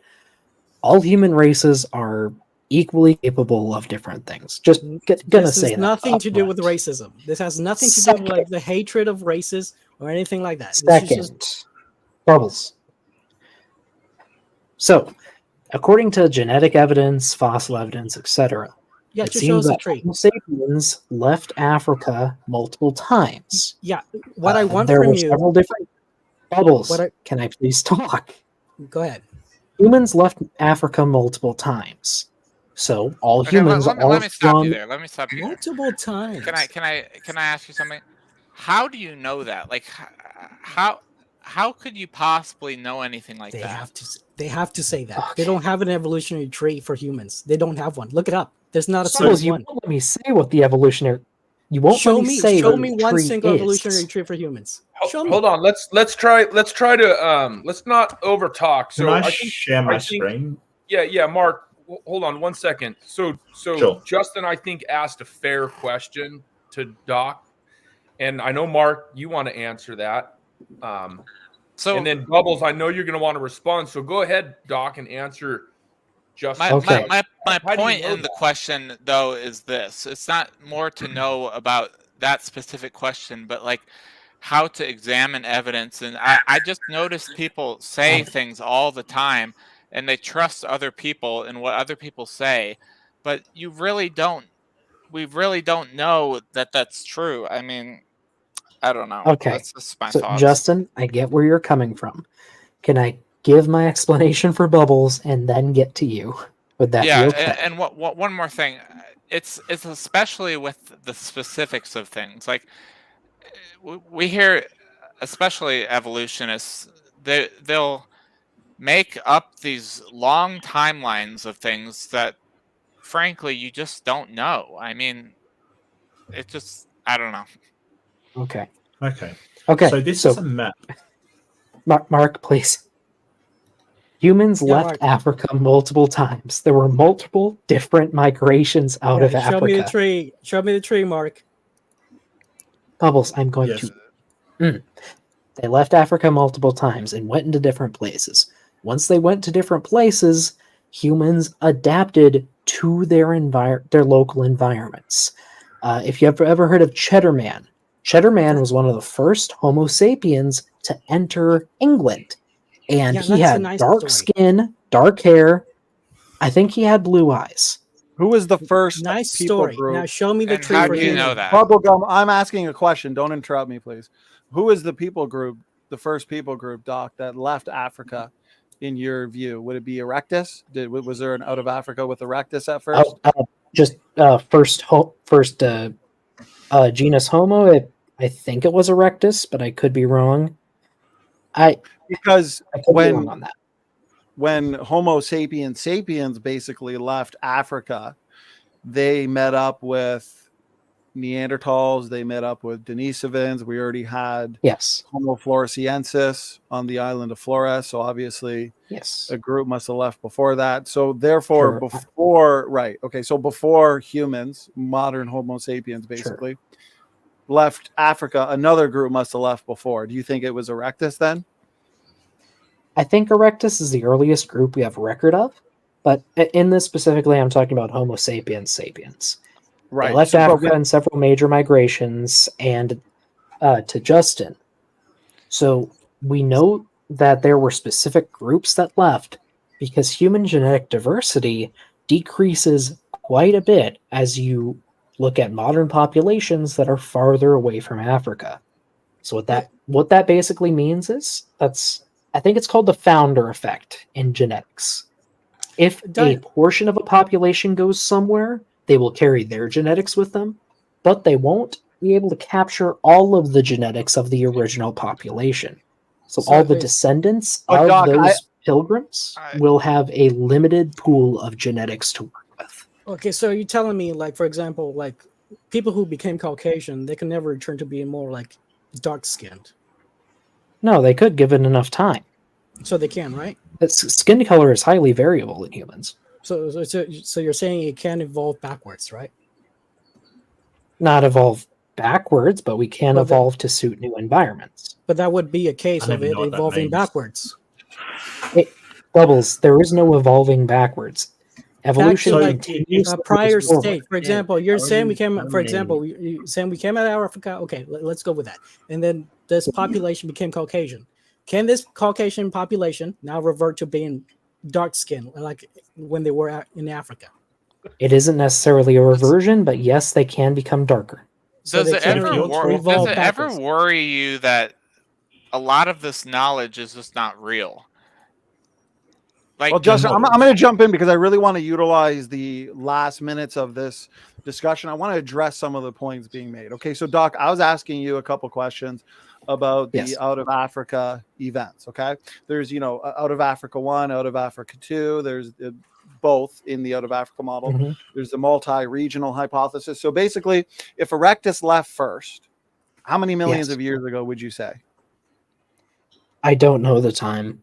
I specialize in dinosaurs. I specialize in dinosaurs. No worries. Let's say a couple million years ago, Erectus leaves. So would you then say, since 200,000 years ago, modern humans leave Africa, they meet up with Neanderthals. We literally have Neanderthal genes. We know that modern humans and Neanderthals interbred with each other. So in order for humans to meet up with Neanderthals outside of Africa in Eurasia, Europe and Asia, yes, would you argue then that Erectus independently evolved into Heidelbergensis, Denisovans, and Neanderthals? Okay, so that's a complicated question, especially since it appears that most of the species of genus Homo could interbreed. I believe the current consensus is that Homo erectus became some Homo erectus went into like Asia and Europe, and those local populations, some of them became Neanderthals. Right. Others Or became Homo heidelbergensis. I am not 100% certain on the exact back and forth. Or maybe a subpopulation of Erectus evolved into Homo heidelbergensis, and then Homo heidelbergensis evolved in Neanderthals. Is that a possibility? That yes, I'm not 100% certain, but that could be. Though I have heard there are some circles that say Heidelbergensis is also ancestral to Homo sapiens. So it might have been a group of Heidelbergensis that left Africa and became Neanderthals. Okay, so basically my question is, if Erectus leaves Africa several million years ago, independently evolves in different parts of the globe outside of Africa into Neanderthals, let's say Heidelbergensis, obviously elsewhere, probably into the Hobbit, Naledi, so on and so forth. But only 200,000 years ago, let's say, humans finally leave Africa, meet up with Neanderthals, and they're able to produce fertile offspring with them. That means humans in Africa and Erectus and then Neanderthals, if Erectus eventually evolved into Neanderthals outside of Africa, if they were separated by hundreds of thousands of years, how did they produce fertile offspring? How were they still genetically similar enough to interbreed, but also have children? Okay, excellent question. So biology is fuzzy. It's very fuzzy in many cases. And there are multiple definitions of like the word species. You've probably heard there are multiple definitions. That's why for my debate tonight with Kent, I proposed a particular definition. Using the definition I proposed, you could say that Homo sapiens and Homo neanderthalensis are the same species. That's basically the biological species concept. If they can make viable fertile offspring, same species. Right. But there's another concept, like the morphological species concept, where you group up living things so that you have one group that is all more similar to each other than they are to the next nearest group. By that concept, Homo sapiens and Neanderthalensis are very distinct. Does that make sense? Well, it does make sense, but I'm not sure if it's a direct answer to my question, because my point is we would have humans existing independently in Africa outside of Eurasia, where apparently, according to your model, Erectus evolves independently into these different groups, Neanderthals being one of them, and Denisovans being another group. Yes. Humans leave about 200,000 years ago. They've been separated for hundreds of thousands of years, maybe for 1 million years or more. And so both groups are independently accumulating their own mutations. Some mutations, depending on how small the population is, are becoming fixed. And so both would be drifting from each other genetically. But yet humans are still able to interbreed with the Neanderthals and produce fertile offspring. How is that possible if they've been separated for as much time as you would have to argue they've been separated for? Well, because there isn't, like, it's not if you're reproductively isolated for 100,000 years, you cannot interbreed anymore. There's a lot of variables to consider. Was it only the human and 100,000 Neanderthal years? genome is still very, very similar. Yeah, it's suggested. even We don't know the despite the exact distance. dates. Like I think the dates that you're saying, like hundreds of thousands of years, is kind of a bit extreme. From what I've seen, looking through, it's suggesting that it's about 130,000, sorry, 130,000 maybe, is the upper sort of estimate. But we don't know exactly when these happen, so it's very hard to tell the amount of time between them. Like I regardless, just find it curious that according to the evolutionary model, you would have this out of Africa event with Erectus a couple million years ago. Mark, maybe you can get the numbers for that. And then eventually Erectus evolves into at least one group, Neanderthals. All this time separated from humans in Africa, yet humans leave Africa and they're able to reproduce with Neanderthals. It seems like a lot to be of fair, humans aren't the storytelling. only species this happens with. Let me do a quick Google.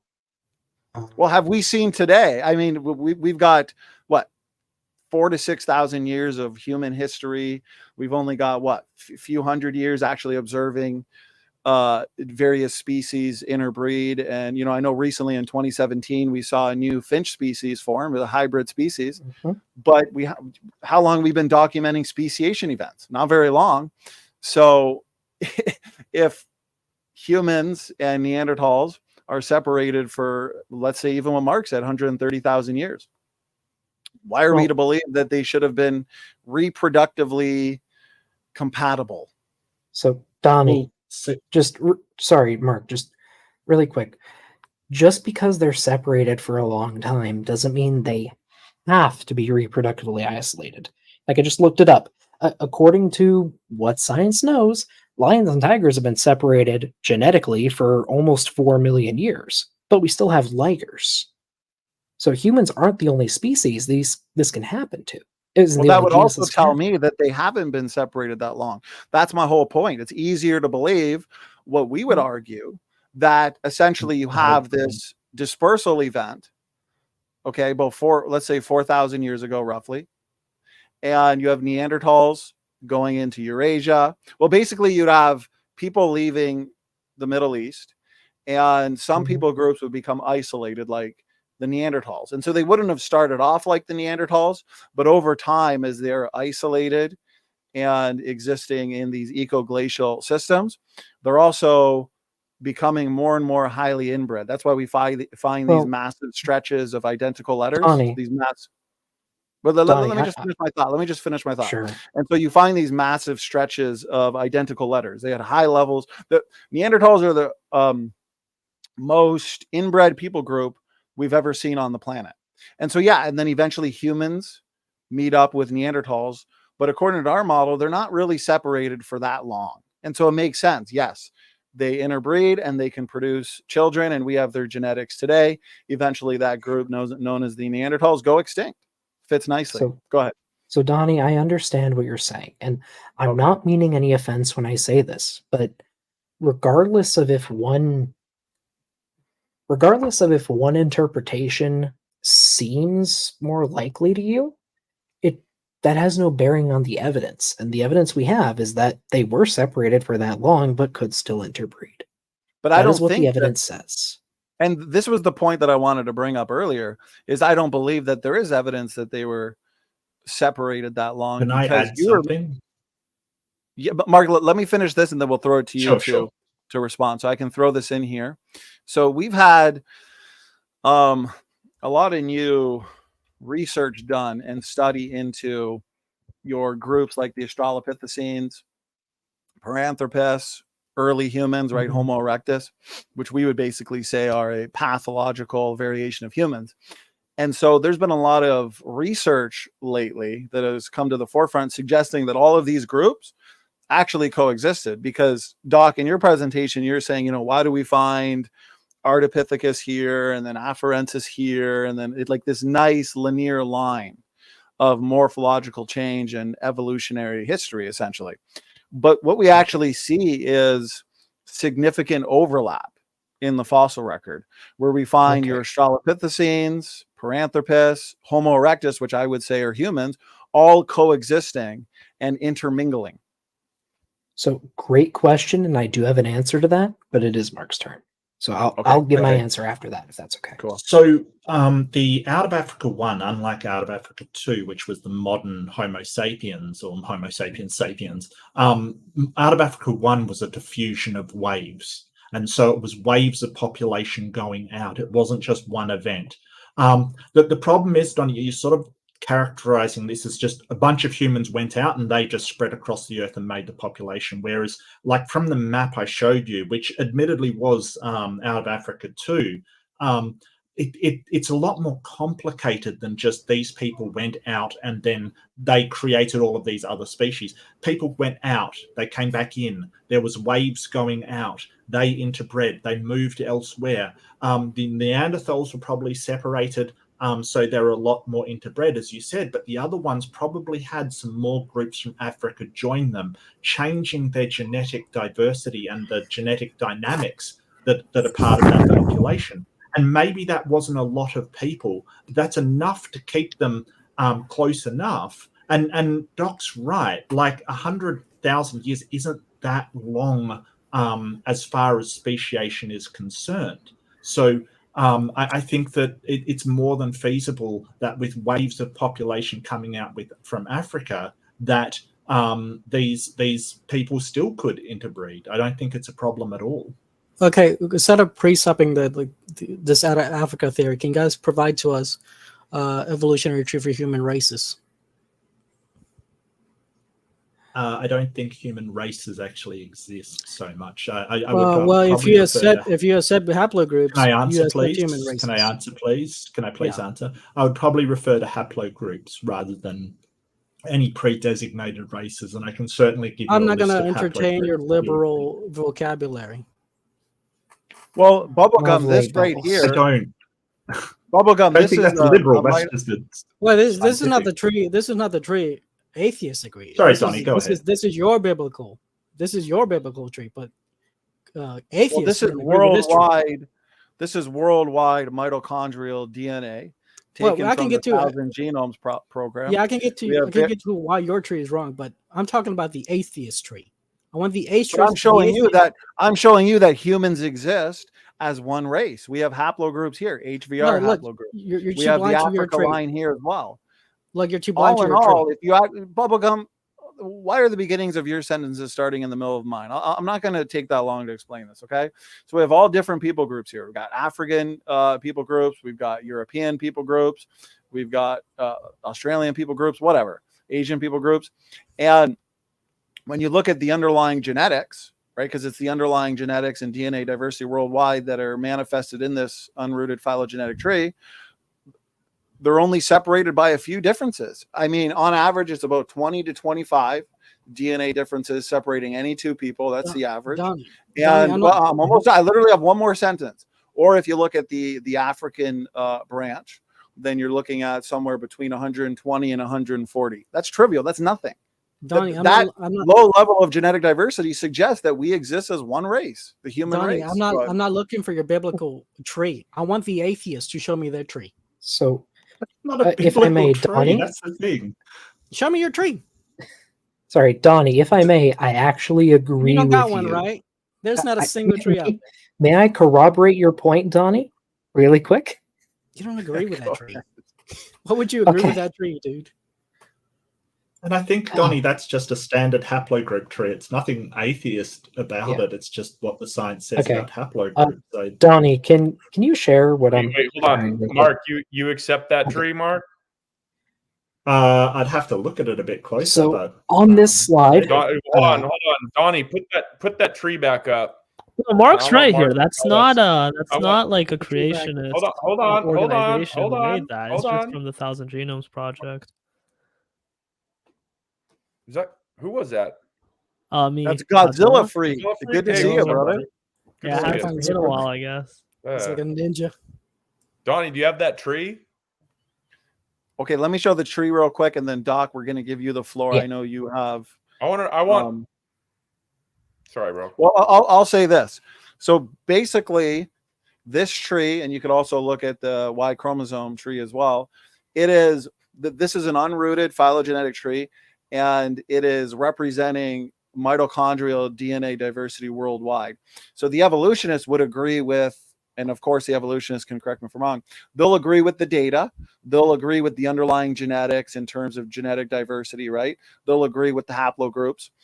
What they'll disagree with is probably the rooting. You know, that they would pick a root somewhere on your L0 branch, basically somewhere in Africa. And so their tree would be a rooted tree where you've got those stair steps, basically the stair step patterns where you have L. I mean, how can we know if they going haven't into shown us? M and N? Go ahead. Is that an accurate representation? Yeah, I mostly agree. No, Yeah. but where's the official tree? I mean, this is just conjecture. Until they show us a tree, we can't confirm that. You can do this tree yourself. You just go into the 1,000 Genomes program, you get enough DNA diversity worldwide, and you can make a tree. Where is it? Rooted, unrooted. Where is it? Where's what? Well, where's the atheist tree? Well, That is I mean, it. They just don't realize it. That's why Mark said I they don't agree with it. it. I can show you it, but like you said, you didn't want to see it, kind of thing. What? When did they say that? Okay.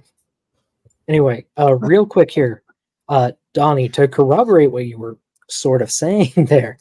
So right here are distributions of pairwise sequence differences. So basically the differences between a human, like 2 human genomes roughly, and say 2 Neanderthals and 2 chimps.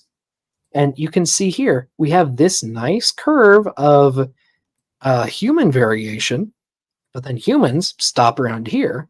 Then we start examining Neanderthals, and we see they have a lot more differences, but not as much as chimps. And this is what we would expect to see in our evolutionary worldview, just to use common vernacular, because humans and Neanderthals have been separated for less time than humans and chimps. So the humans have more fixed locations? Is that what's that showing? It is showing that these humans share a common ancestor, No, basically I'm closer asking you than about the Neanderthals. I'm asking you about the differences. You said that the humans have less differences in their genome. Yes. You're talking about like fixed Is locations. that autosomal? Is that So it's like autosomal compared to DNA other that we're looking at? humans. So I don't know I don't know the full context of this. Then why are you but, sharing like, it? That's what I'm trying to ask you. Why are you sharing it? If you're you not pick able to- any 2 random humans and What's that? compare their genomes, they're going to fall within this range. But what do those Whereas differences Neanderthals are going to represent? fall within this range. What do those differences represent? What are those ranges? What is that? Like, what exactly are we looking at?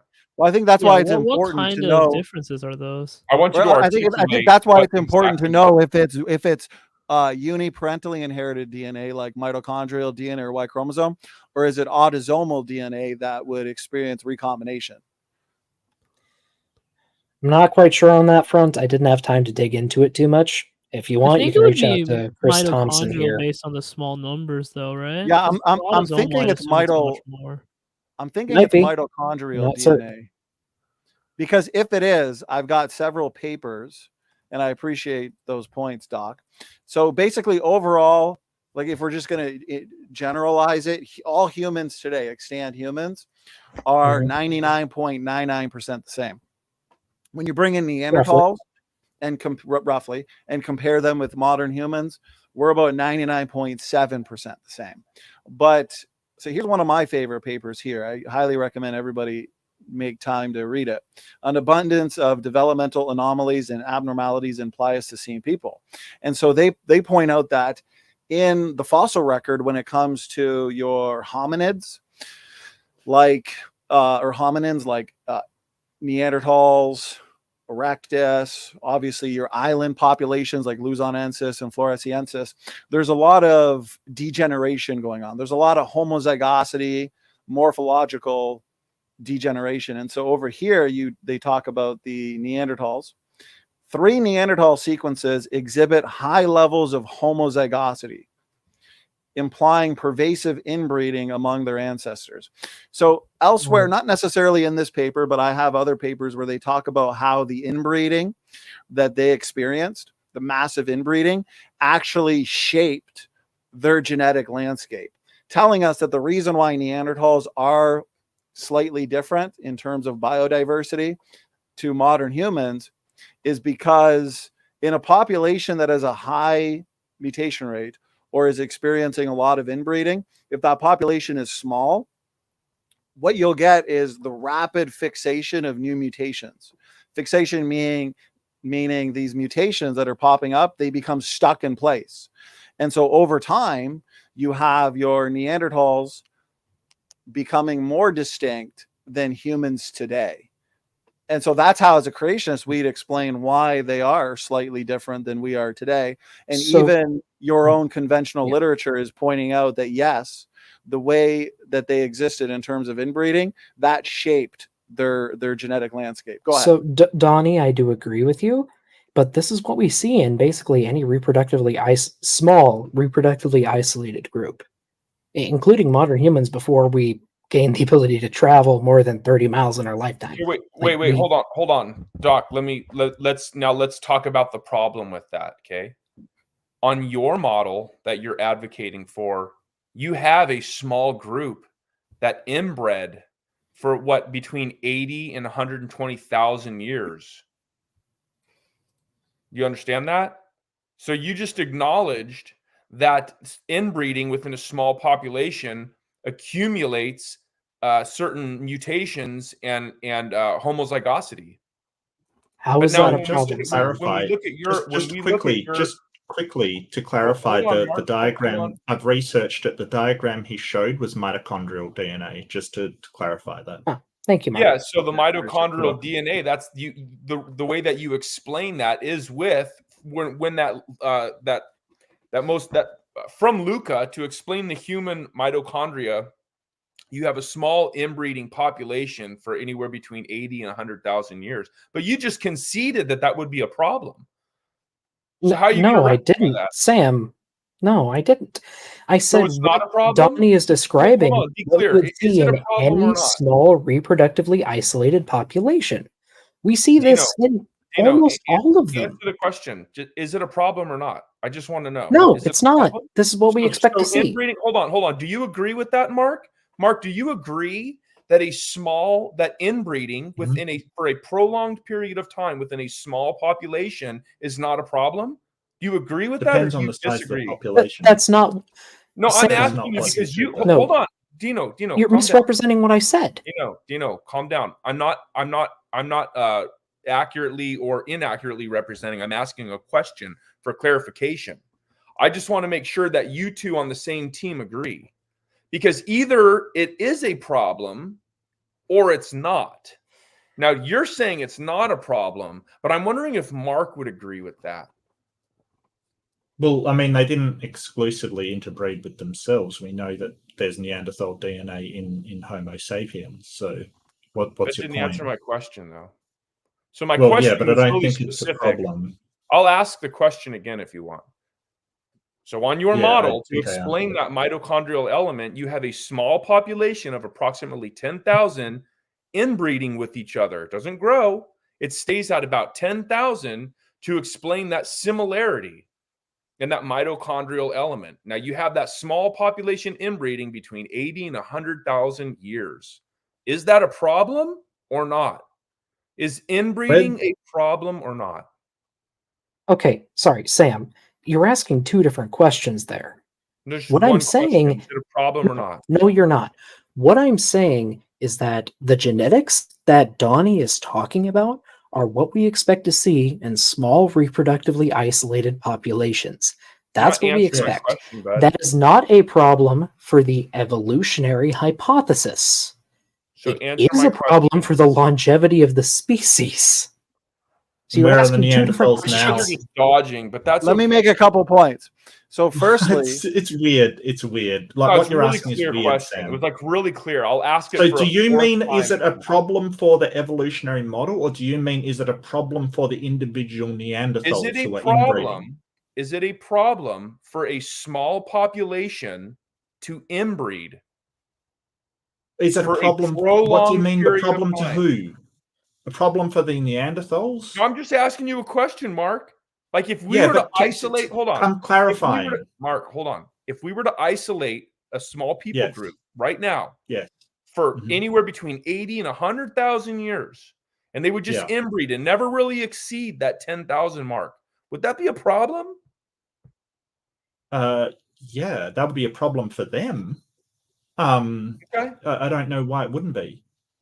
So Let me from make your a It couple wouldn't be a points. problem for the evolutionary model. We'd see it exactly what Well, we that saw is your in the model, though. Neanderthals. That's in your model. Like, that is I'll your model. explain Where why are I the think Neanderthals now, Sam? Go ahead. That's your model, Mark. Where are the That's Neanderthals now, Sam? Hold on. Where are the Neanderthals now? That's not, Mark. You're confusing. Well, I'm two asking a things. question. Hold on. No. How come you get to ask questions but I don't? What is this? Right. Where are Let the me Neanderthals now? explain the error in your question. Okay. Well, can you answer my question first? You're confusing the belief of your model, ignoring what I'm said. You're saying, well, it's not a problem because it happened. But you just acknowledge that it is a problem. And we're saying that's why it didn't happen, Mark. That's why it didn't happen. Just because I'm saying it's a didn't problem happen, for Mark. the individual Neanderthals doesn't mean I'm saying it's a problem for the model. My point It is, is a the problem question for that the you're model. so studiously avoiding is that the Neanderthals went extinct. So inbreeding could well have been a problem and contributed towards their extinction, which doesn't in any way be a problem for the evolutionary model at all.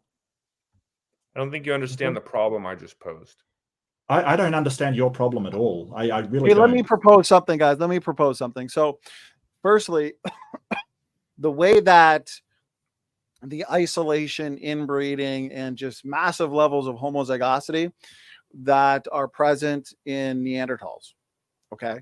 Again, this paper here is a paper that corroborates our model, where you have, so again, you can check it out, an abundance of developmental anomalies and abnormalities in Pleistocene people. So, as Doc has pointed out, when we look at a lot of these hominins, whether it's Hobbit, whether it's Erectus, whether it's Neanderthals, whether it's Naledi, okay, Luzonensis, we see a lot of features that are different, morphological features that are, as evolutionary paleoanthropologists would say, are primitive or pre-human in these creatures. But what we're finding more and more is that your fossil record in terms of these hominids are telling us that they were subject to a lot of inbreeding, a lot of degeneration, a lot of disease, a lot of abnormalities. And so basically, when an evolutionary paleoanthropologist holds up a bone, let's say from Erectus or Hobbit, and says this is transitional or this is basal, what it actually is atypical feature. What it actually is pathological. It's degenerative. And that's what we're finding out. That's what Eric Trinkos speaks to here. But in terms of the genetic shaping that we see in Neanderthals, this is a counter to what a lot of prominent evolutionists argue is I'm almost done, is a challenge to creationists, because they'll say, how do you explain the phylogenetics of Neanderthals and modern humans? Well, again, if we have a lot of mutations coming into the forefront of Neanderthals becoming fixed, and all of your genetic compartments in Neanderthals are shifting and changing, then we would expect those differences basically in biodiversity between humans and modern humans. Last thing, the challenge when it comes to the inbreeding, you guys take as long as you want. I know I'm saying a lot here, but the challenge to the inbreeding has to do with the out of Africa model, right? So today humans exist with extremely low variation. The evolutionary community, they've invoked the out of Africa population bottleneck between 70 and 200,000 years ago, depending what bottleneck you hold to. Okay, so they say that the population was reduced to about 10,000 in Africa, and those 10,000 people existed for 1,000 plus years in a small population in order to reduce levels of genetic diversity. But what we have, therefore, is a small population that is becoming highly inbred, and a lot of recessive mutations would be coming to the forefront, and this would be a near extinction event, this out of Africa model. But we're to believe that apparently all of these people eventually spread out in all parts of the globe, seizing dominion over the planet. And so I think the out of Africa model has a severe inbreeding problem. Go ahead, gentlemen. Take as much time as you need. Okay. Thank you, Donnie, for making that clear. Just one last thing to what Sam was trying to say. The The amount of inbreeding we see in Neanderthals is expected from a small reproductively isolated population. Now, that's not good for the long-term health of the species, but that's what we expect to see in the evolutionary model, because that's just how genetics work.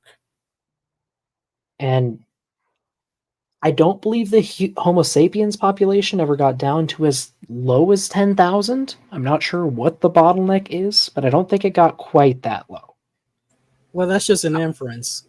How low did it get to explain Can't confirm the that. low levels of genetic diversity we see today? Well, I have Let me do a quick Google. Yeah, it was about a few thousand, basically. I've got if I could share a paper on it, sure. That basically looks into allele effects and stochasticity might be sufficient to account for Neanderthal extinction. So basically, they're saying that the anatomically modern humans might have contributed to the extinction, but not necessarily engage in competition or out consuming them. So basically, they're saying there is nothing unusual about the persistently small size in the Neanderthal populations. Hominin populations were probably small as well. Basically, they're saying that a level of stochasticity would be reached, and it was a meta population comprising of subpopulations that had all the stochastic odds against it, and it will only very rarely happen for a significant amount of time. Environmental variability produces low. Basically, it's a cycle. An unfavorable situation will eventually take place, but it's essentially saying there's nothing weird about that population surviving for a long amount of time, even though there is this inbreeding. And I think this did have the numbers. Hold on, Mark, if you don't mind. Population. Yeah, if you don't mind, what the group that we're talking about that's us, the humans. The humans are the result of that. No, we're talking about Neanderthals. So we're not. No. Well, hold on. No. So look, I explained it really simply. We're talking about Neanderthals. Technical, and Donny explained it really specifically. The last common ancestor before human that we allegedly evolved from underwent this bottleneck, and we are the result of that bottleneck. That's the argument. We're not talking about a group that died off. We're talking about us, like you and me on your model. We underwent that bottleneck. And this is the result. A sophisticated, intelligent, intellectual people is the result of 10 or 80 to 100,000 years of bottleneck, Mark.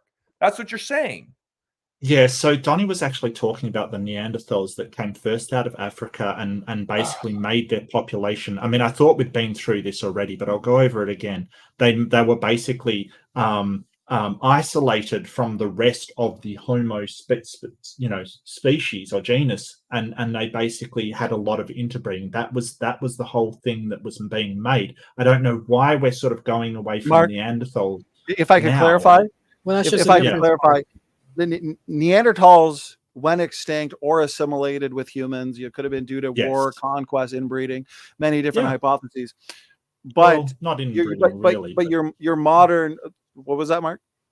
Well, it wasn't inbreeding. I mean, if Neanderthals would get assimilated into human lineage, it wouldn't be into inbreeding. Right. The inbreeding is proposed as a possible reason why. For extinction, sure. Yeah. Right. Yeah.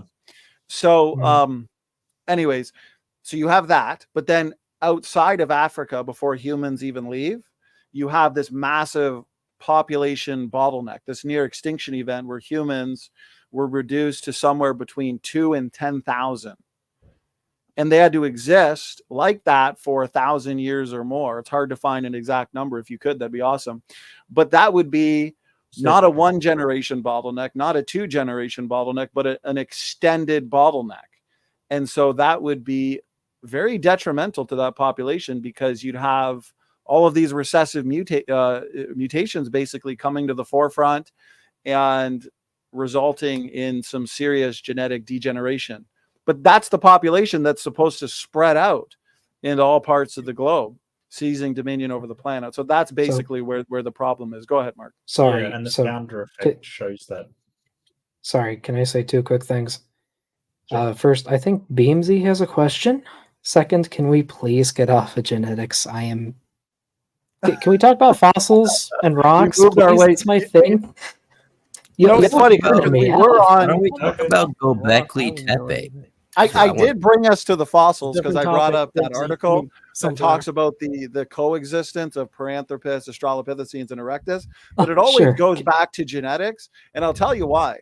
I I think on both sides, genetics is the best way to answer the question of ancestry, and I think that's why So- the evolutionists would argue that the best arguments for evolution are in genetics, probably, and then Well, as a there's a creation, reason. I'd argue the same. There's But a reason anyway, that Doc, yeah. So, There's a reason Donny, they I want will to- agree for direct ancestry.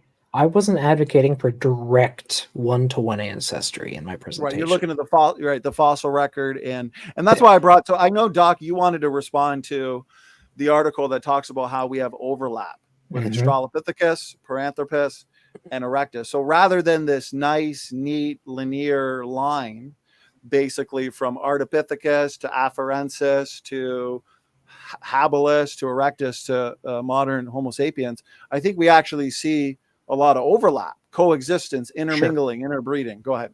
So there is a lot of overlap, and there, like I said, biology is messy. Messy. And in paleontology, we don't try to establish direct ancestry. It's very hard for us to do that. Instead, what we do is we Is that confirmation there's no tree, right? As we look at the fossils we have as representatives of the population at a given time. And what I was saying with my presentation is through geologic time, we have shifts in the populations of apes we see in East Africa. They go from, say, Ardipithecus to more genus Homo. Now, it's not a perfect gradual transition. There's overlap, there's species. Some species aren't directly ancestral to another. That's None just of them how it's are. going to be. Wait, none of them are. Wait, question. What I know, exactly none of is them the are. utility? What is the utility in painting a linear sort of picture of They don't have ancestry? they don't have a linear picture. So- They But can't is that paint a even linear inherently picture. So- useful? Is So that the utility is usually just for the sake of simplicity. oh, so the there's re- no, so it's just constructed out of nothing. It's not even. Yes. That's not what I said. Well, It is I inference. can answer. It is true. Simplify the model Bingo. to make it easy for people to understand. No, it's Yeah. not. It's because Well, you don't what if have it's not the true? transitional. Stop lying If there, it's not, Dino. if it's Can I not say true, something? Can I then say something, please? So, oversimplifying it doesn't um, count. no, well, when we do a lot of these complex systems, like for This is instance, not if you're complex. working with electronics, you probably don't want to draw your diagrams in terms of the actual electronics, like all of the electronics, Mark, the a resistors and specimen is not capacitors. And excuse comparable me, I to could a be sure motherboard. that I was talking right now. I must Bubblegum, be just let Mark mistaken or finish, and then something. you can go. Like you could draw it in terms of resistors and capacitors and all that kind of thing, but the simpler way and easier way to explain how a circuit works is you draw it in terms of logic gates. Logic gates don't actually exist. They're not a thing. They're just basically made up of electronic circuits that we simplify down to show how something works. And we're doing the same thing with this. We're just simplifying it to show how it works. Okay, time for me to Like respond. maybe an Yeah, analogy to transistors are what I real. was just saying. Wait, Like, let me finish. Listen, My turn. Mark could explain all the circuitry behind an on switch, and then I can just say, I push the switch and it goes on.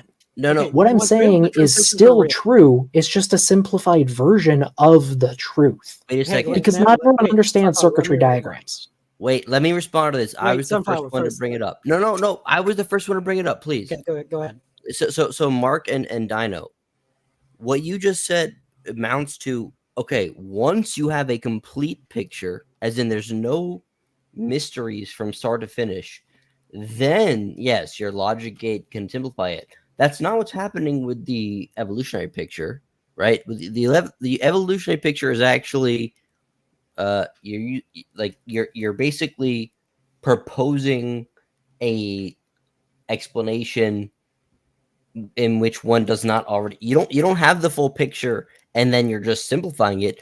You're basically saying, well, let's fill in the gaps because there's no better explanation. That's different. That's different from having a complete understanding of a circuit and then saying, well, I can simplify this circuit by using logic gates. So Okay. I So don't that think was that's an analogy. It's not going to be perfect. But it's Well, not how can we get analogous. in the That fossil record? Analogy, Wait. I It understand. was an analogy. No, Dino. Look, I'm being fair. I'm a very fair person. It was an attempt at an analogy, but it was not analogous. So, right. Like, well, it's analogous to simplifying No, things. it's So not. You people don't. can Okay, look. understand. You don't the have a full transistors actually picture exist of on the the motherboard. start Your to finish transitionals do not exist. evolution. You're just inferring I'm your sorry you transitionals. don't see them, Bubblegum, but they do exist. Oh, Can- okay, go ahead. You Go don't ahead, have we a were Dino. focusing on one more Provide to me the substantive. specimen. Provide to Listen. me a transitional specimen between the gray wolf and the Dalmatian. I don't care about the gray wolf and the You said they Dalmatian. Bubbles, existed. You get a said new they argument. existed. Provide to me the transitional then. Admit it. You're inferring your transitionals. No, I just don't care enough to look No, you into don't it to care. refute you. Bubblegum you I can't don't do care. it. Bubbles. Listen, I don't care. You can't do it. Apply. Listen, you still are inferring though a whole lot. Come on. You're not Yes, gonna I sit admit here and there tell is inference, but not A every lot of- inference the is just a whole thing. wild guess. Okay, In but science, we Dino- don't just make wild guesses, we Dino. make inferences based on the evidence we have. Dino, You're when you making up have your when you evidence, have a dude. You're complete knowledge admitting of you're a making certain up your evidence. No, Bubbles, you're saying we make up our evidence. Hold on. That's what an inference is. Bubblegum, hold That's not what an inference is. dude, please hold on. Let me just All right, we're gonna hold on. Just a point Dino, of moderation. Hold Dino, on, you're gonna go next, Sunflower. You're gonna go next. But let's let try me to just ask you a question. Let's try Let to. me just ask a Yeah, question. no, I am. Hold. I'm just gonna ask that everyone not over talk each other. We were Okay. having a pretty good conversation, and everything was all right. Fair. I Actually, Sam, apologize. gentlemen, I apologize. It sounds like everybody's enjoying the discussion. We're at the 4.5 hour mark. We were going to wrap it up around here, but I can allow this to continue as long as we keep it professional. Yeah. I'm going to be stepping away for probably about 30 minutes. I got some food ready for me. I'm going to relax. If people still want to continue this discussion, Yeah. if people still want to hang around and because it sounds like everybody's having fun. Yeah, And I have a therefore- question for Dino. I just want to. Well, it's a Sunflower. Before you do, I want to hear from everybody. Does everybody Okay. want me to continue this show, or should we? We always start get to have fun I when mean- Bubblegum's around because he has like Yeah, the third position, you know. I got lunch to go, but I can hang around if you want. I think- Okay, well, think it's I mean, fine. I have an appreciate that, after Mark. show set up on my channel if you want to cut the Oh, stream, Donnie. what time's that? Like we can Doc? transition over to my after show. Sure. Okay, let me therefore finish what I was saying earlier, and then we'll slowly start to wind it down. Sam will probably wrap it up completely, maybe another 10, 15 minutes more. But to finish what I was saying, and then Sunflower, we're going to hand it to you. I know you had a question, but we've kind of diverted from what I was bringing up to Doc. And so my point, like, for example, here's Donald Johanson, right? He talks about how his collection that he originally unearthed suggests that Homo and Australopithecus coexisted as early as 3 million years ago. So I oftentimes explain that when you have two different models, the creation model and the evolutionary model, or two different worldviews, we are interpreting the evidence related to our models or worldviews. Okay. But there's a lot of overlap within those models. So if I were to say, Doc or Mark, creation's true or separate ancestry is true because the sky is blue, you'd say, well, no, because the evolutionary model can also explain why the sky is blue. And so I would argue there's a lot of overlap and a lot of lines of evidence that both models can explain. It's not discriminatory. And when it comes to the hominin fossil record, to bring my thoughts to a major point here, Doc, since we see overlap, okay, you interpret that one way as linear evolution from Ardipithecus to Australopithecus to Homo and to eventually modern humans. But for us, we would argue again, you have a dispersal event at the Tower of Babel where you have Neanderthals going one way, or a group that devolves into Neanderthals going one way, Erectus, Naledi, Floresiensis, and then modern humans, which extend to today. We also have the Australopithecines that would exist in Africa. And so we see all of these groups coexisting and this being consistent with the creation model. And so we interpret it that way. It's consistent. You interpret it a different way. You argue it's consistent. And so, Doc, do you understand my point, and do you understand where I'm coming from on this? So I think I understand, Donnie, but just really important. I'm not saying it's a linear path from Ardipithecus to Homo sapiens. Right. It is a wild, confusing mess. And we're just doing our best to make sense of it. But what we do have is these bones are in a rock layer that is 6 million years old. We have Homo sapiens that is in a rock layer that is 50,000 years old. Well, that's And because while some there might groups be some overlap, while there might be some overlap in the middle, the beginning and end are separate. And as we go forward through time, there is a progression from one to the other. see, and Does that's that where make I'd sense? argue it does from your model, but I'd argue that's not what we see. And so I've got a lot of papers and excerpts and diagrams here that show, yeah, it's a bushy mess. There's a lot of overlap. There's a lot of intermingling. And I'd like to go here. So, for example, even with Sediba, they're talking about how basically, if you see my screen, new studies shake up human family tree, where you've basically got a lot of dead ends, where you've got a branch that doesn't really go anywhere. It's just, it goes off to the side. It's an extinct group. So yes, I would agree with you that we have modern humans today in the earliest rocks. We have a lot of extinct groups like Erectus, like Neanderthals, like Denisovans, which we only have a few bones for anyways. But that's not evidence for any forward evolution. That's just evidence of coexistence and intermingling of different groups. Some groups have made it to today. Other groups have experienced dead ends. They went extinct. They didn't make it. But Donnie, there is no overlap between Ardipithecus and Homo erectus. Homo erectus does coexist with some species of Australopithecus, but it doesn't with all of them. Right? That I think is debatable, because I think we have direct evidence for Australopithecus and Homo existing, specifically Homo erectus. But with Ardipithecus, but with Ardipithecus, you know, we might not have direct evidence of the bones intermingled. I mean, we actually have, for example, Australopithecus sediba, Ella Bean and Yoel Rack here. Notice human missing link fossils may be jumble of species. They conclude that Australopithecus sediba is not taxonomically legit. It's the co-mixing of Erectus bones and Australopithecus bones. So we know there's overlap there, but with Ardipithecus, that could be the case because we understand all. Okay, go ahead. I'm saying a lot there. Go ahead. Sorry. So I have heard there are refutations to this study first. Second, when I say Australopithecus, Australopithecus is made up of at least 5 different species, not all of them contemporaneous with each other. Homo is made up of at least 5 species, not all of them contemporaneous with one another. Some Australopithecus are contemporaneous with some Homo, but there are multiple species within those genera that do not intermix, and there can always be offshoots within a genus. Like Australopithecus sediba might not be ancestral to Homo sapiens, but Australopithecus afarensis might have been. Does that make sense? That's going to be, well, again, it does from your model, but we've had lots of discussion within the paleoanthropological community with Johansson, with the Leakeys, with Lee Berger, with many, Chris Stringer, whatever. A lot of discussion on which of these bones belong to which species. Even Lee Berger, he made a video recently on species, and he points out that afarensis, even he would argue that afarensis is chimeric. It's the accidental mixture of different species. Okay, so it's not just one. Specimen so, was he talking wait, about? I just talk, please. Okay.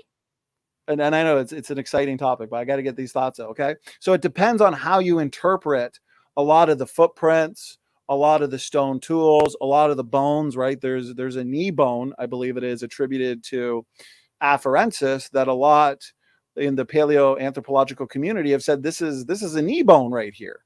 And so is it like an erectus knee bone? If so, then basically Lucy and erectus coexisted. Or for example, the Laetoli footprint. If you look to these as being maybe an erectus footprint, well, now you have to conclude that, yeah, Homo and afarensis coexisted. So it's going to come down to how do you interpret a lot of the external evidence.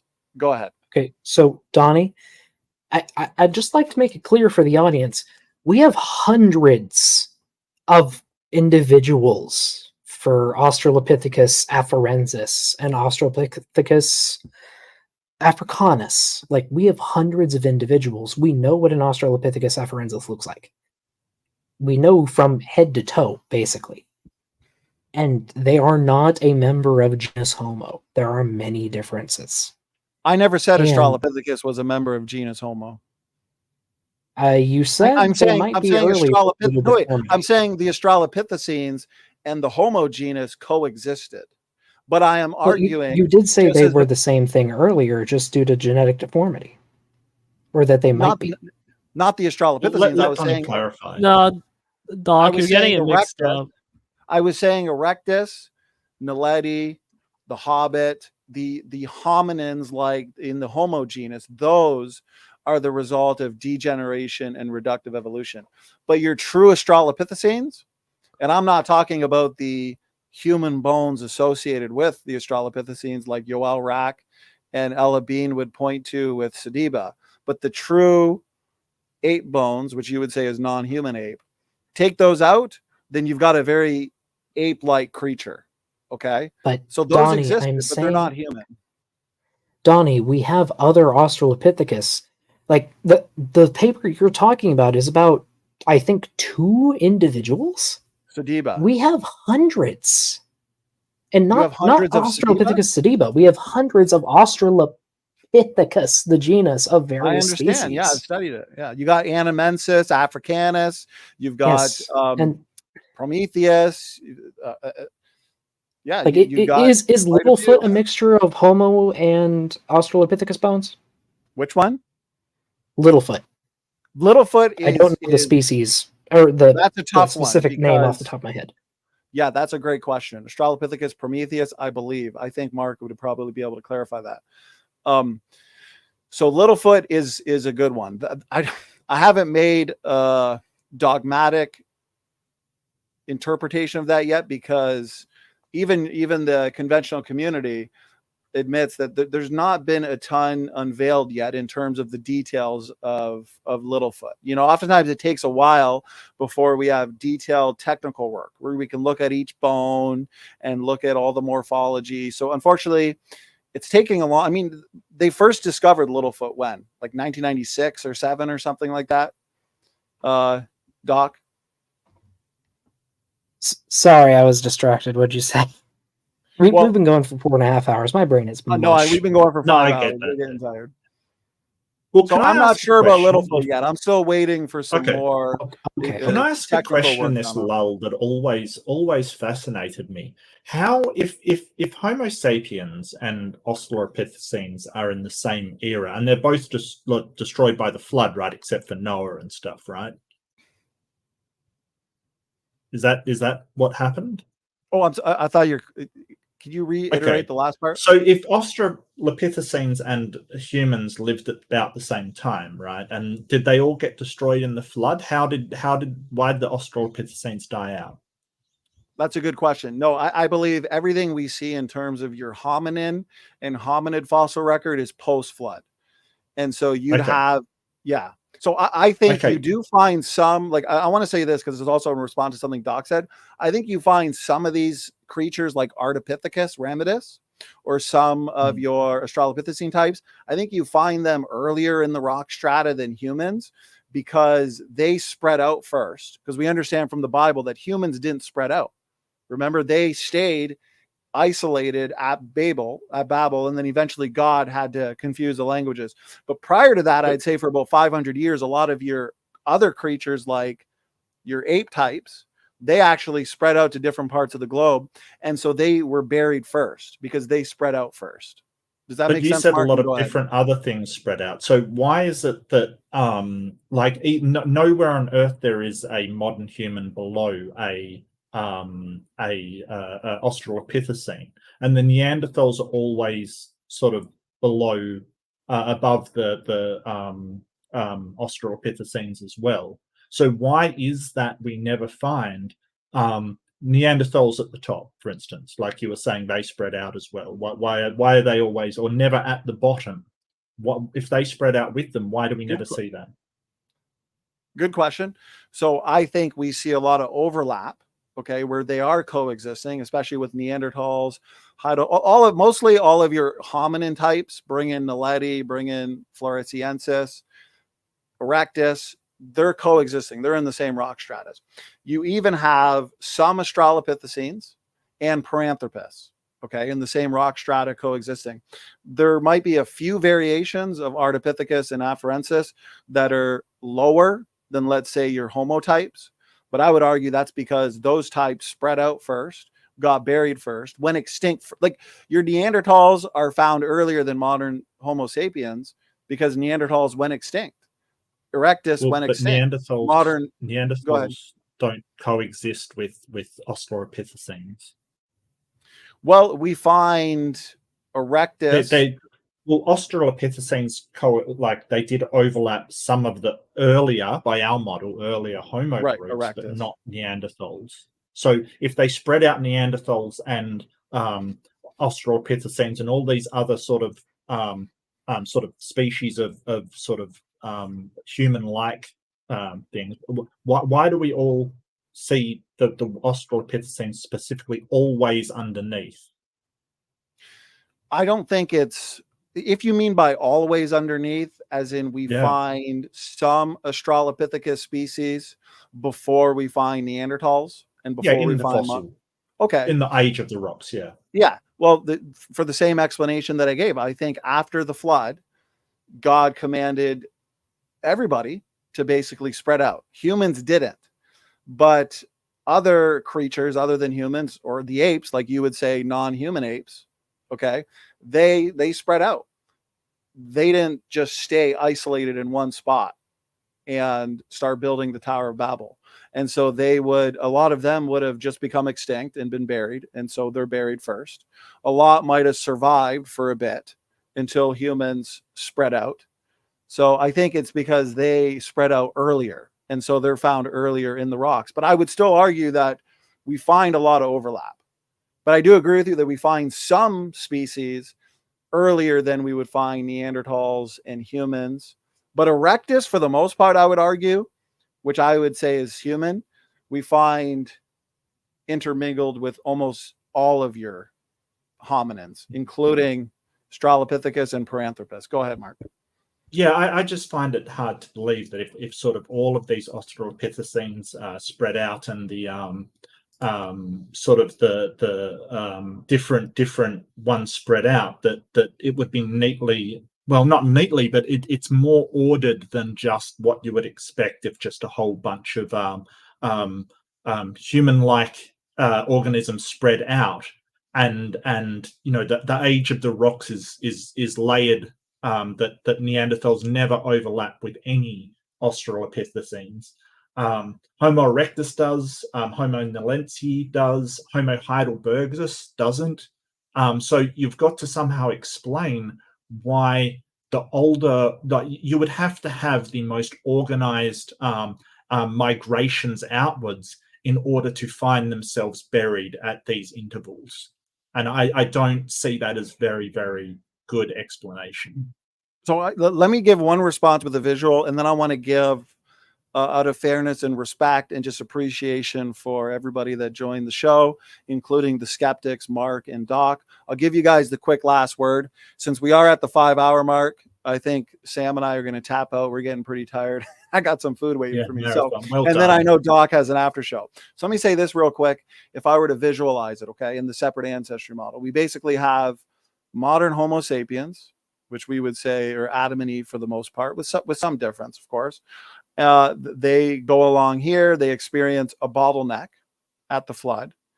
Okay. They continue on to, let's say, the Tower of Babel, and that's where you get the dispersal. So you get all these different side branches. You get Hobbit, you get Naledi, Denisovans, Neanderthals, Erectus. I would argue all of these hominins have evidence for pathology. They have evidence for genetic degeneration, for disease, which explains a lot of their atypical features, the reduced brain size, the small skull, reduced chin, so on and so forth. So these groups, as you can see, they become extinct. They don't continue on to today. And so I would expect, therefore, to find overlap, because we do find overlap. Again, we find Erectus with a lot of your other non-humans, okay, like your Australopithecines. Not all, but most, I would say. And so we'd find these buried earlier with some overlap, including overlap with your non-human apes. But humans living on to today, modern humans, we didn't go extinct.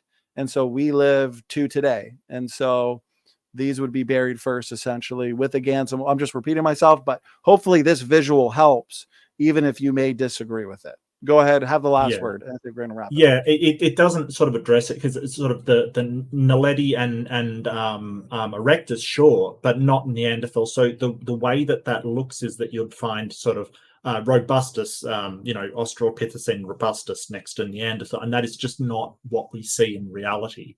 So I don't think that works for that reason, because we don't find the overlap between the, like, Heidelbergensis, that's a later Homo sort of species. We don't see that overlapping with the Australopithecines at all. So that's why I think that diagram is very inaccurate, because you sort of pointed out the ones that do overlap while sort of ignoring the ones that definitely don't.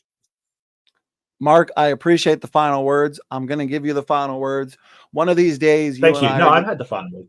I think this has been great. This has been a lot of fun. Yeah, it's awesome. I'm glad we made it to the 5-hour mark. So this has been an epic. Our last Evolution open mic went about 4.5 hours, so we topped it. We'll have to do another one soon. Mark, you and I will have to just have a one-on-one one of these days. I'm sure people would love to see that showdown.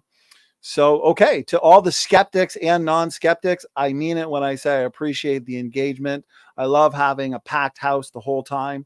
It was great to see how many people were in the backstage and just excited to discuss the topic of origins. I mean, it's fascinating. We can talk about it all day. So, Doc, I got to say, excellent debate with Kent. That was a lot of fun. The hour flew by. We'll have to do another one soon. Let's get some final words from you, Doc. Actually, before I do that, I know Beamsy has had a question for a while. Could he ask it quick? It wasn't really a question. It was just a critique on what Sam was using as evidence. Okay. In that case, fun first debate. I wish Kent had interacted more. When I asked him what I'd been arguing, he didn't have an answer. It's kind of disappointing. If anyone else wants to debate me on the age of the Earth or some lineage's evolution, not counting bubblegum, I'd be happy to debate. Pick humans, whales, birds. Birds are my favorite. I'm a dinosaur specialist. So if anyone wants to do that, I'd love to. Anyway, thank you for having me, Donnie. This was fun. Okay, Doc. I look forward to drinking heavily after this is over. We'll do more of these. Doc, maybe you and I will go at it too. Okay, so anybody who wants to continue the conversation, Sunflower, I feel horrible. I know you had a question. Continue it over on Dr. Dino's after show. Okay, so Doc, you're still having the after show, right? Yeah, would you mind posting the link in chat so people can go? Okay, well, people head on over there, see science. I feel like you're just itching to get in there. So everybody go over to Doc's channel. He's having an after show. I don't know why he doesn't want to make bubblegum, though. No worries, Donnie. Always appreciate your lives, man. You are a very, very solid moderator and just facilitator. Appreciate it, man. Really do. I appreciate that, brother. You're always welcome here. Again, we're going to do another one of these soon. So everybody feel free to join. Actually, next week, we're having Paul Price open mic. So I'm really hoping to see some of you guys. Mark, you, hoping to see you. Okay. And, whoever. So, okay, guys. Blessings all to the audience. I appreciate all the super chats, the support. And Standing for Truth is out. We'll see you later.